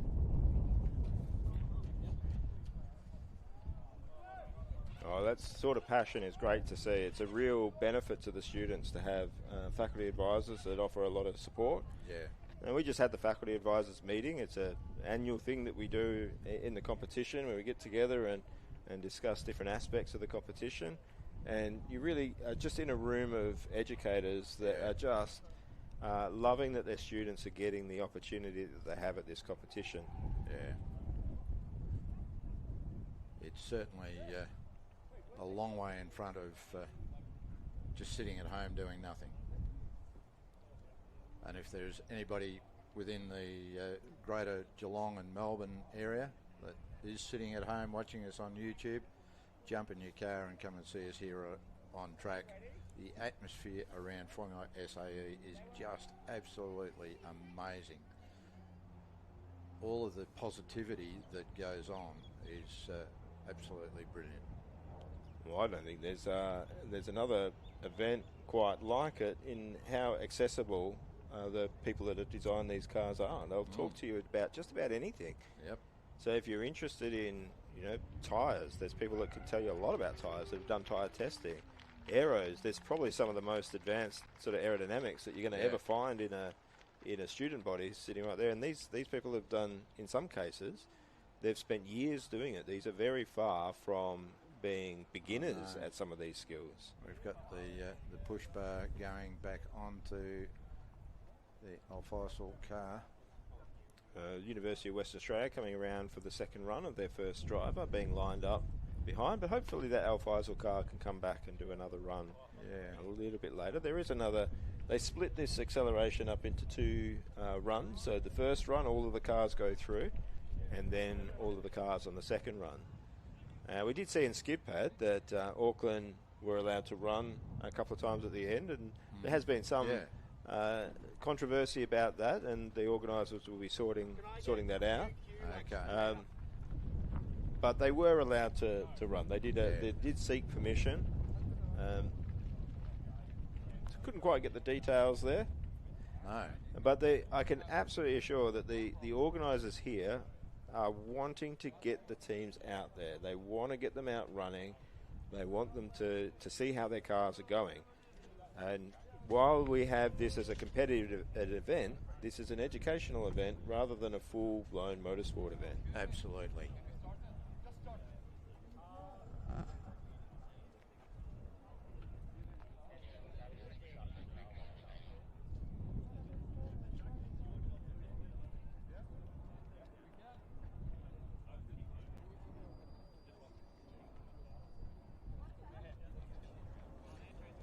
And we, talking about some of the skills that these students develop, we're actually joined by Sam from LEAP, who's up in the commentary box with us. Sam, how are you going? Yeah, pretty good. Now, you've had a chance to speak to a lot of the students out there about how they've been using the products that LEAP support and provide to students. It's been a great company in support of this competition. So we're seeing UWA here. I know they use LEAP products, and they're using them to great effect here. So they've done a really good time there. That's a 4.34, so clearly the best time so far. That's an excellent run to have on the board. Well done to UWA. So what sort of products are you working with that you provide to the students? Yeah, so the main product is Answers. So it's basically got two sides or two aspects. So a lot of the teams use it very effectively to develop their aero packages. So that product is Answers Fluent. So we've seen a lot of really good work done by a lot of the teams in that, and it's sort of come a long way in certainly the years I've been coming to the competition. And then on the structural side, it's Answers Mechanical. So a lot of the teams use that to do their stress analysis. So doing sort of modelling their chassis, doing torsional testing, and then also doing a physical torsion test and comparing those results. So some teams have gone back and tested previous year's cars to understand why there might be differences in simulated results compared to physical results. And some of the teams use it to design small components like uprights or even a steering column support bracket. So a lot of really novel and interesting work. So first time this year I saw something really novel from the ECU car actually, using acoustic analysis to design their mufflers to get the sound pressure level down. Yeah, that was a pretty good project from the student involved with there. Resh was working on that. A good launch there from Al Faisal. Looked like they've stayed in it, keeping up good speed here. Unfortunately, it looks like it's over 6 seconds on that run. I couldn't quite see where they lost time on that. Yeah, the acoustic simulation was a really interesting project that the students had gone through. So trying to reduce the noise coming out of this, but instead of just taking a normal standard approach by putting a lot of packing in and just doing the physical testing, starting to use the analysis tools that Leap had provided through ANSYS to be much more predictive, and it really reduced the turnaround time for developing something that actually worked. And the results that we've got from that enabled us to save in the region of 1 to 2 kilos in the design. It was a really impressive piece of work. But what was really more impressive is this student who did the acoustic analysis had never done anything like that before. It was all really just good training materials that ANSYS have and tutorials that really helped that process. A really solid run there. Yes, I mean, I guess the other thing that we do is, being a major sponsor of the competition, we award one team basically based on the most novel use of engineering software. So I won't divulge who that team is, but we'll find that out at tomorrow's awards. Well, it's absolutely great to see you supporting this. What do you think the real value that Leap sees in this competition, and why you put the support into these students? Yeah, well, one way is we get to see, well, actually the last probably 3 or 4 graduates we've hired have come from support from student teams. 1 or 2 of them have come from Formula student teams. It's more just getting sort of a lot more students out there who are very capable of using the software, so then they can go out into industry and either go to customers who are already using the software, or maybe to a company who's not doing any computer-aided simulation and say, "How I've used ANSYS before. Maybe it's a software we should look at." I know I've used the software myself. I used to actually work before becoming a lecturer. I was part of a company. We did a lot of FEA work for mainly mining industries in the West, and ANSYS was definitely our product of choice there. And I think one of the things I see is the students getting, really good, solid support in these sort of software while they're going through. They end up being much better professionals for it at the end. Yeah, exactly. I actually remember working with your company back when I was working in Perth. You were one of the first companies I actually sold to when I was working over there. Well, it's not running anymore, unfortunately. Yeah. The global financial crisis did a number on us. But yeah, actually going to ECU and working there, it was a great opportunity to say, look, we can do a lot more with this software than we were originally teaching the students. And I thought we did a great job at the beginning, but seeing what the students have done and taking those products and using them in really inventive ways, but things I couldn't have foreseen when I first started teaching. I mean, we were really looking at single items, so we would be doing FEA on an upright, and now they're doing the whole system, the whole suspension system's put in at once, and instead of a couple of load cases, they'll work around the whole GG diagram with lots of different load cases, so you're getting a really good picture of exactly what's going on in all of the components in their full assembly. It just blows me away how far this technology has come and the software has come. Yeah, so one of the teams, I think it was Monash, were looking at designing their own motors, so that's another side that ANSYS is used for doing electromagnetic analysis. I think I'm not sure if they're using custom motors this year, but they certainly talk to me about wanting to be able to do that in the future. So you've had a good chance to go around and have a look at these cars, and we're seeing University of Canterbury lined up. And I'm a very biased commentator. I like what I like, and this University of Canterbury car, this is my favourite one here. And look, all of these teams are nice, but we've got the fortune of sharing a garage with these, and these guys are absolutely fantastic. Have there been any cars that you've looked around at that you thought, I would really like to take this one home? Yeah, probably this car actually, and the Uni Auckland car. Yeah, so what are they doing down in New Zealand? I don't know. They always seem to turn out really nice cars. So there's Waikato haven't got a car here this year, but when they did have a car, they did it with 9 people, and it was amazing what they were able to turn out. It's incredible. Yeah. Do you know if they were using ANSYS software in that? Waikato were, yes. Oh, this looks like a good launch from Canterbury. And a 4.37, so very, very close to West Australia's run there. So we haven't seen a really very fast all-wheel drive car yet. We're actually working through the two-wheel drive cars. We did have Swinburne, that is an all-wheel drive car. They didn't quite get that run that they would have wanted. So we're probably not expecting that Canterbury time and the UWA time will stay at the top. But a real credit to what they've already done. So even the small teams, so if we look at a team like Waikato that are using this software, it's not really limited to just the high-end teams with a lot of people. The software, it's not, you can really use it in a good workflow, even in small teams. You can, yeah. So we, pretty much all the teams are using our software in some aspect. So we, as well as being a major sponsor for the event, we have programs where we give the students the software. It's mostly an in-kind donation, so they get their own licenses separate from what the universities would have. So they're not restricted in how they can use it. So a lot of them manage the usage themselves. They have their own licensed server, so they can use it exclusively for their work.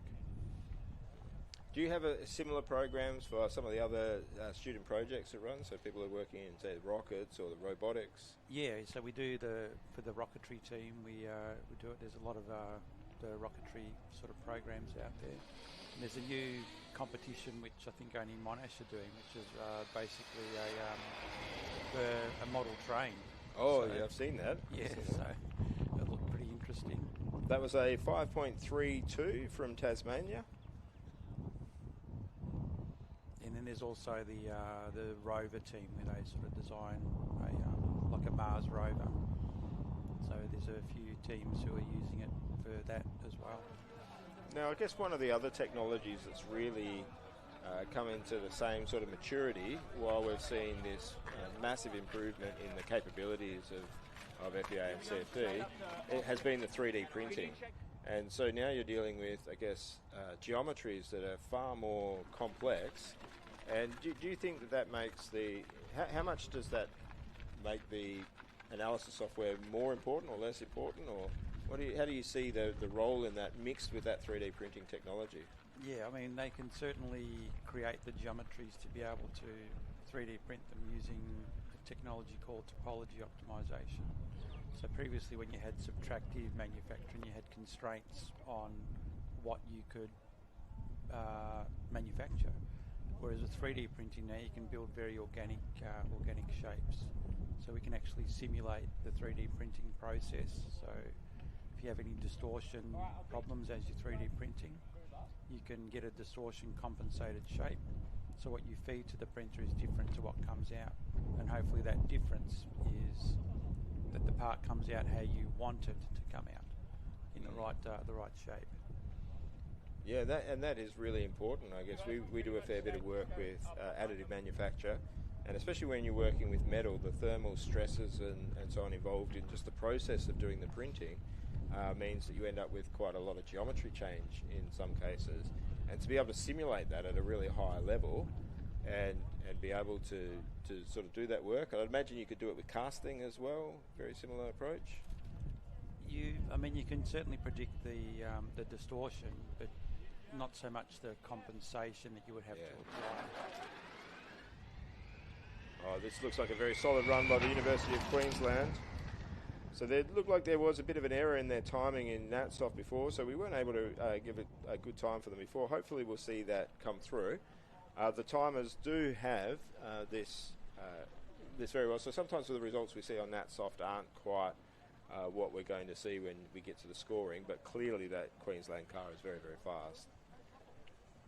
So if you had, I guess, some recommendations that you would have for students that are getting started into Formula SAE, how and wanting to show some interest in FEA and CFD, what would your recommendations to them be? Yeah, so on our LEAP website, we've got a LEAP Learning Hub. So there's a lot of different examples on there. Some of them just teach them the basics. So we do have a FSAE specific section of tutorials. So there's a tutorial on there, for example, for analysing a carbon tub.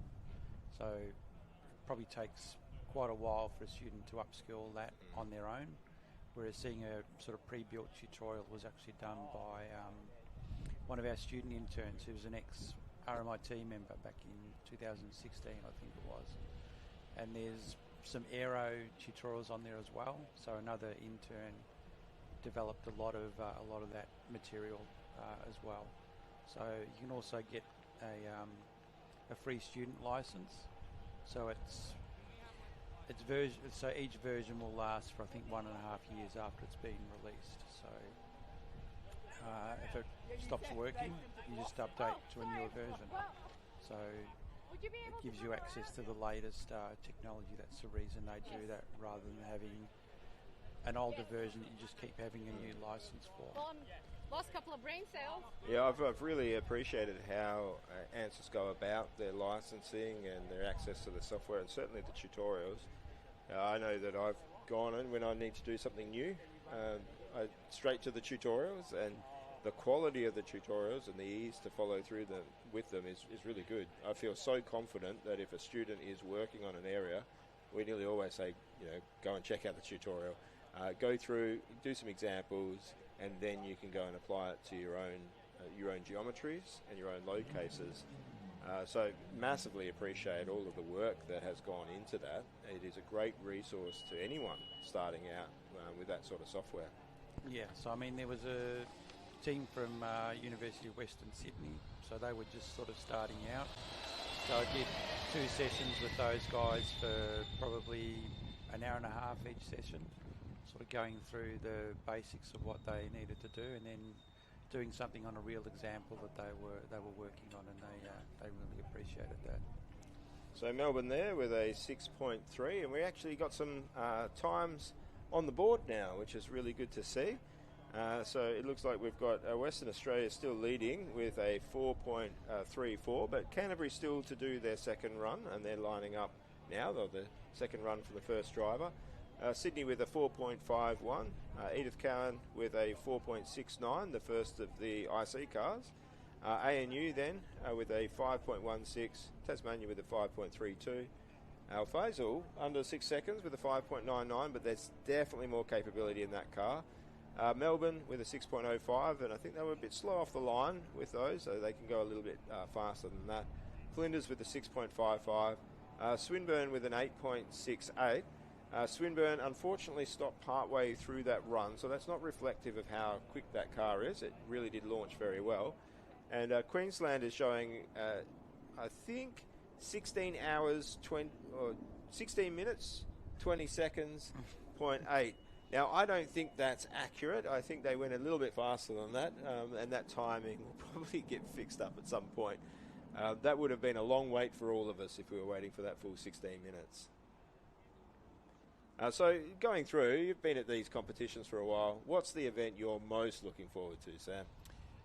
I think probably the autocross. The autocross? Yeah, what is it about the autocross that you really like?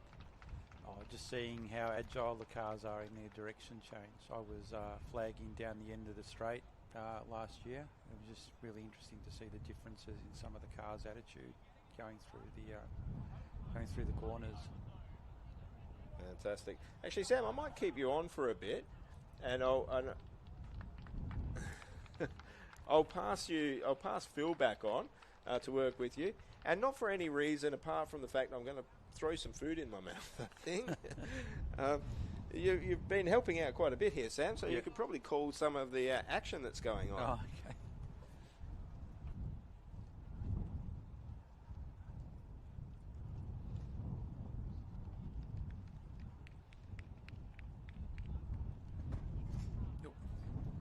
Thank you, Kevin.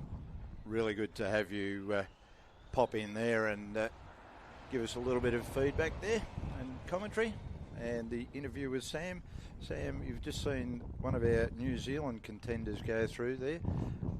The standard of these cars, particularly the New Zealand one, seems to be really, really high this year. Yeah, they always seem to turn out really good cars. It must be their isolation that contributes to that.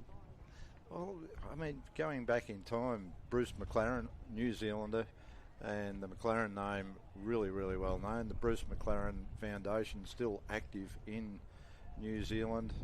Amanda McLaren and her husband both are part of that. So I suspect that they get a lot of support from there. But also, we will have noticed on the side of that car, Roden.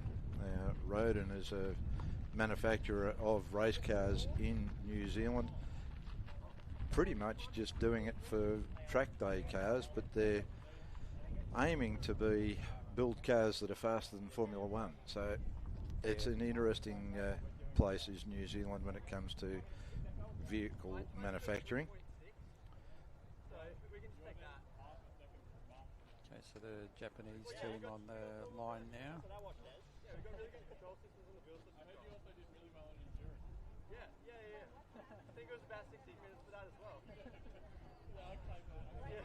Just waiting for the all clear for the car to launch. Engine starts. Always a good sign.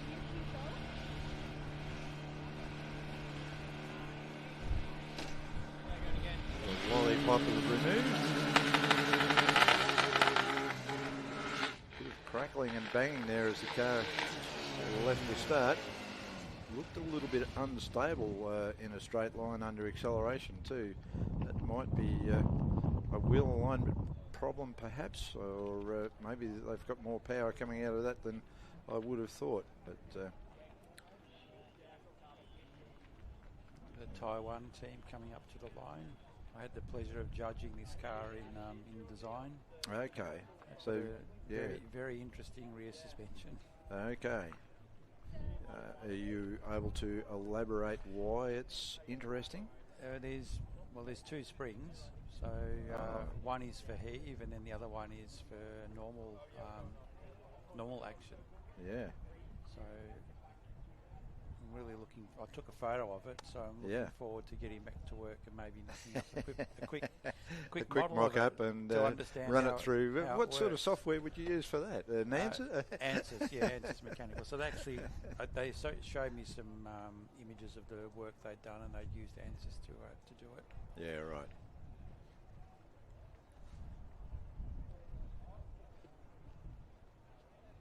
And of course we see the crew there just making sure that there's no little stones and bits and pieces sitting on the tyres. Anything that you can do to maximise the amount of grip, particularly off the start line.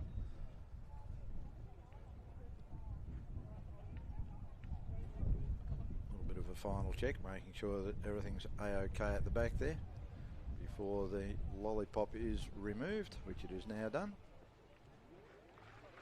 Good start, nice and smooth, no wheel spin. Got up to speed well. Very unspectacular, but got the job done. So it's actually an aluminium monocoque construction.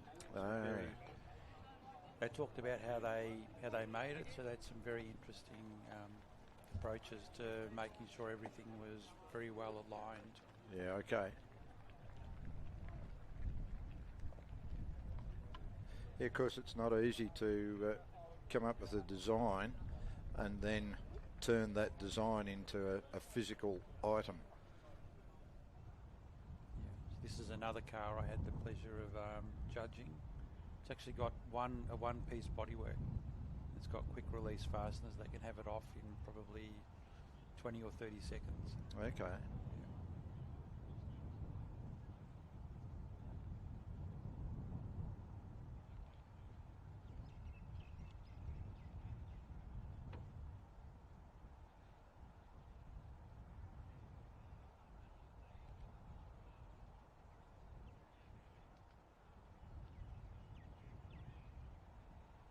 Crew just doing the final little prep things there onto the vehicle prior to its run down the track.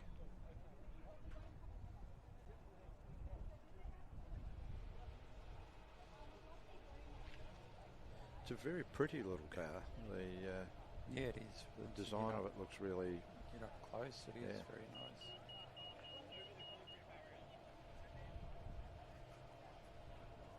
A lot of people don't realise that electric vehicles have got a cooling system. They sort of think of electric motors as just being an electric motor, but we can see quite clearly there at the back of that car, and that has got really good speed. Not too sure what the time will be, but yeah, the cooling systems on electric vehicles are critical because they do generate quite a bit of heat. Yeah, they do.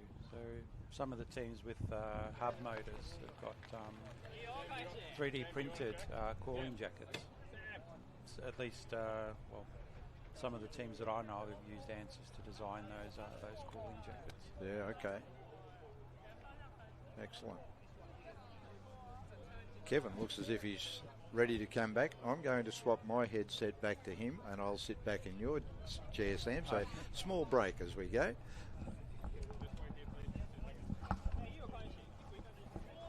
Well, if you are at the track, I can absolutely recommend the pizza van.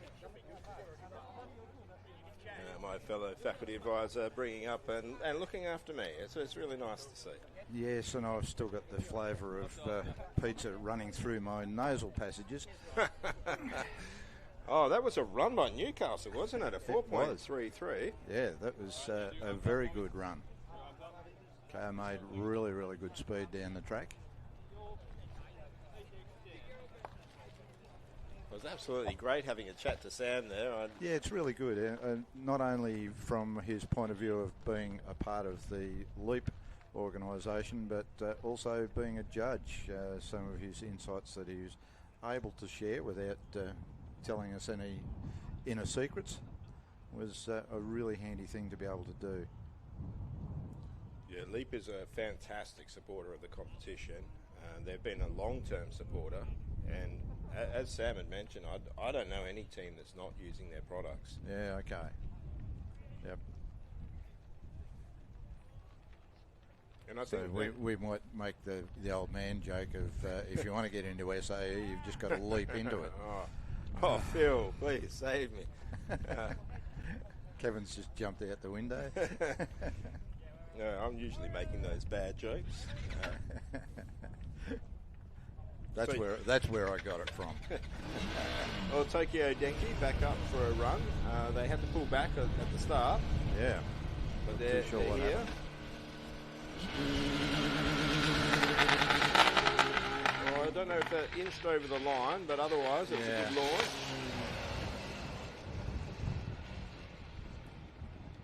There's a lot of hard cracking noise coming through on our sound system from there. Whether it's just an oddity of the sound levels in some way, but it sort of almost sounded like something was cracking and thumping and banging. Yeah, that's bouncing off the rev limiter there. Is that what it was? Yeah, absolutely. So, I think it looks like the driver could nail those shifts a little bit better and maybe bring that time down.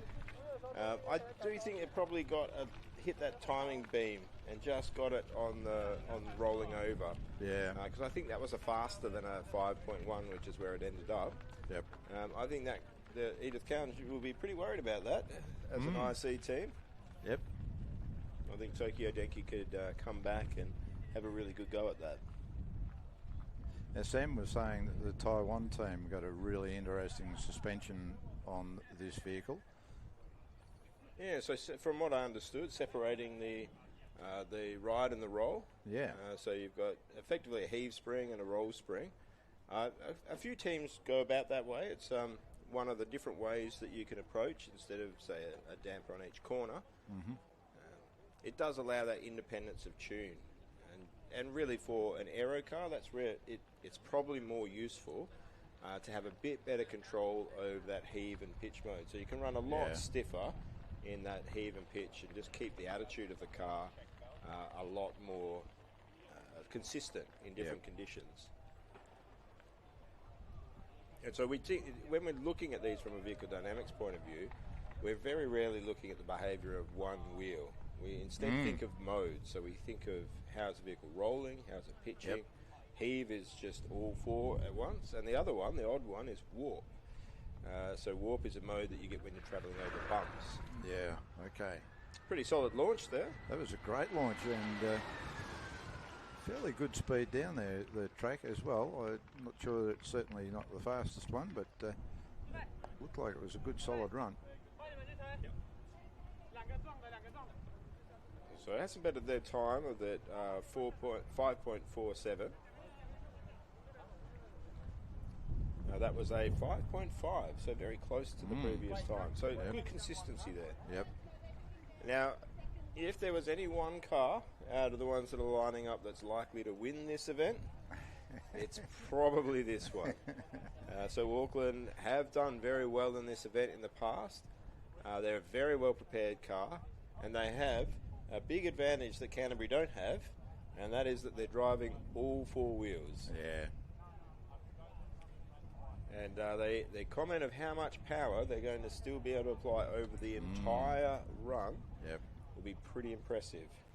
It's really interesting driving a performance vehicle that has four-wheel drive as opposed to a performance vehicle that has two-wheel drive.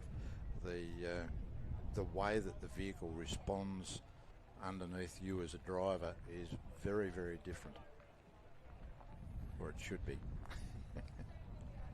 I think if things go well for Auckland here, I think we're going to be seeing the time that everyone's going to be chasing, but I'm not sure they're going to reach. Let's see what they can do. And of course, today here we've got a bit of a tailwind. And look how flat they've got the wing on this car. They've opened those slats right up. I'm sure we'll see the elements of that rear wing closed up for the other events. Wow, what a launch. That was a great launch. Oh, it's over before it even began. Yeah. Struggling to pull it up at the end there. Yep. They need a longer track. Yeah. That was very fast. Heck of a good run. Yeah. We're waiting for the time they post on that one. We may have. It looks like it's the same issue that happened with Queensland. I don't know that we're getting a time. Maybe it was too quick for the timing system, Phil. But if that wasn't the fastest They've time, outrun the electrons. I would be incredibly surprised. Yeah, I would too. That was very rapid. Yep. University of Newcastle being pushed in, and Sam was saying that the bodywork on this car can be removed as a whole in a very short space of time. Yeah, they've done a very good job with the bodywork on this one. It's a very nicely presented car. Yeah. And that sort of accessibility, being able to work very quickly on the car, is really important. It's worth putting the time into. Absolutely.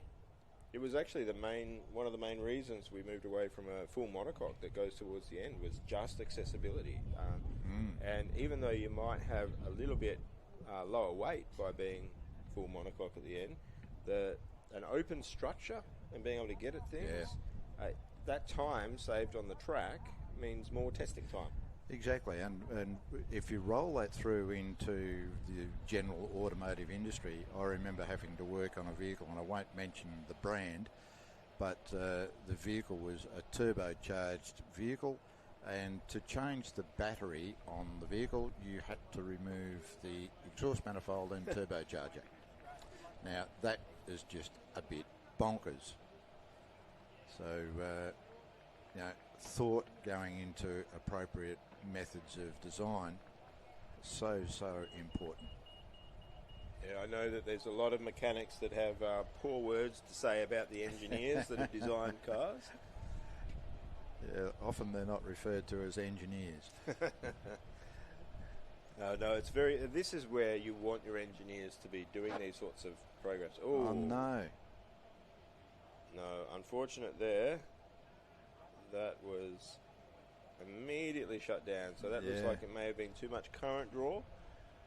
But it looks like they've crossed the line, so that is their run. Yeah, so bitterly disappointing for them. Now they do have a good run on the board already, so they won't be overly disappointed that they didn't get another shot at the time. What they'll be looking for is they just don't want to see a repeat of this when we go into tomorrow's event. Yep. So we had a similar thing happen to Swinburne, where they weren't able to. They had a cutout partway down the track, but we see them lined up behind Newcastle.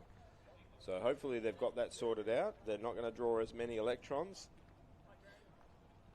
So is there a way that you can computerise the control system in such a way that it will not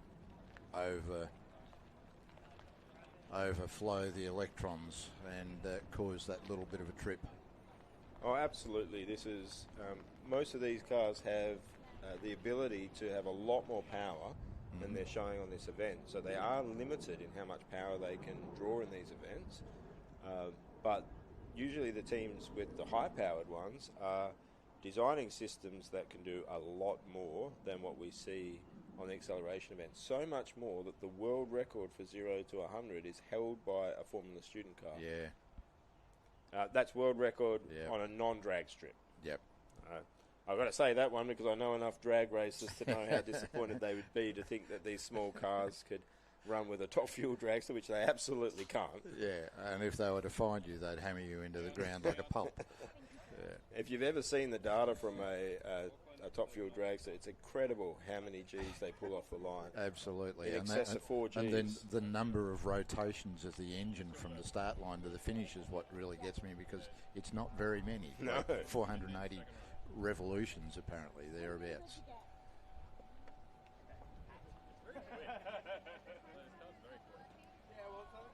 So I'm not sure why we didn't get a time lodged for Auckland, and Auckland looked like they're going to the back of the queue instead of running that driver for a second run straight away. So hopefully that time has been captured. Swinburne here.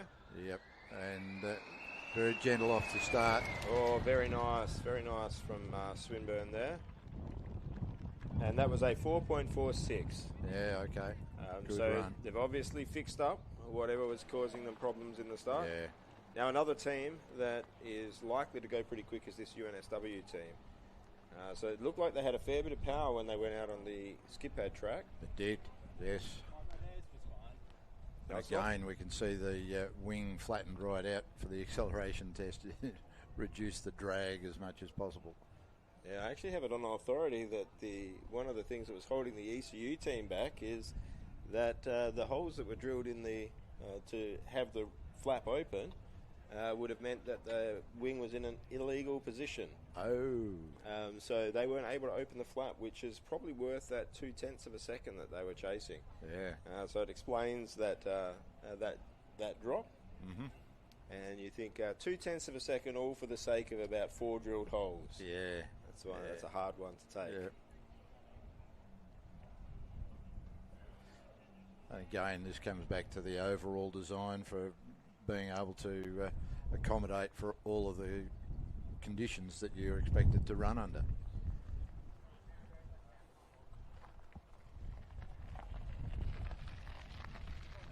There's definitely a focus, or has to be a focus in every team to ensure that when they're doing their testing pre-competition, that they're trying to keep the car in as legal a state as they possibly can. Because when you get to competition, the inspectors, they won't let you run it if it's breaching the rules by a little bit. And in fact, when we're over in some of the competitions, the post-race inspections can be quite intensive, and you can be. We've had teams that have been disqualified for having aero dimensions out by less than 2 millimeters. Ooh. And that's been a loss of the entire event. Yeah. Oh, a great nice start. run here. And that looks like a 4.44. Yeah, that was a good run. Yeah, great starting run from UNSW there. That was a very rapid off the start line. So it was really, really good indeed.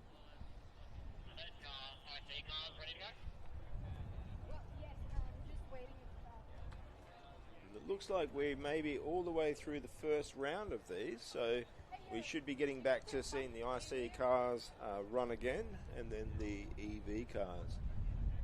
Now, I did hear some news, unfortunately, about some Monash that they were having some trouble getting through tech, so it's unlikely we're going to see them out today, which is a little bit of a shame. Puts them on the back foot. I know I had a good look at that car. It's really, really nice effort from them.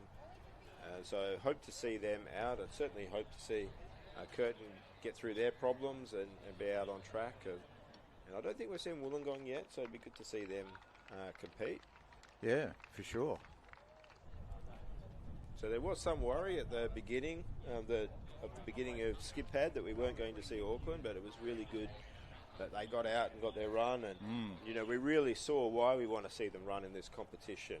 The acceleration time they put on was phenomenal, and that's going to put them in the box seat already.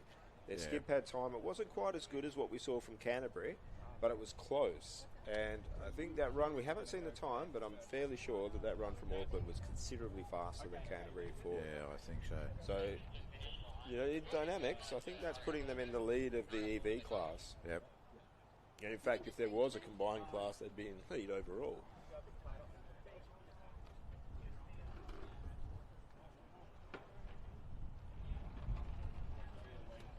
Now, in the IC class, we had Edith Cowan taking that out for the skip pad earlier in the day.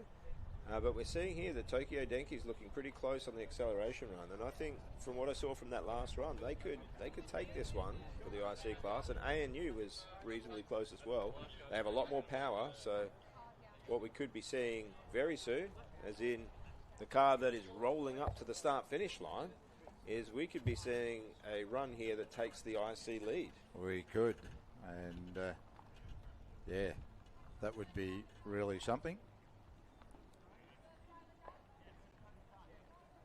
And as much as I'm a huge fan of our team, I'm a bit of an old school person as well, and I think the acceleration event, if it's an IC, should be won by a four-cylinder car. Yeah.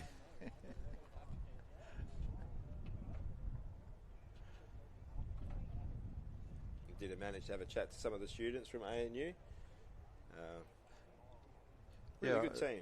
Yeah, look, I spoke with Caitlin, one of the girls who's a driver, and she was really looking forward to getting herself into the car and having a drive. I'm not too sure exactly which of the events she is driving in. Gotta love the hat on the crew member there at the moment with the propeller head. Oh, it just sounds so much better than the singles.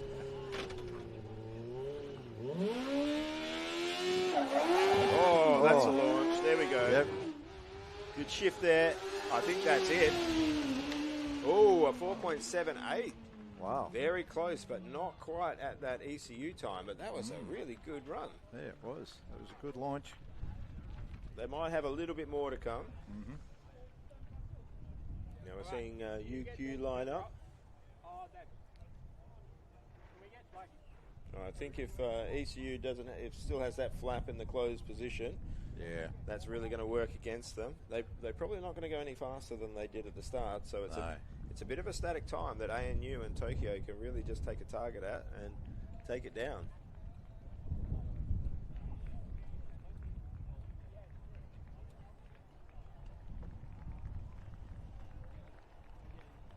One really good thing about, I think, the acceleration event is, unlike the skid pad event and unlike the autocross and the endurance, you generally don't see any cone hits in an acceleration. Something's gone very wrong if you hit a cone.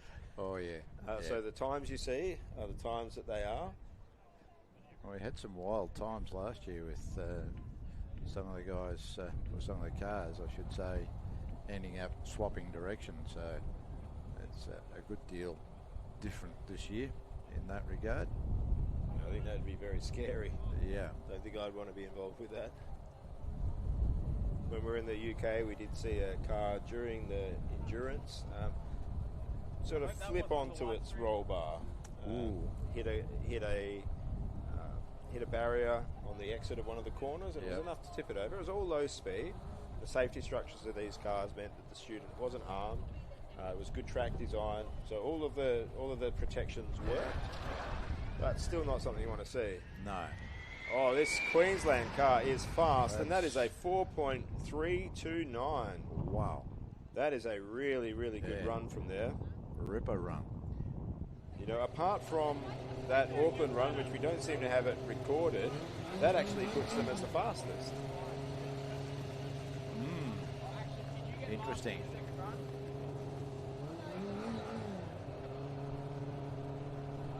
Really interesting to see that the teams are getting lots and lots of support from various businesses, which we can see with the stickers all down the sides of it and across around the car in various places. Because there's some other stickers that the teams absolutely love to get on the car, and that's the you've passed scrutineering, or you've passed this, or you've done that. There's tell us about those stickers, what they mean and where they go. Oh, look, they're a pain, Phil. They're a pain to get. Yeah, sometimes on the Thursday and Friday, this can feel like a Formula inspection rather than Formula SAE. They're all about safety, really. So you have to go through different tech inspections. So with an IC, you do a mechanical tech inspection, and you have structural equivalency that you need to pass as part of that. For the EVs, it's a little bit more complicated. They have an EV1 and an EV2 inspection where they're going through those electrical systems. Just because if things do go wrong there, they can go wrong very quickly and very bad. So you need to make sure that these cars are operating safely, and the organisers are very skilled individuals, a lot of them ex-competitors, people that work in the industry. So they go through the cars, make sure they're safe. After that, if you're an IC, you do have a noise test to do. All teams must have to do a brake test where they can show that all four wheels are capable of locking up in a controlled manner. There's a number of other little tests. One of the other ones is a tilt test where they tilt the car up to 60 degrees and ensure that you're not lifting wheels. So it's basically a stability test on the car. And making sure no fluid's leaking. Oh, a good solid launch from UNSW. Didn't look like it was able to maintain speed all the way through at the same thing, but that was a 4.35, and you actually see from Queensland through to Canterbury, you have this bracket of 4.32, 4.33, 4.34, 4.35, 4.37. So a lot of these cars with a lot of similar approaches to their electrical systems and their drivetrains are all very close. Yeah, the length of the induction system is for all to see on this car. So a very, very long trumpet there up to the air filter at the top. So what you're trying to do generally with the restrictor, you have to run a 20 mil restrictor if you're running on 98 fuel. 19 if you're on a E85, and you're trying to get as much flow through that 20 mil restrictor as possible, and length really helps with that. That looked like a wrong gear. Doing well after the launch, but unfortunately the launch is what costs you here. If you can't get off the line quick, you cannot get a quick time, and that was a 7.5. Yeah, that was, they'll be bitterly disappointed about that launch. Almost looked as if it been a second gear launch rather than the first gear launch. Now, it does look like that area that they're launching from, it doesn't look like it's a really high grip region. There's a lot of rocks around there. and these times are definitely not the sorts of times that we're used to seeing. Okay. So I'm wondering if some teams are having trouble getting good traction off the line. And I know the last time the ECU car was up and doing its runs, it was getting a lot more wheel spin than we're used to. Yeah, right. So it might indicate that there's just not a lot of grip off the line. Now, on the ECU car, I'm noticing that's what looks like an extremely large muffler on the back of that car. Yeah, the noise is measured in dBc, which is very difficult for a single cylinder to pass.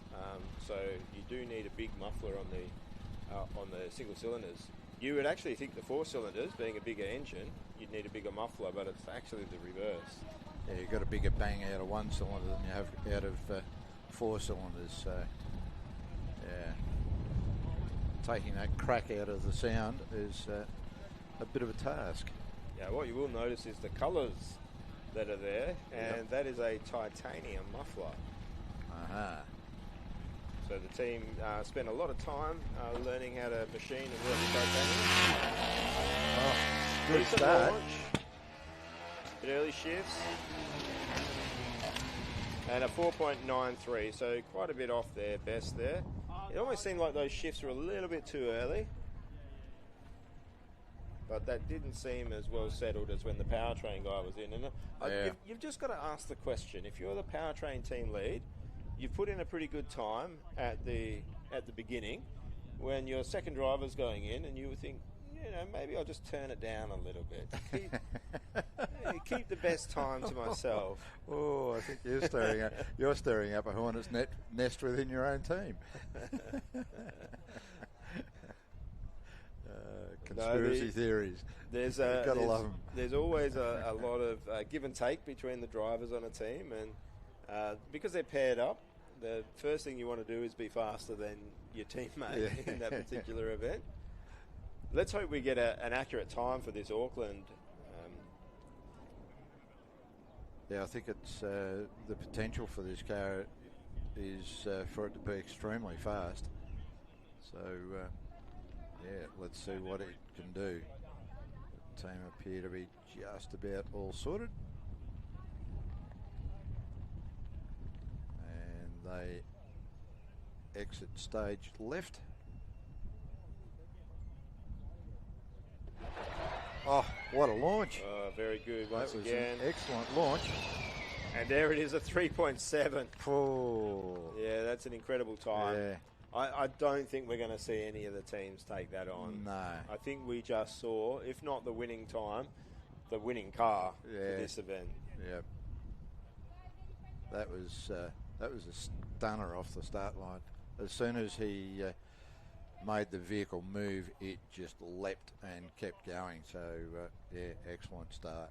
And one of the things that you're really looking for here is not only are you getting the win, because you're looking at in the region of 0.6 of a second between you and first place, when it comes to points, that's a lot of points. Oh, yeah.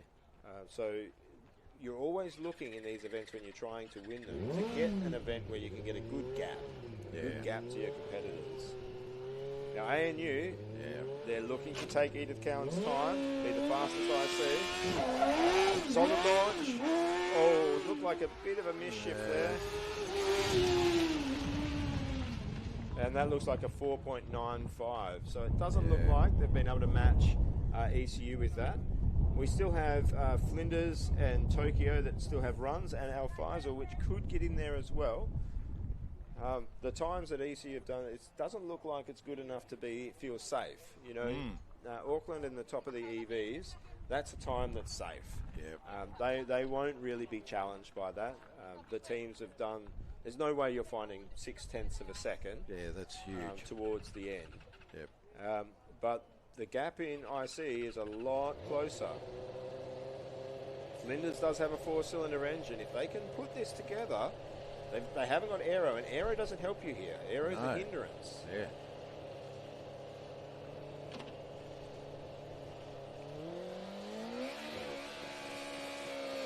Oh, it just hasn't been the start.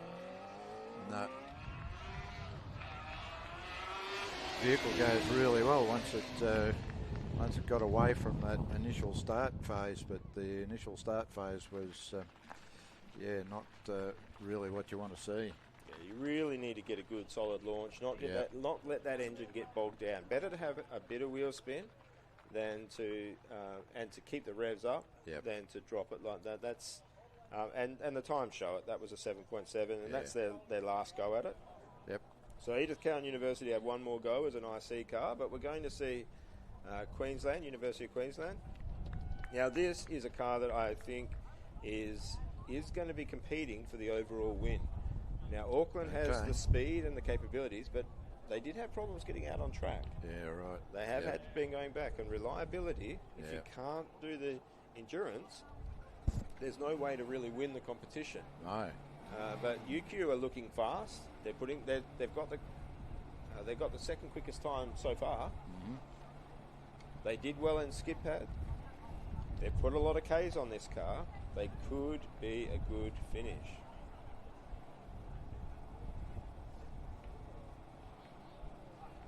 See the team member there. Looks like making a final adjustment on the right hand side, possibly just turning the battery on maybe. And what's really nice, when you're in a team like UQ at the moment, you've put a really good time on the board. It takes the pressure off. Yeah. Solid launch, they can turn it up a little bit. And that was a 4.37, so not quite as quick as their previous best, but very close. ECU back to the start line.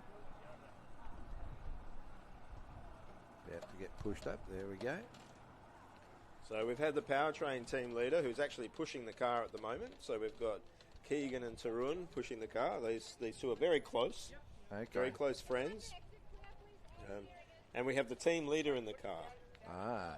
And if you were to have a guess at what year in their course the team leader would be, what would you guess, Phil? Ooh. I'm going to say second year. He is. He is a second-year student, and How he is was the that team. for a guess? And he is the team leader of ECU. Yeah. Now that was purely a guess, and I guessed it from the way you asked the question that he wasn't the fourth year. A solid run. I don't know that they've improved that time. I think Keegan's time is probably the time that's going to stay. Yep. And yes, that was a 5-second run. So no more speed from them. But yeah, second-year student is very impressive student. Got involved immediately in his first year and was a big part of the team's effort in the UK. Okay. Yep. And we don't like to muck around. Once we find a really good student in an area, we make sure... leg roping. Yeah, we make sure that they're doing as much as they can. And believe it or not, he's actually transferred over to a marketing degree. Oh, really? Yeah. So he started off in motorsports. So we ran a motorsports degree and moved over to marketing. Wow. And he's a really talented young man. It's really great to have him in the team. And he's taken over the leadership partway through the build of this car, and has just done an absolutely stunning job. And you know, to grab the respect of people that are in their final years, have been there for 5 or 6 years, that really back him in that role. Yep. I think that's wonderful to see. It is, yeah, for sure. I was fortunate enough to be invited to go through the Sauber pits at the Australian Grand Prix earlier this year. Would that have been with Willem? Yes, he managed. He was sort of the conduit for that occurring, but the chap who took us on the tour through was a mechanical engineer who had made the transition to the marketing side of things for Sauber. So, and that was an amazing opportunity to be shown through their garage. That's absolutely brilliant. So Al Faisal here. Unfortunately, a slow start for them. This driver will have another run after this, but we see that was an 8-second run. Yeah. So really, did not get away from the start very well at all. Unless they can really nail this next run, it's this car. This is the car that could really take it to ECU and maybe take out the win. Yep. You know, as a faculty advisor for ECU, I always want to see extra trophies in the workshop. But if there was any Something team, at dust. if there's any team, I'd be really happy to see do well here. It'd be Tokyo Denki. Yeah. They're a great team, a great bunch of people. They build a really nice car. It's really clean lines. I really like this car as well. It's got a lot of good aspects going for it.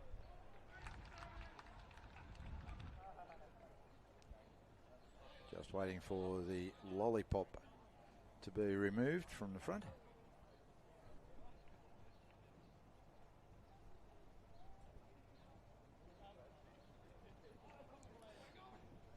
Of course, we should, whilst we've got that sort of thing going on, just acknowledge our event supporters in High Sense and Motorsport Australia and Calder Raceway, of course. And a big thank you to them, and also all of the volunteers that have volunteered to be a part of this event. Absolutely brilliant to have so many people come along, give up their time and become a part of the SAE family, because boy, you do feel a part of a family when you go away after this event. It's an absolutely brilliant, positive event. Oh, absolutely. I mean, getting to see some of the ex-students, like long-time ex-students, people I competed against when they were in Wollongong, seeing them here, it's just a joy to see them. Yeah. It really is. You especially when you can start to wax lyrical about the olden days. the good old days. Which is exactly what causes old man turbo lag. Oh, come on, Tokyo Denki.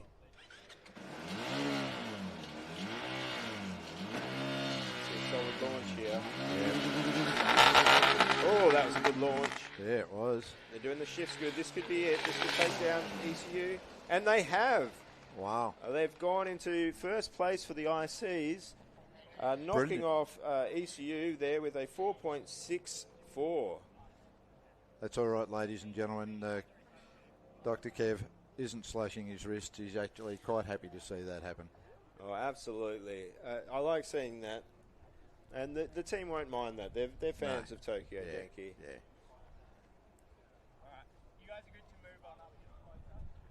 The big win of the competition here is simply being here and being a part of the entire environment that goes on.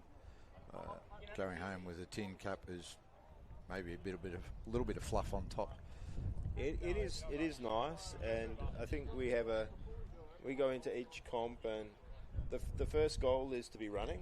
Yep. And then the second goal is to we try and take a trophy home if we can, anywhere. And once you manage to do that, you think, okay, cool, that's good, now we can relax. Yeah. It's very difficult to work and take out the whole thing, and even just getting an event here or there, it can be incredibly rewarding. I know that the students there in Tokyo Denki will be absolutely ecstatic to be taking that first place from IC. Yeah. It isn't quite done. There is another run from Al Faisal that could do, but I think that Tokyo Denki might hold on to that. Yep, I would think so. But we don't know until the last vehicle has had a run. A really interesting rear wing arrangement on this car.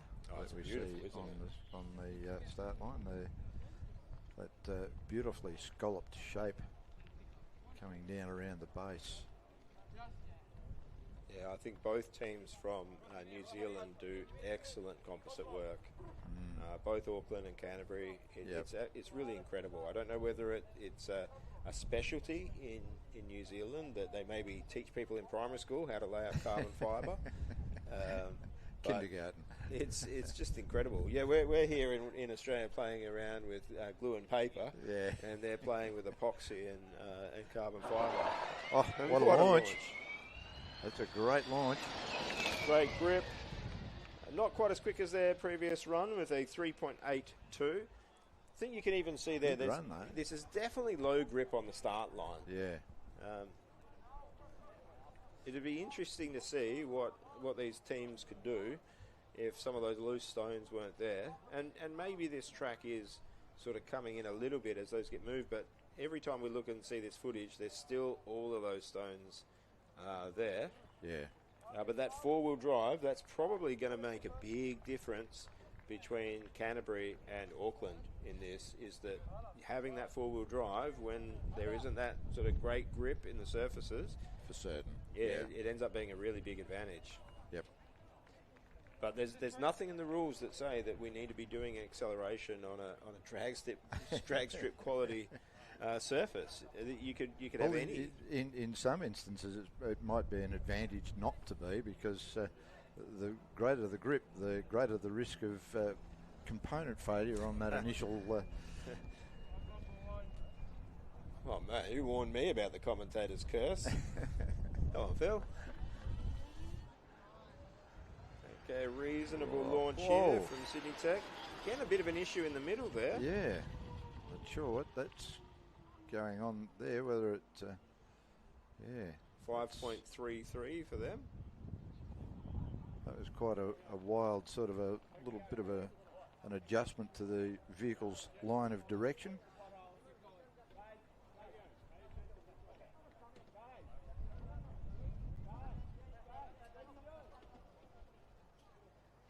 I've not seen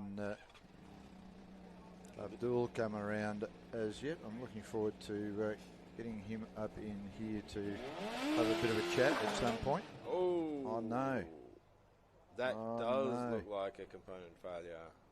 That spun up that drive shaft very quick. Looked like something let go there. I'm going to hold you responsible for that one, Phil. Oh, gee, thanks. It looks like the drive shaft's okay. Yeah. Hopefully it hasn't been something like a half shaft. So I've just had a word come through that the officials hadn't said go, so... they've just stopped maybe. It looks like it's spinning up that left and the right's not spinning up. So something's going on with their drivetrain. This won't be good enough to take out Tokyo Denki. So that's a 7.1. So I think we can pretty safely say that Tokyo Denki has just taken that lead. They've got one more go at it, so they could put a bit of a gap between themselves and Edith Cowan University. I mean, at the moment, in terms of closeness between those two teams, both single cylinders, one with aero, one without aero, but it's only 0.06 of a second between them. That's very what close. It's come down to. And so you think that's a driver doing the shift at the right point. It's a very, very minor difference. So they're very, very close on their acceleration capability. Yeah, being able to pick that shift point and pick it at the exact right time rather than running onto the rev limiter or changing just that little bit too early can make a very minute but significant difference.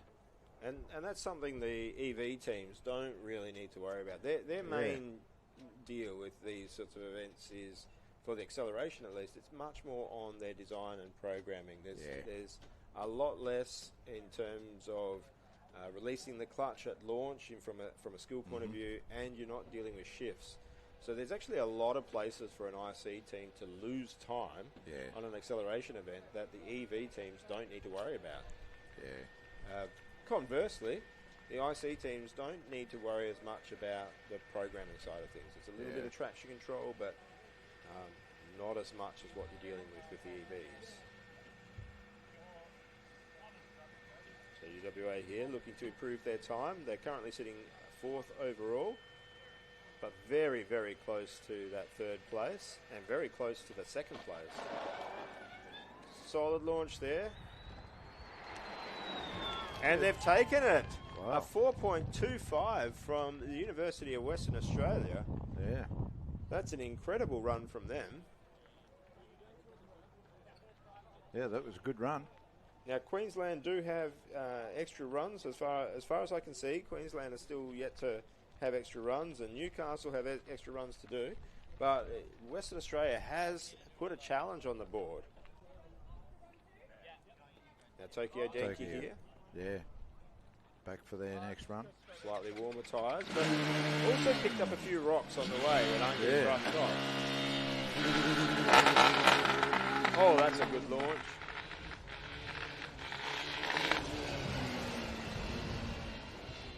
Yeah, what that it was a good in. run.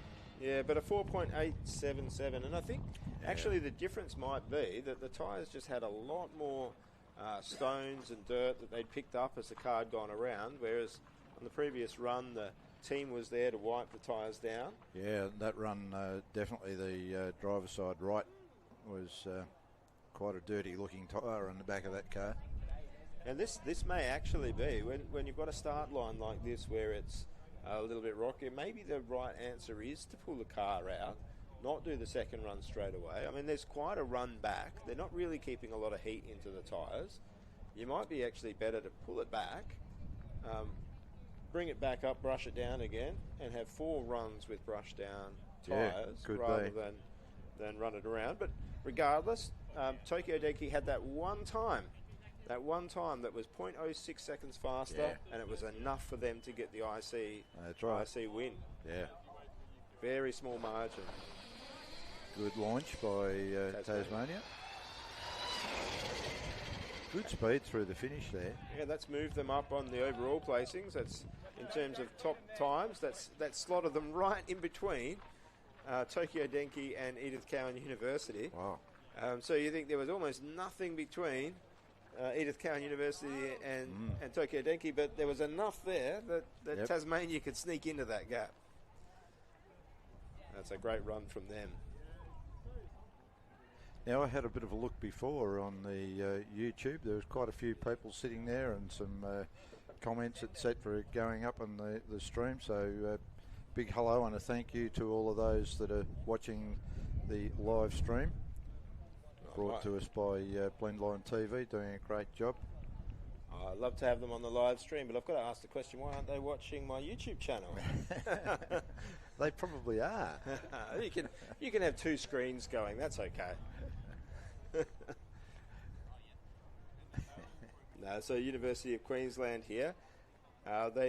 Western Australia has taken their spot temporarily. Let's see if they can do anything to grab that back. University of Western Australia still has another run to do, so UQ will want to put a good time on. Yep. The lollipop is gone, and lots of wheel spin and had to get out of that. That was starting to get out of shape. Yes, and that time will not be the time that regains that second place.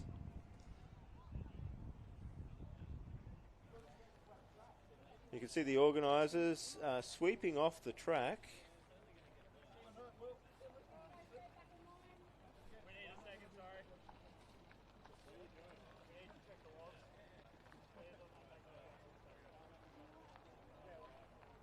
Oh, actually, I think the sweeping was being done by the UTS student there. Ah, yes. Yeah, very smart. Yeah, they've been listening to you and I on commentary about the slippery start line and going, well, we'll fix that for our car. Yeah, well, I have had some reports back from the team that have been indicating that, it's very low grip at the launch, and that's really upset what their plans were, but it didn't upset what Tokyo Denki were doing. No, they did a great job.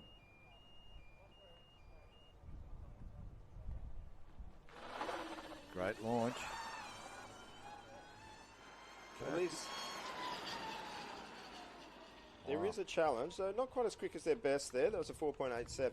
Yep. There is a challenge with these electric cars, is that a lot of times when you read or listen to commentary around electric cars, they say they've got great torque at low RPMs, but they don't actually have great torque at 0 RPMs. No. So getting that initial start can be quite difficult, just those first few rotations.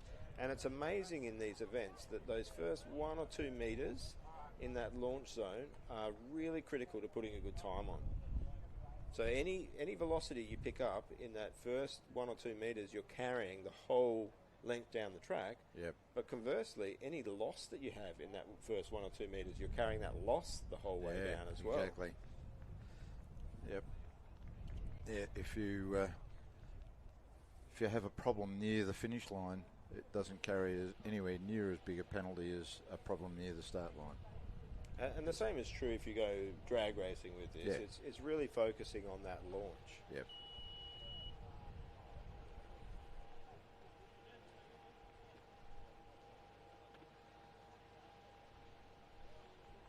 So the win quote is we believe in miracles, Yeah. or miracles. Miracles, yeah. So Melbourne University Racing.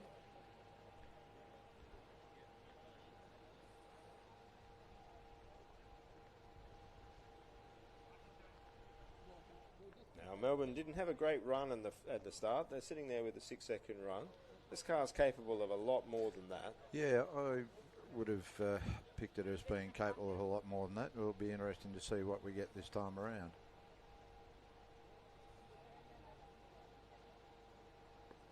And maybe having some program problems there with getting everything the way they want it. So they've got 2 more runs to put a time on the board. That's just not a very solid launch. No. You'd almost wonder if the gearing is quite right on this one. It almost looks like they've geared it more for a top speed than for that acceleration. Yeah. Well, that was a 6.29. But I don't think that wasn't just that launch phase. That was struggling to pick up speed the entire way down. So I wonder, when you're doing these electric powertrains, it's not generally as easy to change your final drive as it is on an IC car. IC car, you generally just the front sprocket, rear sprocket, you can change it pretty easy. So if you get it wrong in your calculations, you can get back onto the track and you can fix it up very quickly. A lot of the times when you're working with these EV cars, those gearings are much more set in what you've designed. For example, in here you've got planetary gearboxes outboard. That's nothing you can change partway along once you've been testing. I'm getting messages here, Phil, from my colleague, my co-faculty advisor, after watching Days of Thunder last night, that wonderful documentary about NASCAR. He's saying, we're sitting here eating ice cream. And they haven't brought any up for us. Which is that right before Tom Cruise gets quite angry.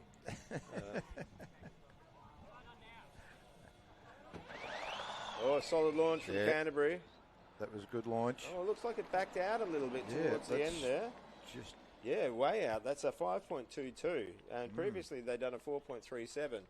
So a good launch, but it looks like they've lost power partway down. And Canterbury won't really have the car to beat Auckland, but what they'll be looking to do is close the gap. Try and reduce that points deficit they're going to end up with. Now, one advantage they have is they are a significantly lighter car. So probably similar to how Edith Cowan's gone about their design philosophy, is the car will give up a bit of acceleration in this event, but we're looking to pick those points back up on autocross and endurance. But you've got to be careful not to drop too many points on an event like this. So if you're going into autocross and you're a good 40, 50 points down, you've got a lot to catch up in a couple of events. And this is what Auckland has done here, is they've created a bit of space between them and their competitors. That means they're not going to have to push as hard going into those final 2 events. And that might be the difference between them being able to finish endurance and then not finishing endurance. So they'll be the happiest team on this grid right now. And I think the only team that'll be about as happy is University of Western Australia, who that run was phenomenal.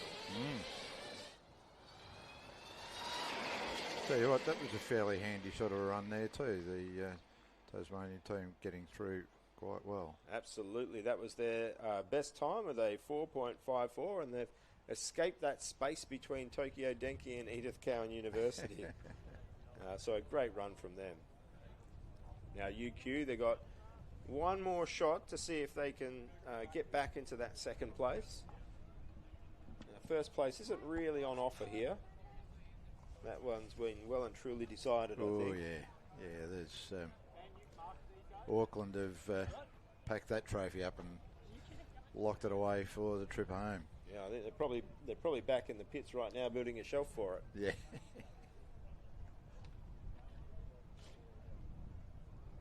I think they might have already had the shelf built. They're probably just giving it a bit of a dust off, saying, we did get it. We knew we were going to get it. Oh, I think if you're coming to these events thinking you're going to come away with a trophy, you might end up being very disappointed. What is it about counting chickens? Yeah, It's a certain time to do them. Yeah. Yep. Now, I noticed that the right rear tyre of this car is looking a little bit stone peppered. Yeah, they brushed off the left-hand side. Yeah. I'm not sure why they didn't brush off the right-hand side. Yeah, they say don't count your chickens before they hatch. And that loud bang in the background was the door closing. We actually picked up a puppy this year, Border Collie, crossed with a poodle, and now we figured we have to count our chickens after the puppy's been around them. That's a good run from Queensland, a 4.41, but unfortunately not able to better their time of 4.32. So at the moment, Western Australia's time is reasonably safe in second place, but they'll be looking to better it here. Now, they've got a really good position. They can turn up just about everything they can turn up. So if there's any dials on that steering wheel, turn them all the way to 11. Yep. Plug in a computer, ask for a bit more watts. Uh-huh.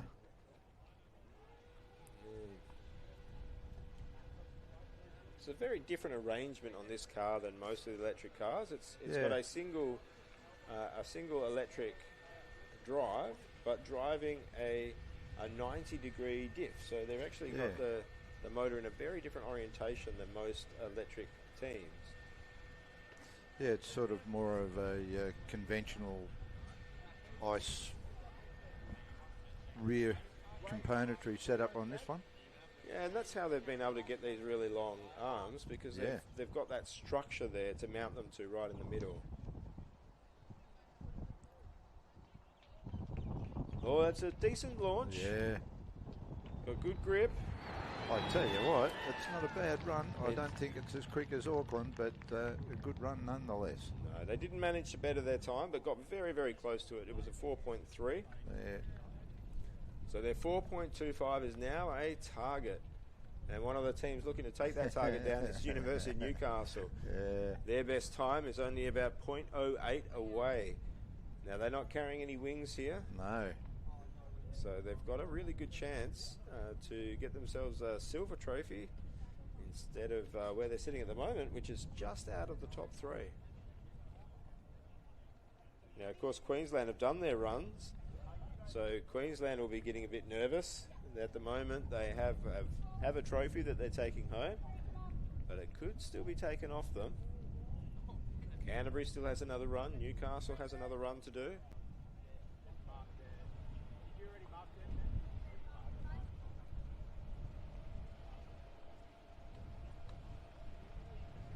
Lollipop has been removed.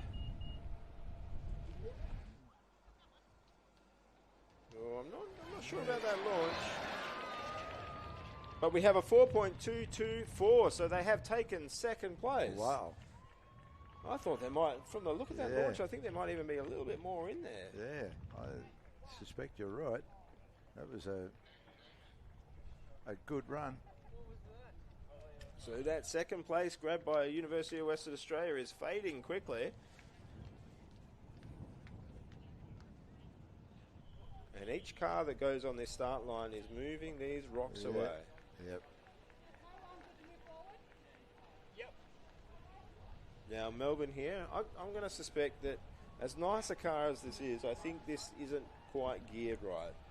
I'm not expecting that we're going to see a really good time. You see University of Western Australia very, very happy with what they've done. They've also managed to be the fastest Western Australian team on this acceleration event.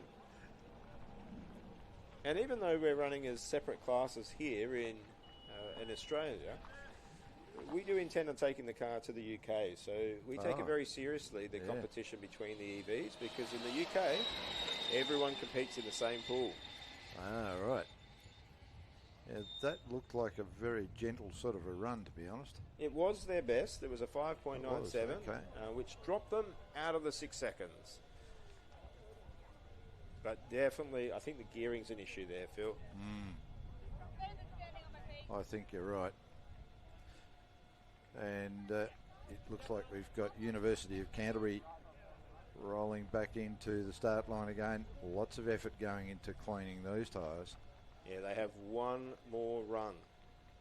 And they are out to beat Auckland. Oh, I think they're probably aiming for Newcastle. Yeah. Phil. I think think Auckland's maybe a bit out of reach for them. But they'll be aiming there. Yeah, they'll be aiming. It's pointing in the right direction, let's say that. Yeah.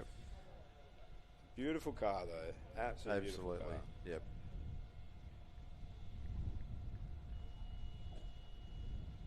And I love this, the variation in designs, the variation in approach. Mm.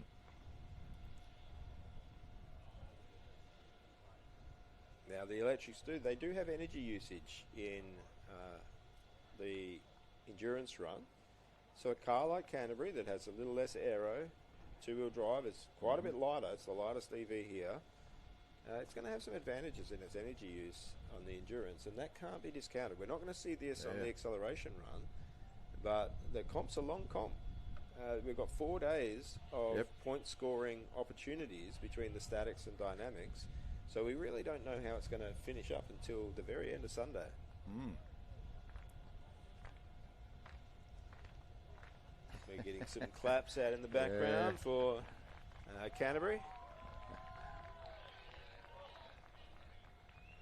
I believe, or maybe it's claps for Melbourne coming back. Yeah, it might be Melbourne coming back, I think.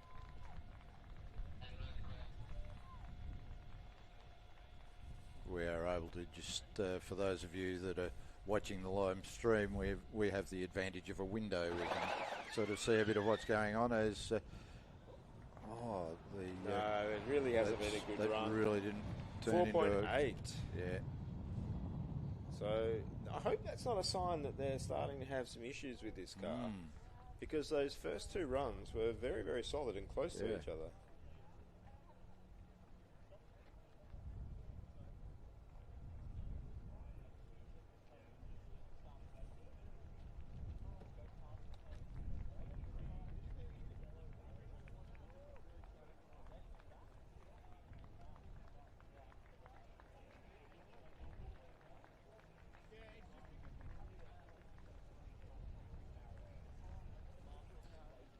National Taiwan UST, back on the start line.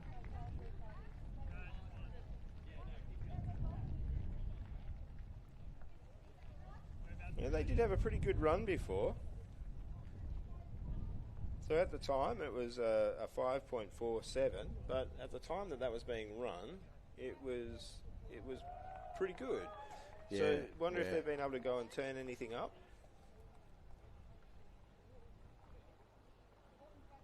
I mean, the big advantage of having a time on the board is that you can really just give it everything once you know you've already got some points. Yeah. Yep.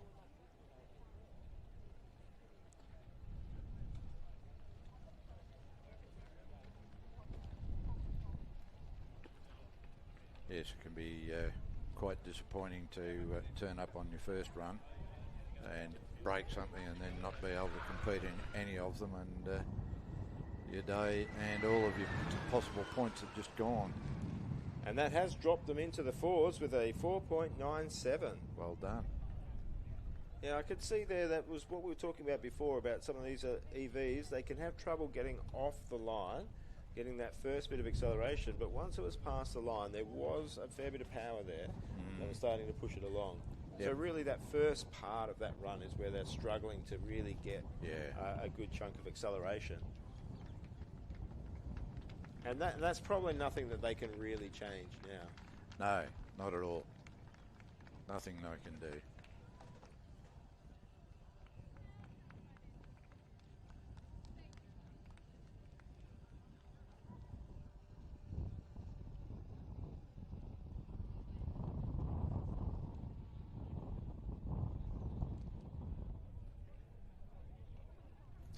We have new UNSW here.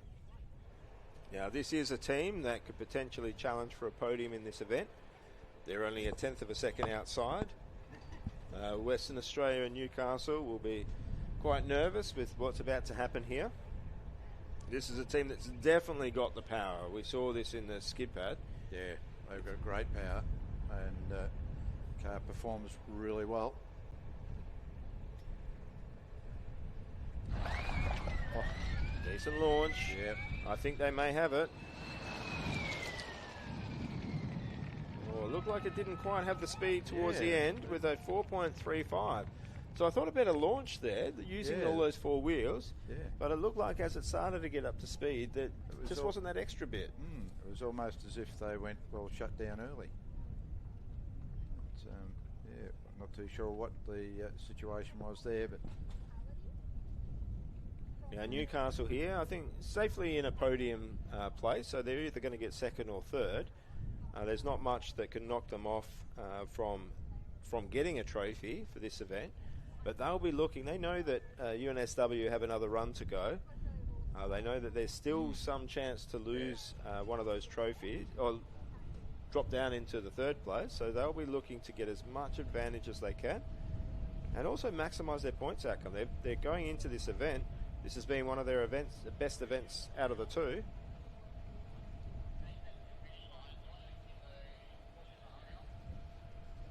The track's not getting any better than this. No, it's not. And I think we've still got a little bit of tailwind out there. Oh no, it's actually a headwind. Well, there you go. I knew that there was wind in the line with the track, but when I look around and see a flag, it's blowing the other way.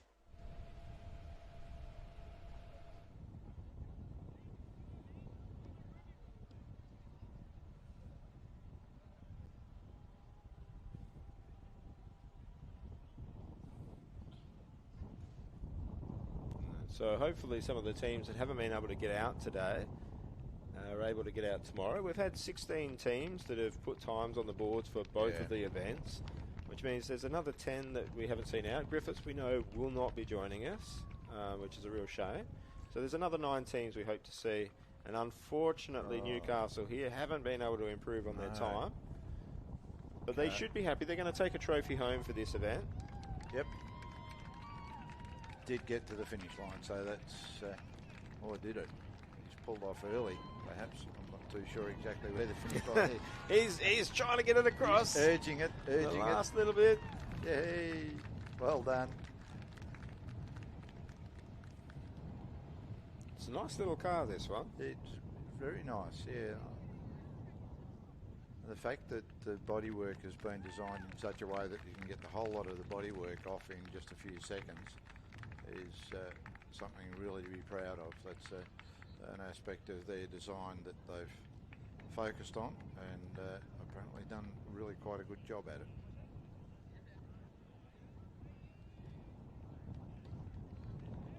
So a big thank you to Caterpillar for being the event partners, the naming rights sponsor in fact of the event this year. Find out lots and lots of information about Caterpillar using the search engine of your choice online, I'm sure. And just make sure you're looking for the Caterpillar, the company, rather than the precursor to a butterfly. Yeah, we wouldn't want the precursor to the butterfly driving trucks. Oh, absolutely, especially if you are around at lunchtime. You don't want to find yourself a hungry Caterpillar. But we also like to thank Toyota, Ford, iMove, Bruce Rock Engineering, Walkinshaw PLS, which was formerly known as Pilbara Minerals, Leap Ansys, ADF Careers, MathWorks, Loctite, Supercat and Tesla Energy. That's a great list of sponsors for this event. Yeah, and of course sponsorship is vital to events like this, so absolutely huge thank you to them for coming on board and providing the support that they do. Yeah, it's making a real commitment to the education and upbringing of the next generation of engineers, and as we've discussed, not just engineers, people that are in marketing and management. Yeah. So it's a great support to what is the future of industry in our country. And someone might say, well, why would a lawyer get involved in Formula SAE? Well, a part of the business plan needs to cover off legal aspects, and if they've got someone who's studying law that can have a valuable input into that business plan presentation. And then they could go on and show that they've got those sort of credentials behind them as they apply for work in commercial law. Well, I think what we've got here from Auckland is they're getting ready. I say rev up. There's no revving up of an electric motor. But maybe that's their secret. They can. They're getting up ready for a victory lap. I think this is all for show now. 2 seconds. Oh, okay. I got a bit wild there. That has got so much go. No, and I don't think they've bettered the time. That was a 3.81. Yeah. So their previous best time of the 3.703 will stand as the best time for the event. Yeah, the car seemed to get just a little bit loose there after the initial phase of the start. Well, I think the word coming back is that it's definitely a low grip track. So they have the ability to put 80 kilowatts down from the start to the finish. Yep. But I'm not sure that the track can take all of those 80 kilowatts at the moment. Killer wasps. An old joke, but a good one, Phil. Yeah. So Taiwan we're just in the final runs now. We still have UNSW that are in a position to challenge the top 3 positions. Taiwan's not really in that sort of space. I don't expect them to get in the top 3, but they'll be looking to just get a little bit more time out of this car. That's right. And the experience that they take away is just so valuable for all of the members of the team.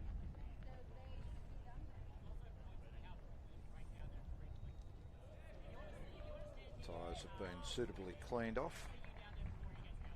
Maybe some rather calloused and worn out hands at the end of this, using their hands to clean the tyres. Should we use gloves, I think. A good launch from them. Yeah. It's just missing that back end of the run, but that was a 5.4. Yeah. So getting off the line well, Yep. just not really doing that second stage well. So this is, I guess, probably the last of the cars that's lined up. It's got one more run. This is the University of New South Wales. They're currently sitting in 5th place, but there is very, very little between them and Queensland. And it'll be interesting to see if they can get that little bit more than a 10th that they need to get into the top 3. So UNSW students will be watching this as intently as the students from the University of Western Australia.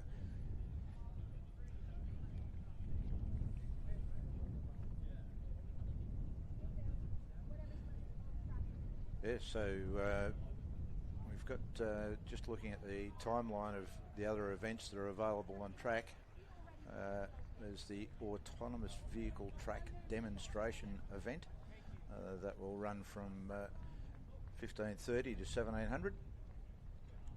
And the practice track closes at 1600 hours. See, I'm talking all military now.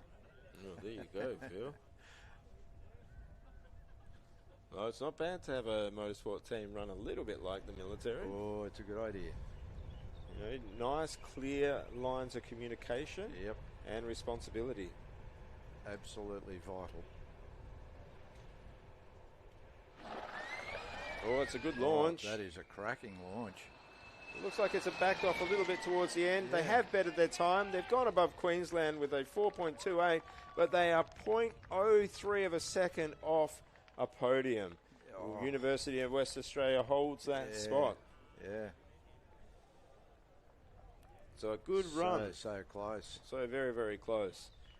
It's been very interesting. Auckland's been sitting out there just clear of everyone else, and then there's just been close battles all up and down the rest of them. But one team has just been the absolute class of the event with Auckland there. There's been nobody that's even come close to them. No. And everyone else, 4.2 seconds or slower. So definitely a low grip track. We would normally see times a lot more flat 4s or even things from the electric cars in the 3s. So definitely those low grip conditions have affected the times. 100%. And you just got to wonder what Auckland would have done if they were in those grippy conditions as well. Because there's no doubt that even if the times were better for all the other teams, that Auckland still had more that they could do. Yep. So an excellent run event there. Oh, now are we getting another vehicle pushed out? Well, this is odd because Auckland are registered as having 4 times. So I'm not entirely sure why they're lining up again. Perhaps they're just trying to confuse everybody. No, look, we have. Oh yeah, give us another run. Give us another run. Well, there was a little bit of a problem with the very first run. They didn't get a proper time on the board on the very first run. Maybe they've been allowed another run as a result of A timing error. some other issue that's occurred. Well, this could be interesting because we're assuming that they had no more to give, and for them, I mean, they've got the first place. Yeah. So any improvement they get here is really just to punish all the other teams, give them slightly worse points. All of the other teams will be hoping that at this point that they break something. Yeah, you've got Newcastle and West Australia. They'll be going, well, just keep your first place. Let us keep the points that we've earned. And a 0.5 second gap is a big gap in acceleration. Massive. That's a lot of points. Absolutely massive. I think I can't remember the exact equation, but I think that point puts you at about half the points. So number 2 is going to get about half the points in this event compared to Auckland. Look at the dedication of this pit crew member. Just wear the hands out, getting rid of those stones, and trying to do absolutely everything he can to maximise the amount of grip that they can get out of these tyres. I suspect that they've got a bit of a thing if they want to crack into the 3.6 market, or maybe even go for the magic 3.5. That's a big step from 3.7. Already going extremely fast.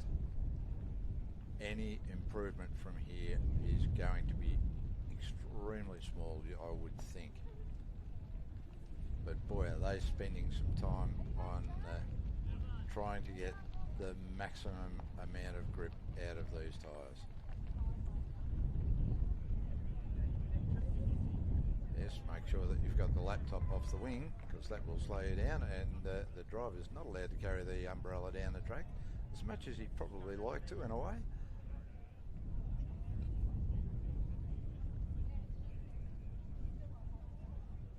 This will be interesting to see if they can go any faster.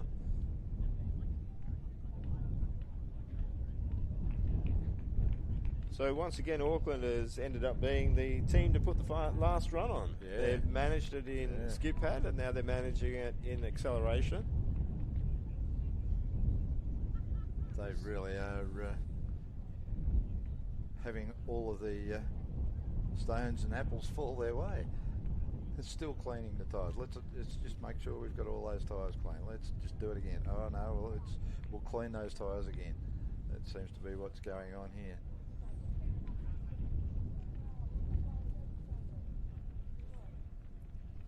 So just waiting for the situation where the lollipop will be removed from the front of the vehicle.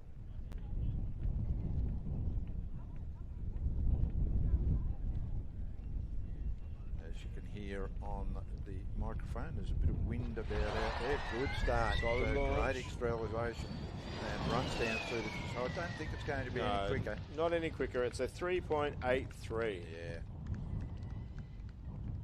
But what that has been is incredibly reliable. Yeah. All the time runs very, very close to each other. Yep. I'm sure that must have been allowed because of a mistake in timing. And that happens occasionally, so you miss a time, and it's pretty normal for the organisers to allow that run to happen again. Yeah. So no real controversy there. No. Good to see them get that run in. I'm sure that the other teams are glad that time wasn't better, wasn't any better, so that everyone maintains their points. But if we go through them, Auckland with a clear win there with a 3.70. Newcastle with a 4.22, knocking off Western Australia right at the end. Yeah. University of Western Australia with a 4.25. UNSW almost getting up there into the podium with a 4.28. Queensland with a 4.33. They look like they could have challenged that at one stage. Yeah. Canterbury, those last 2 runs from Canterbury were not as good as the first 2. Their car didn't look like it was anywhere near as settled. and they're going to have to settle for a 4.37. Great to see Swinburne after a horrible first run. Yeah, exactly. Yeah, come back with a 4.46 in 7th overall. And we say overall, but these are all EV teams. Yeah. And then we see Sydney, UTS, with a 4.51. Tasmania impressively jumping up the overall order with a 4.54. And it's not until we get to 10th place that we see the first IC car. So the IC cars really this is not an event that's strong for them. No. Even the best IC cars will struggle, and none of the cars here were really at that great IC pace. So we had hope that the four-cylinder ones, maybe if Griffith had been running, they would have put in that sort of time. Yeah. But Tokyo Denki with their single-cylinder engine has just pipped Edith Cowan University with a 4.63. Then Edith Cowan University with a 4.69, unable to adjust their rear wing flap, so carrying a bit too much drag down the straight. Yep.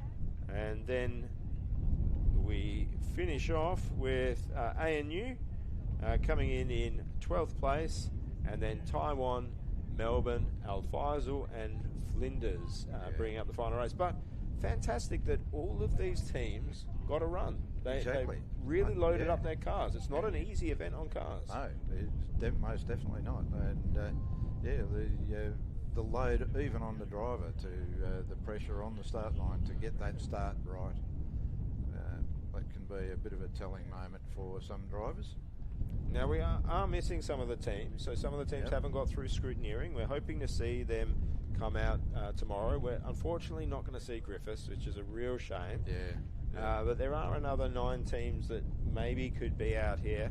But how fantastic has it been that all 16 teams that have started the event so far they've all completed both events. So skid pad and acceleration. That's really good. Yeah, and anyone that's worked on these cars will know that reliability and finishing events is not a given. No, for sure. So big credit to every team that has managed to get through scrutineering, put a time on the board, and I know that the teams that haven't got through scrutineering are still working hard. Yeah, 100%. Kevin, I'll wrap it up there for the moment. We'll be back at 3:30 p.m. for the autonomous vehicle demonstration, and in the meantime, just take it easy, my friend.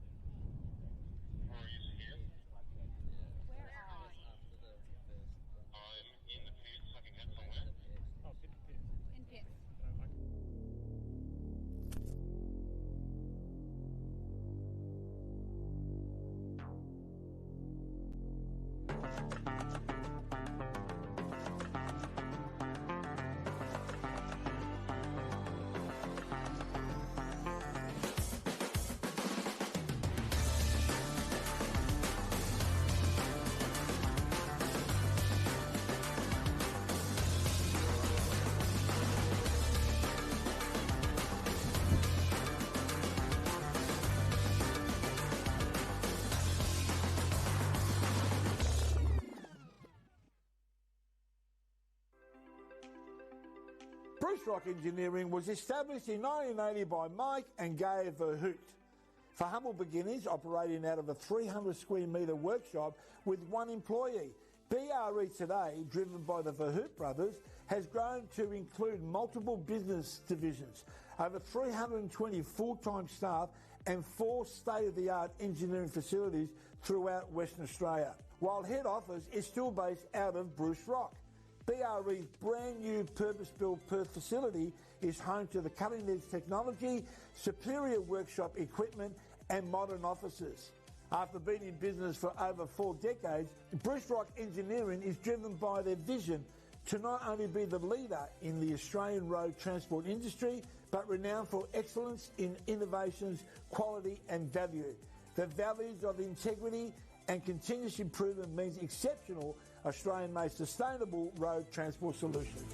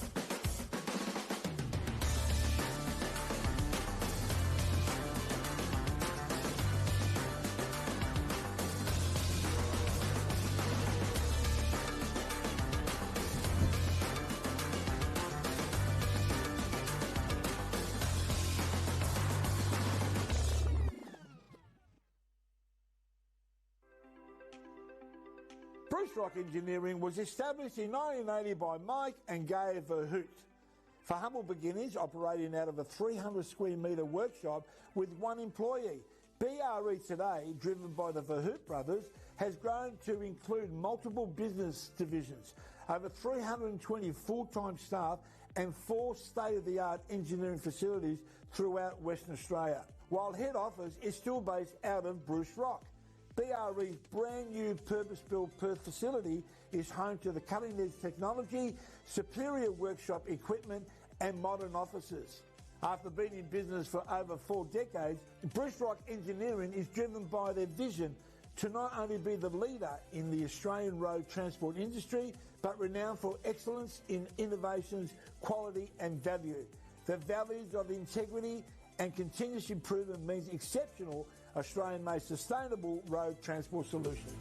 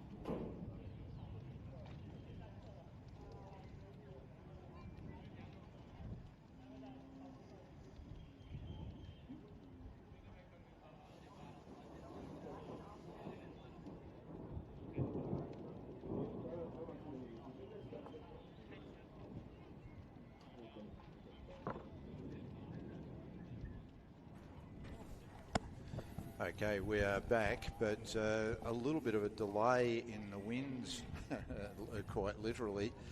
We've got some really bad weather scheduled to come in. We've already had some lightning and thunder and other things that are associated with that in this moment of Melbourne weather that's coming through.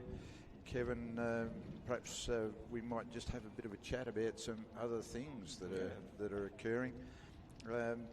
Early this morning, in my wandering, as I can hear thunder in the background there, in my wanderings around the internet, I read an article on the BBC about a new material which CZT, and you've moved my place. I have moved it. I've moved your place. I was reading the article as well, Phil. I'm sorry about that. That's all right. It was a very interesting article. Is it RMIT were working on it?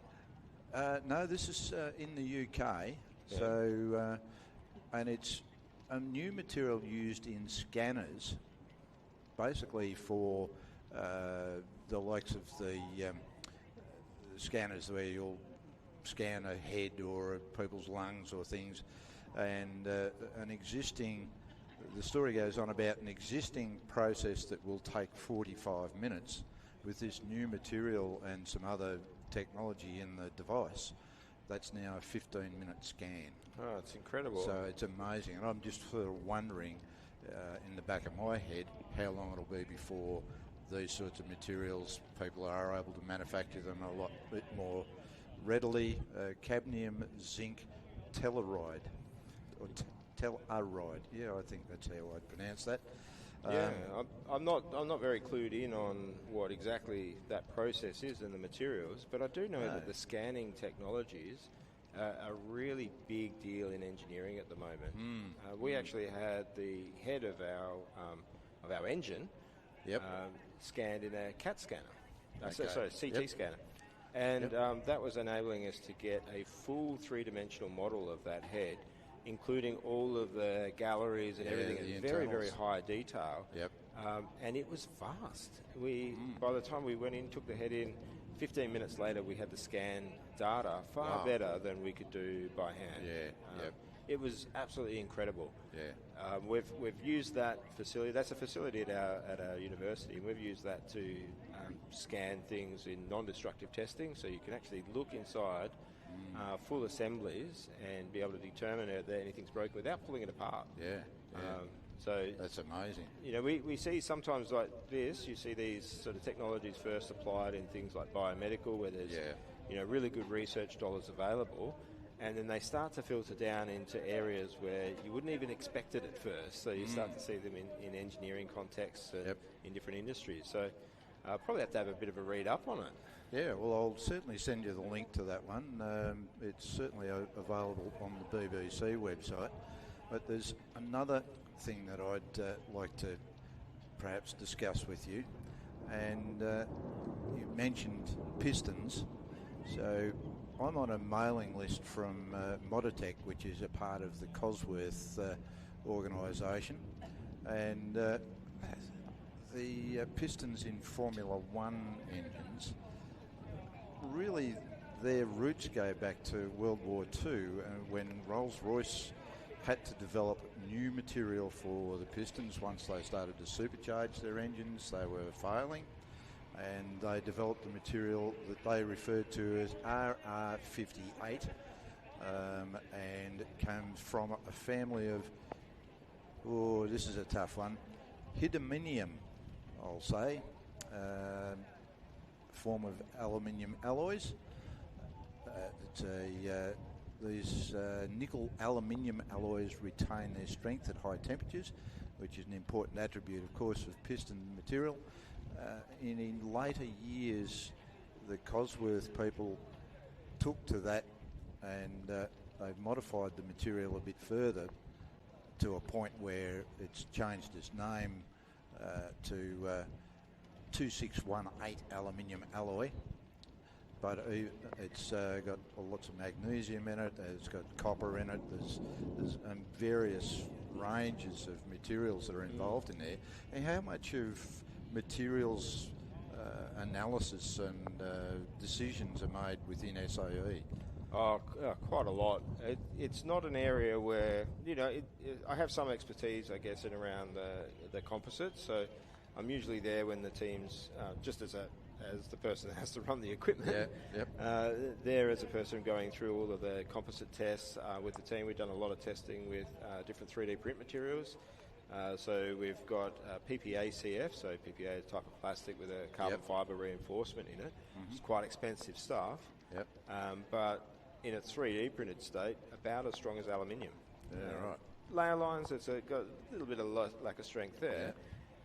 In terms of the metals, we don't do too much, so we'll play around with different grades of aluminium, but usually stuff that's readily, not anything that's really new. One of the big new things for our team in the last year was the use of titanium. So 3D printed titanium, but also fabricating with titanium. So a lot of testing of different weld processes. So we'd make weld coupons, work on the processes to try and make sure that we've got good weld strength. Especially for titanium, it can lose a lot of strength as you weld it. So we do a lot of physical testing, probably not a lot of materials development, but definitely do a lot of playing around. I'm super reluctant to talk about engine materials because one of our ex-students is a guy called John Grove. He's actually come back and helping out as a technician in the university, but he went and worked in engines. So he was working with the engines on 888 race cars and then went over to Toyota in NASCAR and came back and was running the engine program for Penske when they were winning. So I think he was in motorsport for about 8 years and got championships in 5 of them. And when it comes to engines, he's the guy that I go and ask questions of. And if I was to get anything wrong about engines on you would know it. You'd get a phone call. I'd never hear the end of it.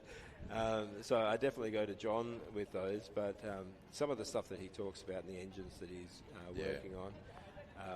So he did a really good project recently where they've had a supercars engine put in an XB Falcon. Wow. And it's that'd be a fast XB. Yeah, it hit all of the street machines. It's very high-end build. Supercar driver is the owner of the project, and great to see it on track. I really like it when these high-end builds are done and they're track worthy. He's all up on all of the different materials, and definitely there's people in the team that do a lot of work.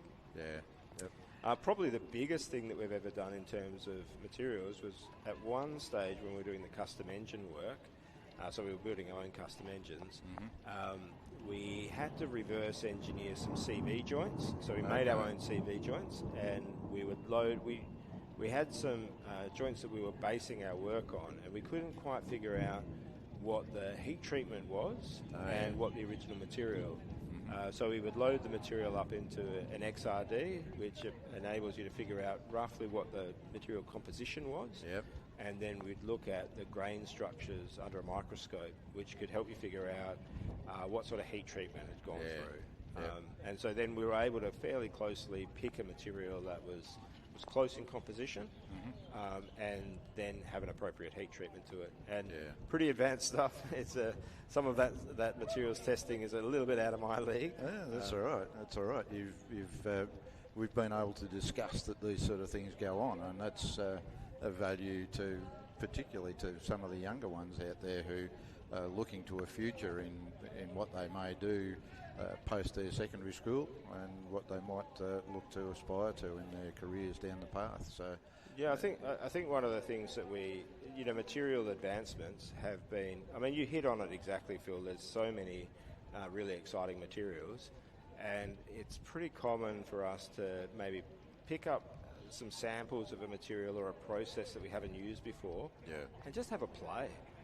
Figure out what we can use it for. So 3D printing is a really good example of that. Is you try a lot of things. Some things work well with the process, some things don't. But I really think giving an opportunity for students in these things to play with their ideas and not necessarily do it the way it was done 20 years ago, they're going to get a lot of failures, but they're also going to get some successes. And those successes don't just move their teams forward.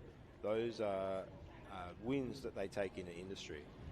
So we definitely see in materials development, scanning, 3D printing, as we talk with Sam, some of the analysis software. Yep. There's been some really big advances, especially over the last 10 years. The pace at which things have been moving is phenomenal. Yeah, another question that I'd like to ask you for those people out there who don't really know what this 3D printing stuff is like with metal, so we can all sort of understand oozing plastic out onto a bit and it sort of dries and goes hard and sticks, but with metals, the 3D printing of that, what's the actual process? Could you able to delve into that a little bit? Yeah, well, there's a few different types of metal 3D printing. I'll probably direct you to a review paper that I was a co-author on. Oh, okay, that's all right. Yeah, there we go. Anna, sort of Dr. Vaffada, she was the sort of lead on that paper. But when you start to go into the different processes, there's just so many different types. So you've got everything from something equivalent to the plastic where you've got effectively a MIG welder. So you can do 3D printing with these processes, and they allow you to put a lot of metal down very, very quickly. Yeah, okay. There's metals where you're laying the metal down like a plastic printer, but it's coming in a wax. So you have a lot of the powder captured in a wax that then you remove the wax, so you basically wash the wax out, and then you'll sinter the part. And what's really impressive about those technologies is they can print very fast, about as fast as plastic 3D printing technologies. But when you sinter them, you change the shape and geometry, but the software available can predict how it's going to change. Yeah, right. So even though there's a lot of shrinkage, you end up with really geometrically accurate parts. Probably the most common 3D printing technique when you're talking metal 3D printing, though, is laser melting. So an SLM or something like that, where you're doing selective laser melting, and you have a bed of powder of the material, and then you have a very high-powered laser that passes over at a fairly rapid speed, layer by layer, very, very fine, and laser welds it together. Yeah, right. So it's laser welding powder, and these powders, they can be very volatile. So if you're playing around with aluminium, titanium's not as bad, but if you're playing around with aluminium, you're one step away from thermite. So you've got to be very careful about dealing with those. Of course, those the powders. other thing with those powders is they're incredibly fine and they can be drawn up through your skin. Yes, in some cases, definitely you've got to make sure you've got PPE on, so you've got gloves on, but breathing. It's so fine you could be breathing this stuff in, and you don't want that anywhere near your lungs. No. That does make post-processing of some of these sometimes challenging, because when you pull it out of that powder bed, you've got a lot of loose powder on, so you have to do a bit of clean up there. The metal printing is definitely not as fast a process and as accessible a process as plastic 3D printing. And anybody that's looking to get into additive manufacture, the plastic printing is pretty amazing stuff. So we'll use it and reinforce it with carbon fibre, or we'll use it to make moulds for carbon fibre. We'll use it for creating jigs for welding. So sometimes you're not even using the plastic 3D printing for the final part. You're actually using it in the process. As part of the process to build the final part, Yeah, and then when you've got some of the more advanced and higher temp, you can be printing with you could print with PEEK. So PEEK's an engineering plastic that's very, very strong. It does take a little bit more than your average printer to do that, because you've got to have a really elevated build temperature. But we're talking metallic levels of strength in a plastic that you just tell it what to print and it prints. I want that. Yeah, they're very, very good, and it's crazy that I think a lot of students here will probably have something like a bamboo printer. They're probably the dominant one at the moment. It's about $1,000 for a printer. When I started working with 3D printers, we had a plastic printer that wasn't as good as those. That cost about $100,000. And that was economies of scale. I believe it's massive, and that was in about 2008. Yeah, right. So we're not. bit of old man turbo lag, but I don't think I've seen any technology move as quickly in improving both the quality of the prints, the massive reduction in cost, and of the machines, but also a massive reduction in cost of the consumables. Yeah, on the other point is that it's a method of production for some components where instead of having to machine it from a billet, you can print it and not have as much material in the end product, and it's stronger than a billeted machined item. There's sort of advantages all around there. 100%, and I think if you went down the pits here, you would find 3D printers in quite a few of the garages. Okay. We're doing things. Our steering wheel is 3D printed this year. Yeah, right. A lot of work into making sure that it could handle the strength. Yep. But you wouldn't have imagined that 10 years ago. Oh. There's a lot of parts that you can make with those equipment that is pretty amazing, and we're starting to see a lot more of that as almost a standard. And if you go onto the work that people are doing and making visible on YouTube and so on social media, you find that 3D printing has become a really big part of car building, custom cars and so on. Whether it is the jigs or trial fitting something, it's just, we now just treat it as free. Yeah, okay. You're more likely to 3D print a sample than to quickly fabricate something up. So yeah, great technology. Now you mentioned YouTube. Yeah. I'm going to mention your YouTube channel, the building of a sports car. Is there any physical bits that have been manufactured yet towards this, or is it still all in? Yeah, prototyping. So we've done some prototype parts. So we're going to show some of that as the videos go on. Yep. With a lot of it 3D printed. So 3D printed prototypes, checking fit and finish of things. So we've sort of 3D printed a corner, front suspension assembly. And we've made a bit of a mock-up of MDF on the full chassis, so getting an idea of size. And we've been buying components, but largely enjoying the design process. So going through and really trying to do this as well as I can do it. Yeah.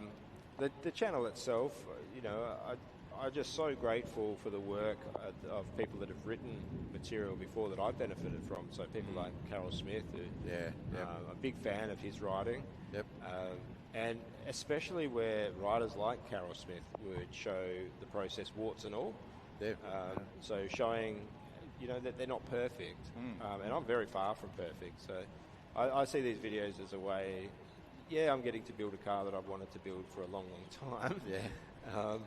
But also an opportunity to, I guess, backfill some of my processes, so improve some of my own processes, but also share that with people. So, trying to get that really nice balance between education and entertainment. I don't feel I'm there yet. I feel like I'm getting better, but... Well, look, I'd like to say thank you to you from a lot of people that I've spoken to and recommended your channel to. Often they're younger people who are just enthusiastic and looking for a bit of direction, and they go and they look at that and they learn something, learn a little or learn a lot. It's just a great thing that you're doing. So, thanks for that, Phil. And it's a very valuable tool that's up there on the internet. We've spoken off air about Malcolm Osler. He's another person who's got a YouTube channel presenting lots of really simple methods on how to build some bits that people overcomplicate in the way that they build them often. And Malcolm's been around a long time, does a great job, understands engineering pretty well. Tells me that he's not smart enough to build complicated. Trust me, he's very smart, but he concentrates on the simple, keep it simple, stupid method. Yeah, I enjoy Malcolm's content. I guess almost the gold standard of what I sort of see as super fast Matt. I don't know if you've caught that channel. He recently got the land speed record with one of the vehicles that he was building, and Matt was actually somebody that I got a chance to compete against as a student. So he was a student in the US, and we travelled over there while I was in UWA, and I sort of look at what he's able to do in the way of storytelling and getting good engineering content out there, and I think that's an aspirational point, is to try and probably less hijinks than that, and a bit more vehicle dynamics, but still, engineering to me is it's very interesting. There's lots of really good stories in there that are, it's the mix of science and creativity, and I think being able to try and share that is really good. And I say with the channel, if you're listening and you haven't heard of it, I can do the plug, car design workshop. And I say we because already there's a few that have joined the channel, and we have a few surprises coming up it's growing. We're only at the very, very beginning. And my good friend John Grove, who used to be a student, but when it comes to engines is by far the master now. He actually did an interview with somebody that was scanning a drag car with us. We're working with some drag racers. They're working on aerodynamics and seeing what we can find there. And Harley Olsthorne, who works... We'll come back to aerodynamics. Harley Olsthorne, who was an ECU student quite a while ago, but he's been working at Fortescue Zero while they were around, working on some pretty advanced sustainability-based things. So he's been in a few of the videos, and will be in a few more. And there's a mystery fourth member who hasn't appeared on camera yet, but I'm very excited about that. Oh, okay. But yeah, really keen to show that the people that we have in Australia, the people that come out of these programs, are incredibly capable people that can match anybody in the world. And if we can get a little bit of a group together, it'll go further than just my little fun car. That's good. And I wish I was a little bit closer, that I could be a bit more involved in it, but Victoria's a bit far away somehow. Maybe we'll just have to come over here a couple of times. You're over here now. I'll have to go over to Perth, you're saying. Old man Turbo. Old man Turbo, I've missed that again. I forgot what state he was in. No, I am keen on doing some interviews with people and showing some of the knowledge. I mean, Scott Wordley here and Luke Fearson, who's running the design. There's so many people here. I reckon you could run around here, grab interviews with people. You'd have enough content for a year, easy. 100%. Just a huge amount of knowledge, and the fact that we get to turn up to this event and have a talk to some of the most amazing, knowledgeable people during this sort of 4 or 5 days that we're here, it's just such a blessing. That's part of it that I really look forward to. The rain, less so, but the rain's it's a bit unfortunate, although it has provided us a chance to have a bit of a chat without having to actually commentate. So that's a bonus, and I do hope that there's some people out there that are gaining some value from that. I'm sure there might be 2 or 3 listening. I'm not even sure that we're being broadcast to the pits so that people can hear this random banter. So, but we'll go back to aerodynamics, and we've got a mutual friend that is going to toddle over to Western Australia next year when he's back in Australia. Yes. The name of Willem Towett. So Willem is possibly, knowing Willem, he might be out of bed and watching. If he's not, he shouldn't be. Or if he is, he shouldn't be, because he's old man. Old man. Willem Towett's got to be about the youngest old man I've ever met. He's got more energy. He's got more energy than 3 18-year-olds put together. 100%. I think he is probably about the most exciting person to talk to. And he was heading up the design judging in the UK. And I'm going to tell you this, Phil. He stitched us up. He absolutely stitched us up. So he knew we were very nervous. We knew we'd done a pretty good job. But the teams over there were really on the money. Unfortunately, some of them had some issues on track, Yep. But they're very knowledgeable people over there. So, you know, before the design final, before the prizes were announced, he just came over to us and he said, "Your guys in design," and he just sort of looked at us and just shook his head. And he said, "Just make sure that they're ready and that they understand." And so it was just, it was heartbreaking. We got the inside scoop that we had just missed out. We hadn't taken the win. And I was devastated. We went over to the guys and we said, you know, just be aware, you know, I know you've worked hard. Everyone else has worked hard too. You know, do not, you know, just make sure you behave in a way that really honours the team that's beaten you. Yep. And then it gets through, the announcements, third place gets announced, second place, and our guys just dropped because we thought, we haven't even made the final three. Yeah. And then as soon as they announced that we'd won the design event, the team has just erupted. And the reaction was, you know, we generally, as Australians, I guess we all don't like to over-celebrate a win. You know, I think there can be something crass about over-celebrating the win. But we over-celebrated, and maybe we didn't look as kind as I think the guys actually are. And when we get up to the stage and they're taking the photos, you could just see Willem sitting at the front, just like, gotcha. I was like, oh, I don't know how I'm going to get Willem back. I don't think there's a chance that we can. But yeah, the team really enjoys listening to Willem, and it's been great to. I get to know him in a small way, in that we have had him over in Western Australia before. We're really looking forward to him being back and doing a bit of a presentation.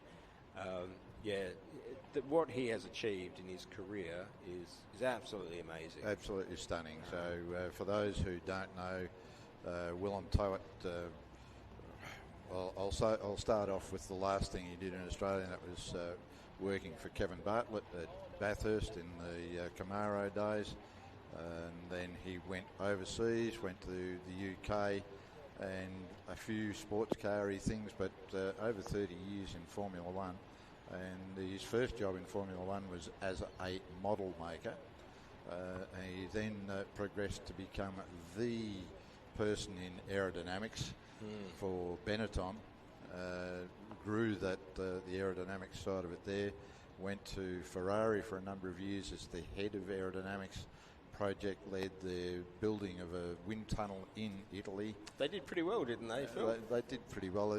Probably not a lot of people have heard of Ferrari, but I think they have. In the Schumacher years? Yeah, so, and of course Michael was at Benetton before. Yeah. So, he rode all of that. He then went to BAR Honda and then Sauber. So he's a professor of motorsport at Oxford Brookes University these days. Just an amazing career and a lovely, lovely person. And his wife is probably smarter than what Willem is. Sue's amazing. She's written a really nice book too about living around that motorsport era. Yep. No, we managed to be lucky enough to catch up with Emil for them when we were in the same place. It's been great to get to know him and speak to him, and I just think that willingness to share knowledge and help people out, it's just fantastic to see. It is. I mean, Luke, who's running the design here, he was working in LMP1, in Audi LMP1 and with Toyota in Germany, out of his experience. So he was competing in Europe and got picked up out of competing with Monash over there, and got picked up into the teams there. And now you have somebody of that quality leading the design team here. And I don't know anyone that knows Luke that doesn't respect him. And he's just very well spoken, very kind. Is looking to see all of the best for the students, and it's just great that people like Willem, like Luke, they're in that mould of Carol Smith in terms of sharing their knowledge to the next generation, and when that happens, you can keep advancing. Each group of students gets a bit better. That's right. Yep.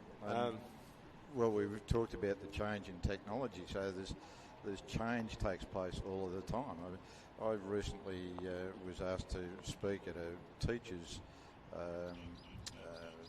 development situation about technology in motorsport, and I said, well, really, I can remember when there wasn't anything floating around the Earth called a satellite. I actually remember hearing about Sputnik via a thing called a radio, because that's what we had in those days. We didn't have TV even. So that was the things that have changed just in my lifetime. So. Well, now in this competition in Australia, this is the first one was held in 20. 20. I'm sorry. Yeah. 2000 and 2000 and 2000. That was it. It was year 2000. Yeah, right. So this is what the 26th year of the competition. Yeah. It's incredible, and some of these teams have been doing it for that long. You can start to look back to what the technology level and the knowledge level was like at the beginning, and people could fabricate. You had 3D software, CAD software, but it wasn't really. You didn't really have computers powerful enough to run a full car model. You had to have a simplified version if you wanted to have a full assembly. Yeah. Now you have everything loaded up in detail, down to every 100%. last bolt, every last washer. Yep. We didn't have 3D printing. The software that we had through ANSYS and so on, FEA wasn't a thing that you really did a lot of. You were doing, we were doing hand calculations of bracket strength and different areas of bending moment diagrams on things like the uprights. A lot of hand calculations, some 3D modelling, minimal CNC operation. It just wasn't all over the place. Laser cutting wasn't common, but also the expectations of some of the knowledge. Vehicle dynamics knowledge wasn't as well shared. And actually, I think, in terms of automotive, the big advancement in just general improvement of vehicle dynamics knowledge, you could probably lay that at the feet of the competition. Because the expectation is now that all of the teams are going through tyre data, all of the teams are doing data acquisition, all of the teams are building vehicle simulation models, whereas when we were doing it back in 2002 and so on, we were the odd ones out. 100%. And now the stuff we were doing then is childish in comparison. The level of complexity and knowledge has grown quite significantly, and what it takes to be a team at the pointy end in design in this competition now compared to 2 decades ago is just astronomical. Yeah, it's a huge difference. Yep. The flip side of that is, I'm not sure it's any more fun. It's just different fun. It's different. I mean, it was still competitive back then, and we competed hard. But I guess the focus was, you didn't do as much of that. You were really focused on building and the cars haven't got any more reliable. No. So the reliability hasn't improved.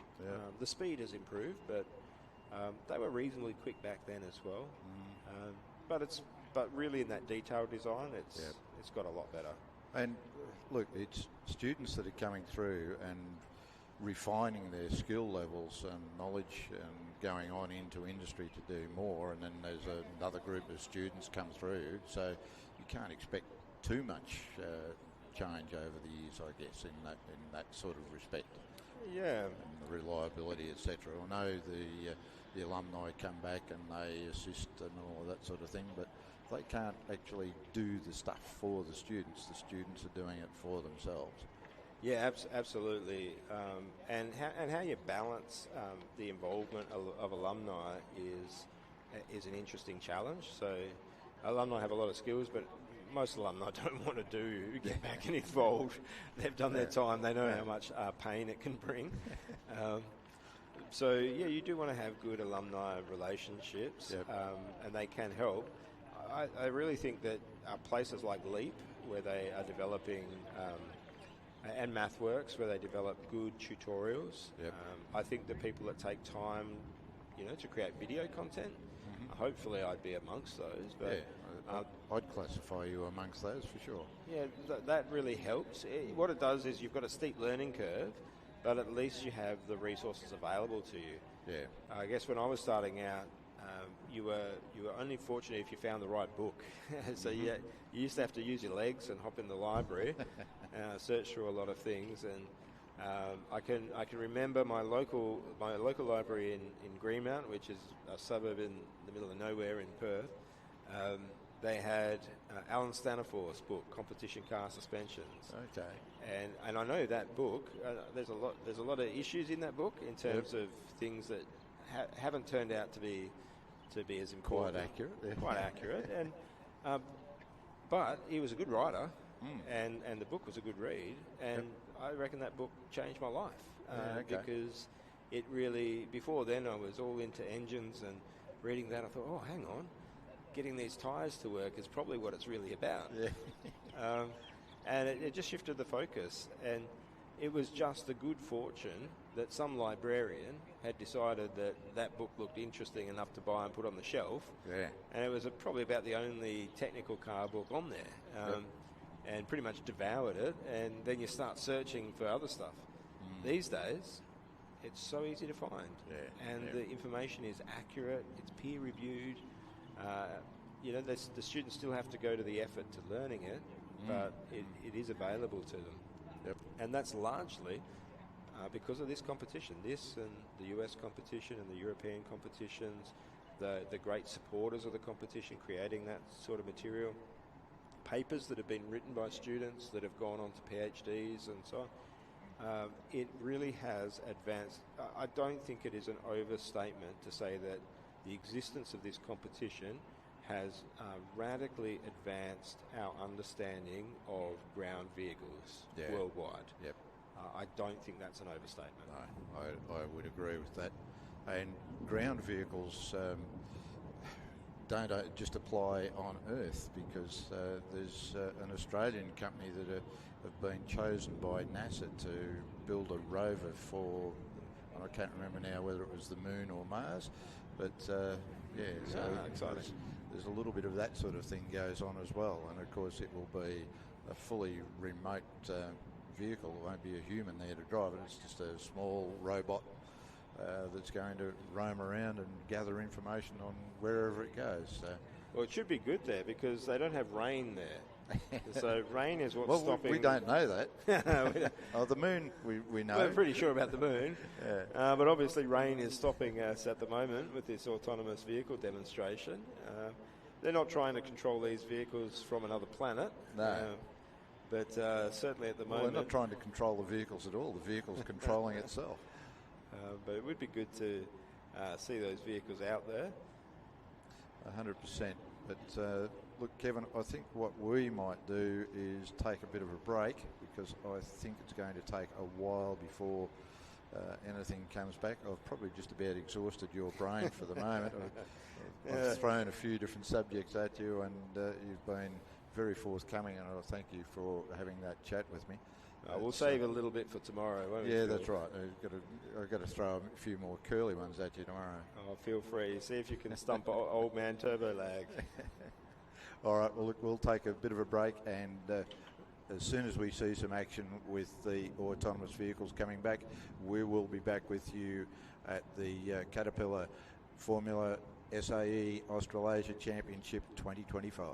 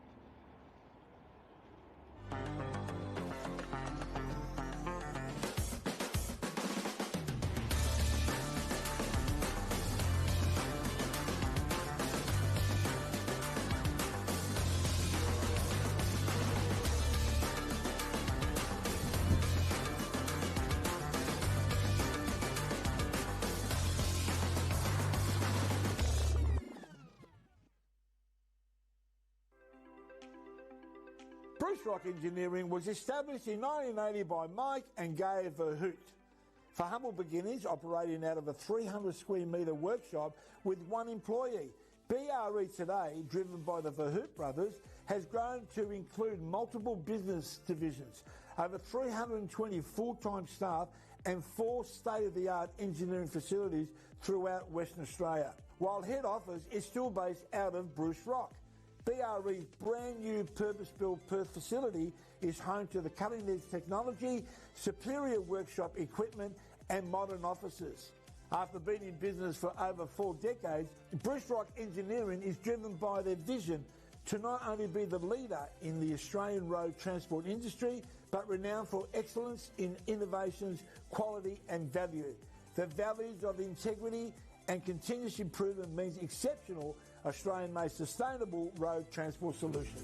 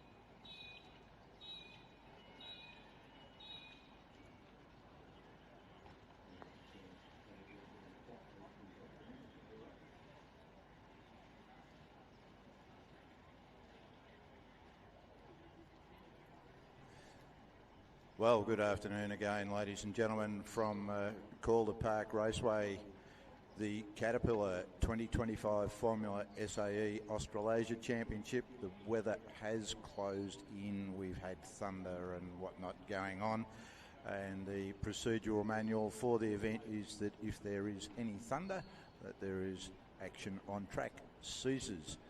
So we've still got a bit of thunder going on. Our time for the stream is going to run out at 5 o'clock. We are not going to be able to show anything more on screen. It's currently just a few minutes to. So on behalf of Caterpillar event naming sponsor, I'd like to thank everyone for being here today. We will be back tomorrow morning at 9 o'clock. And if you're not watching us on the stream, you better be here at the track. Tomorrow will be full of action. There'll be plenty going on and you need to be here to see it. And of course, if you're too far away to get here, then just watch us on Blendline TV. Always good to have Blendline here and stream the event.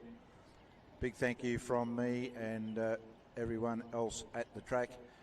I'd like to thank Toyota, Ford, iMove, Bruce Rock Engineering, Walkinshaw, PLS, Leap Answers, the ADF Careers, MathWorks, Loctite, Supercat, I should say, and Tesla Energy. So big thank you from me, Phil Memory. You'll hear me tomorrow. Thank you very much.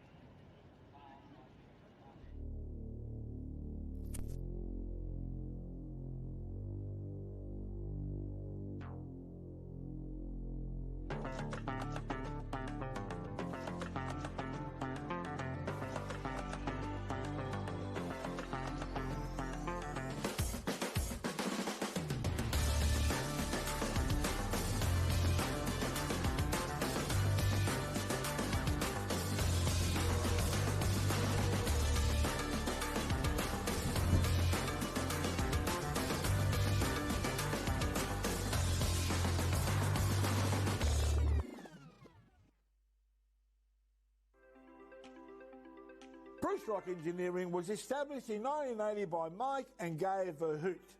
For humble beginners, operating out of a 300 square metre workshop with one employee. BRE today, driven by the Verhoot brothers, has grown to include multiple business divisions, over 320 full-time staff and 4 state-of-the-art engineering facilities throughout Western Australia, while head office is still based out of Bruce Rock.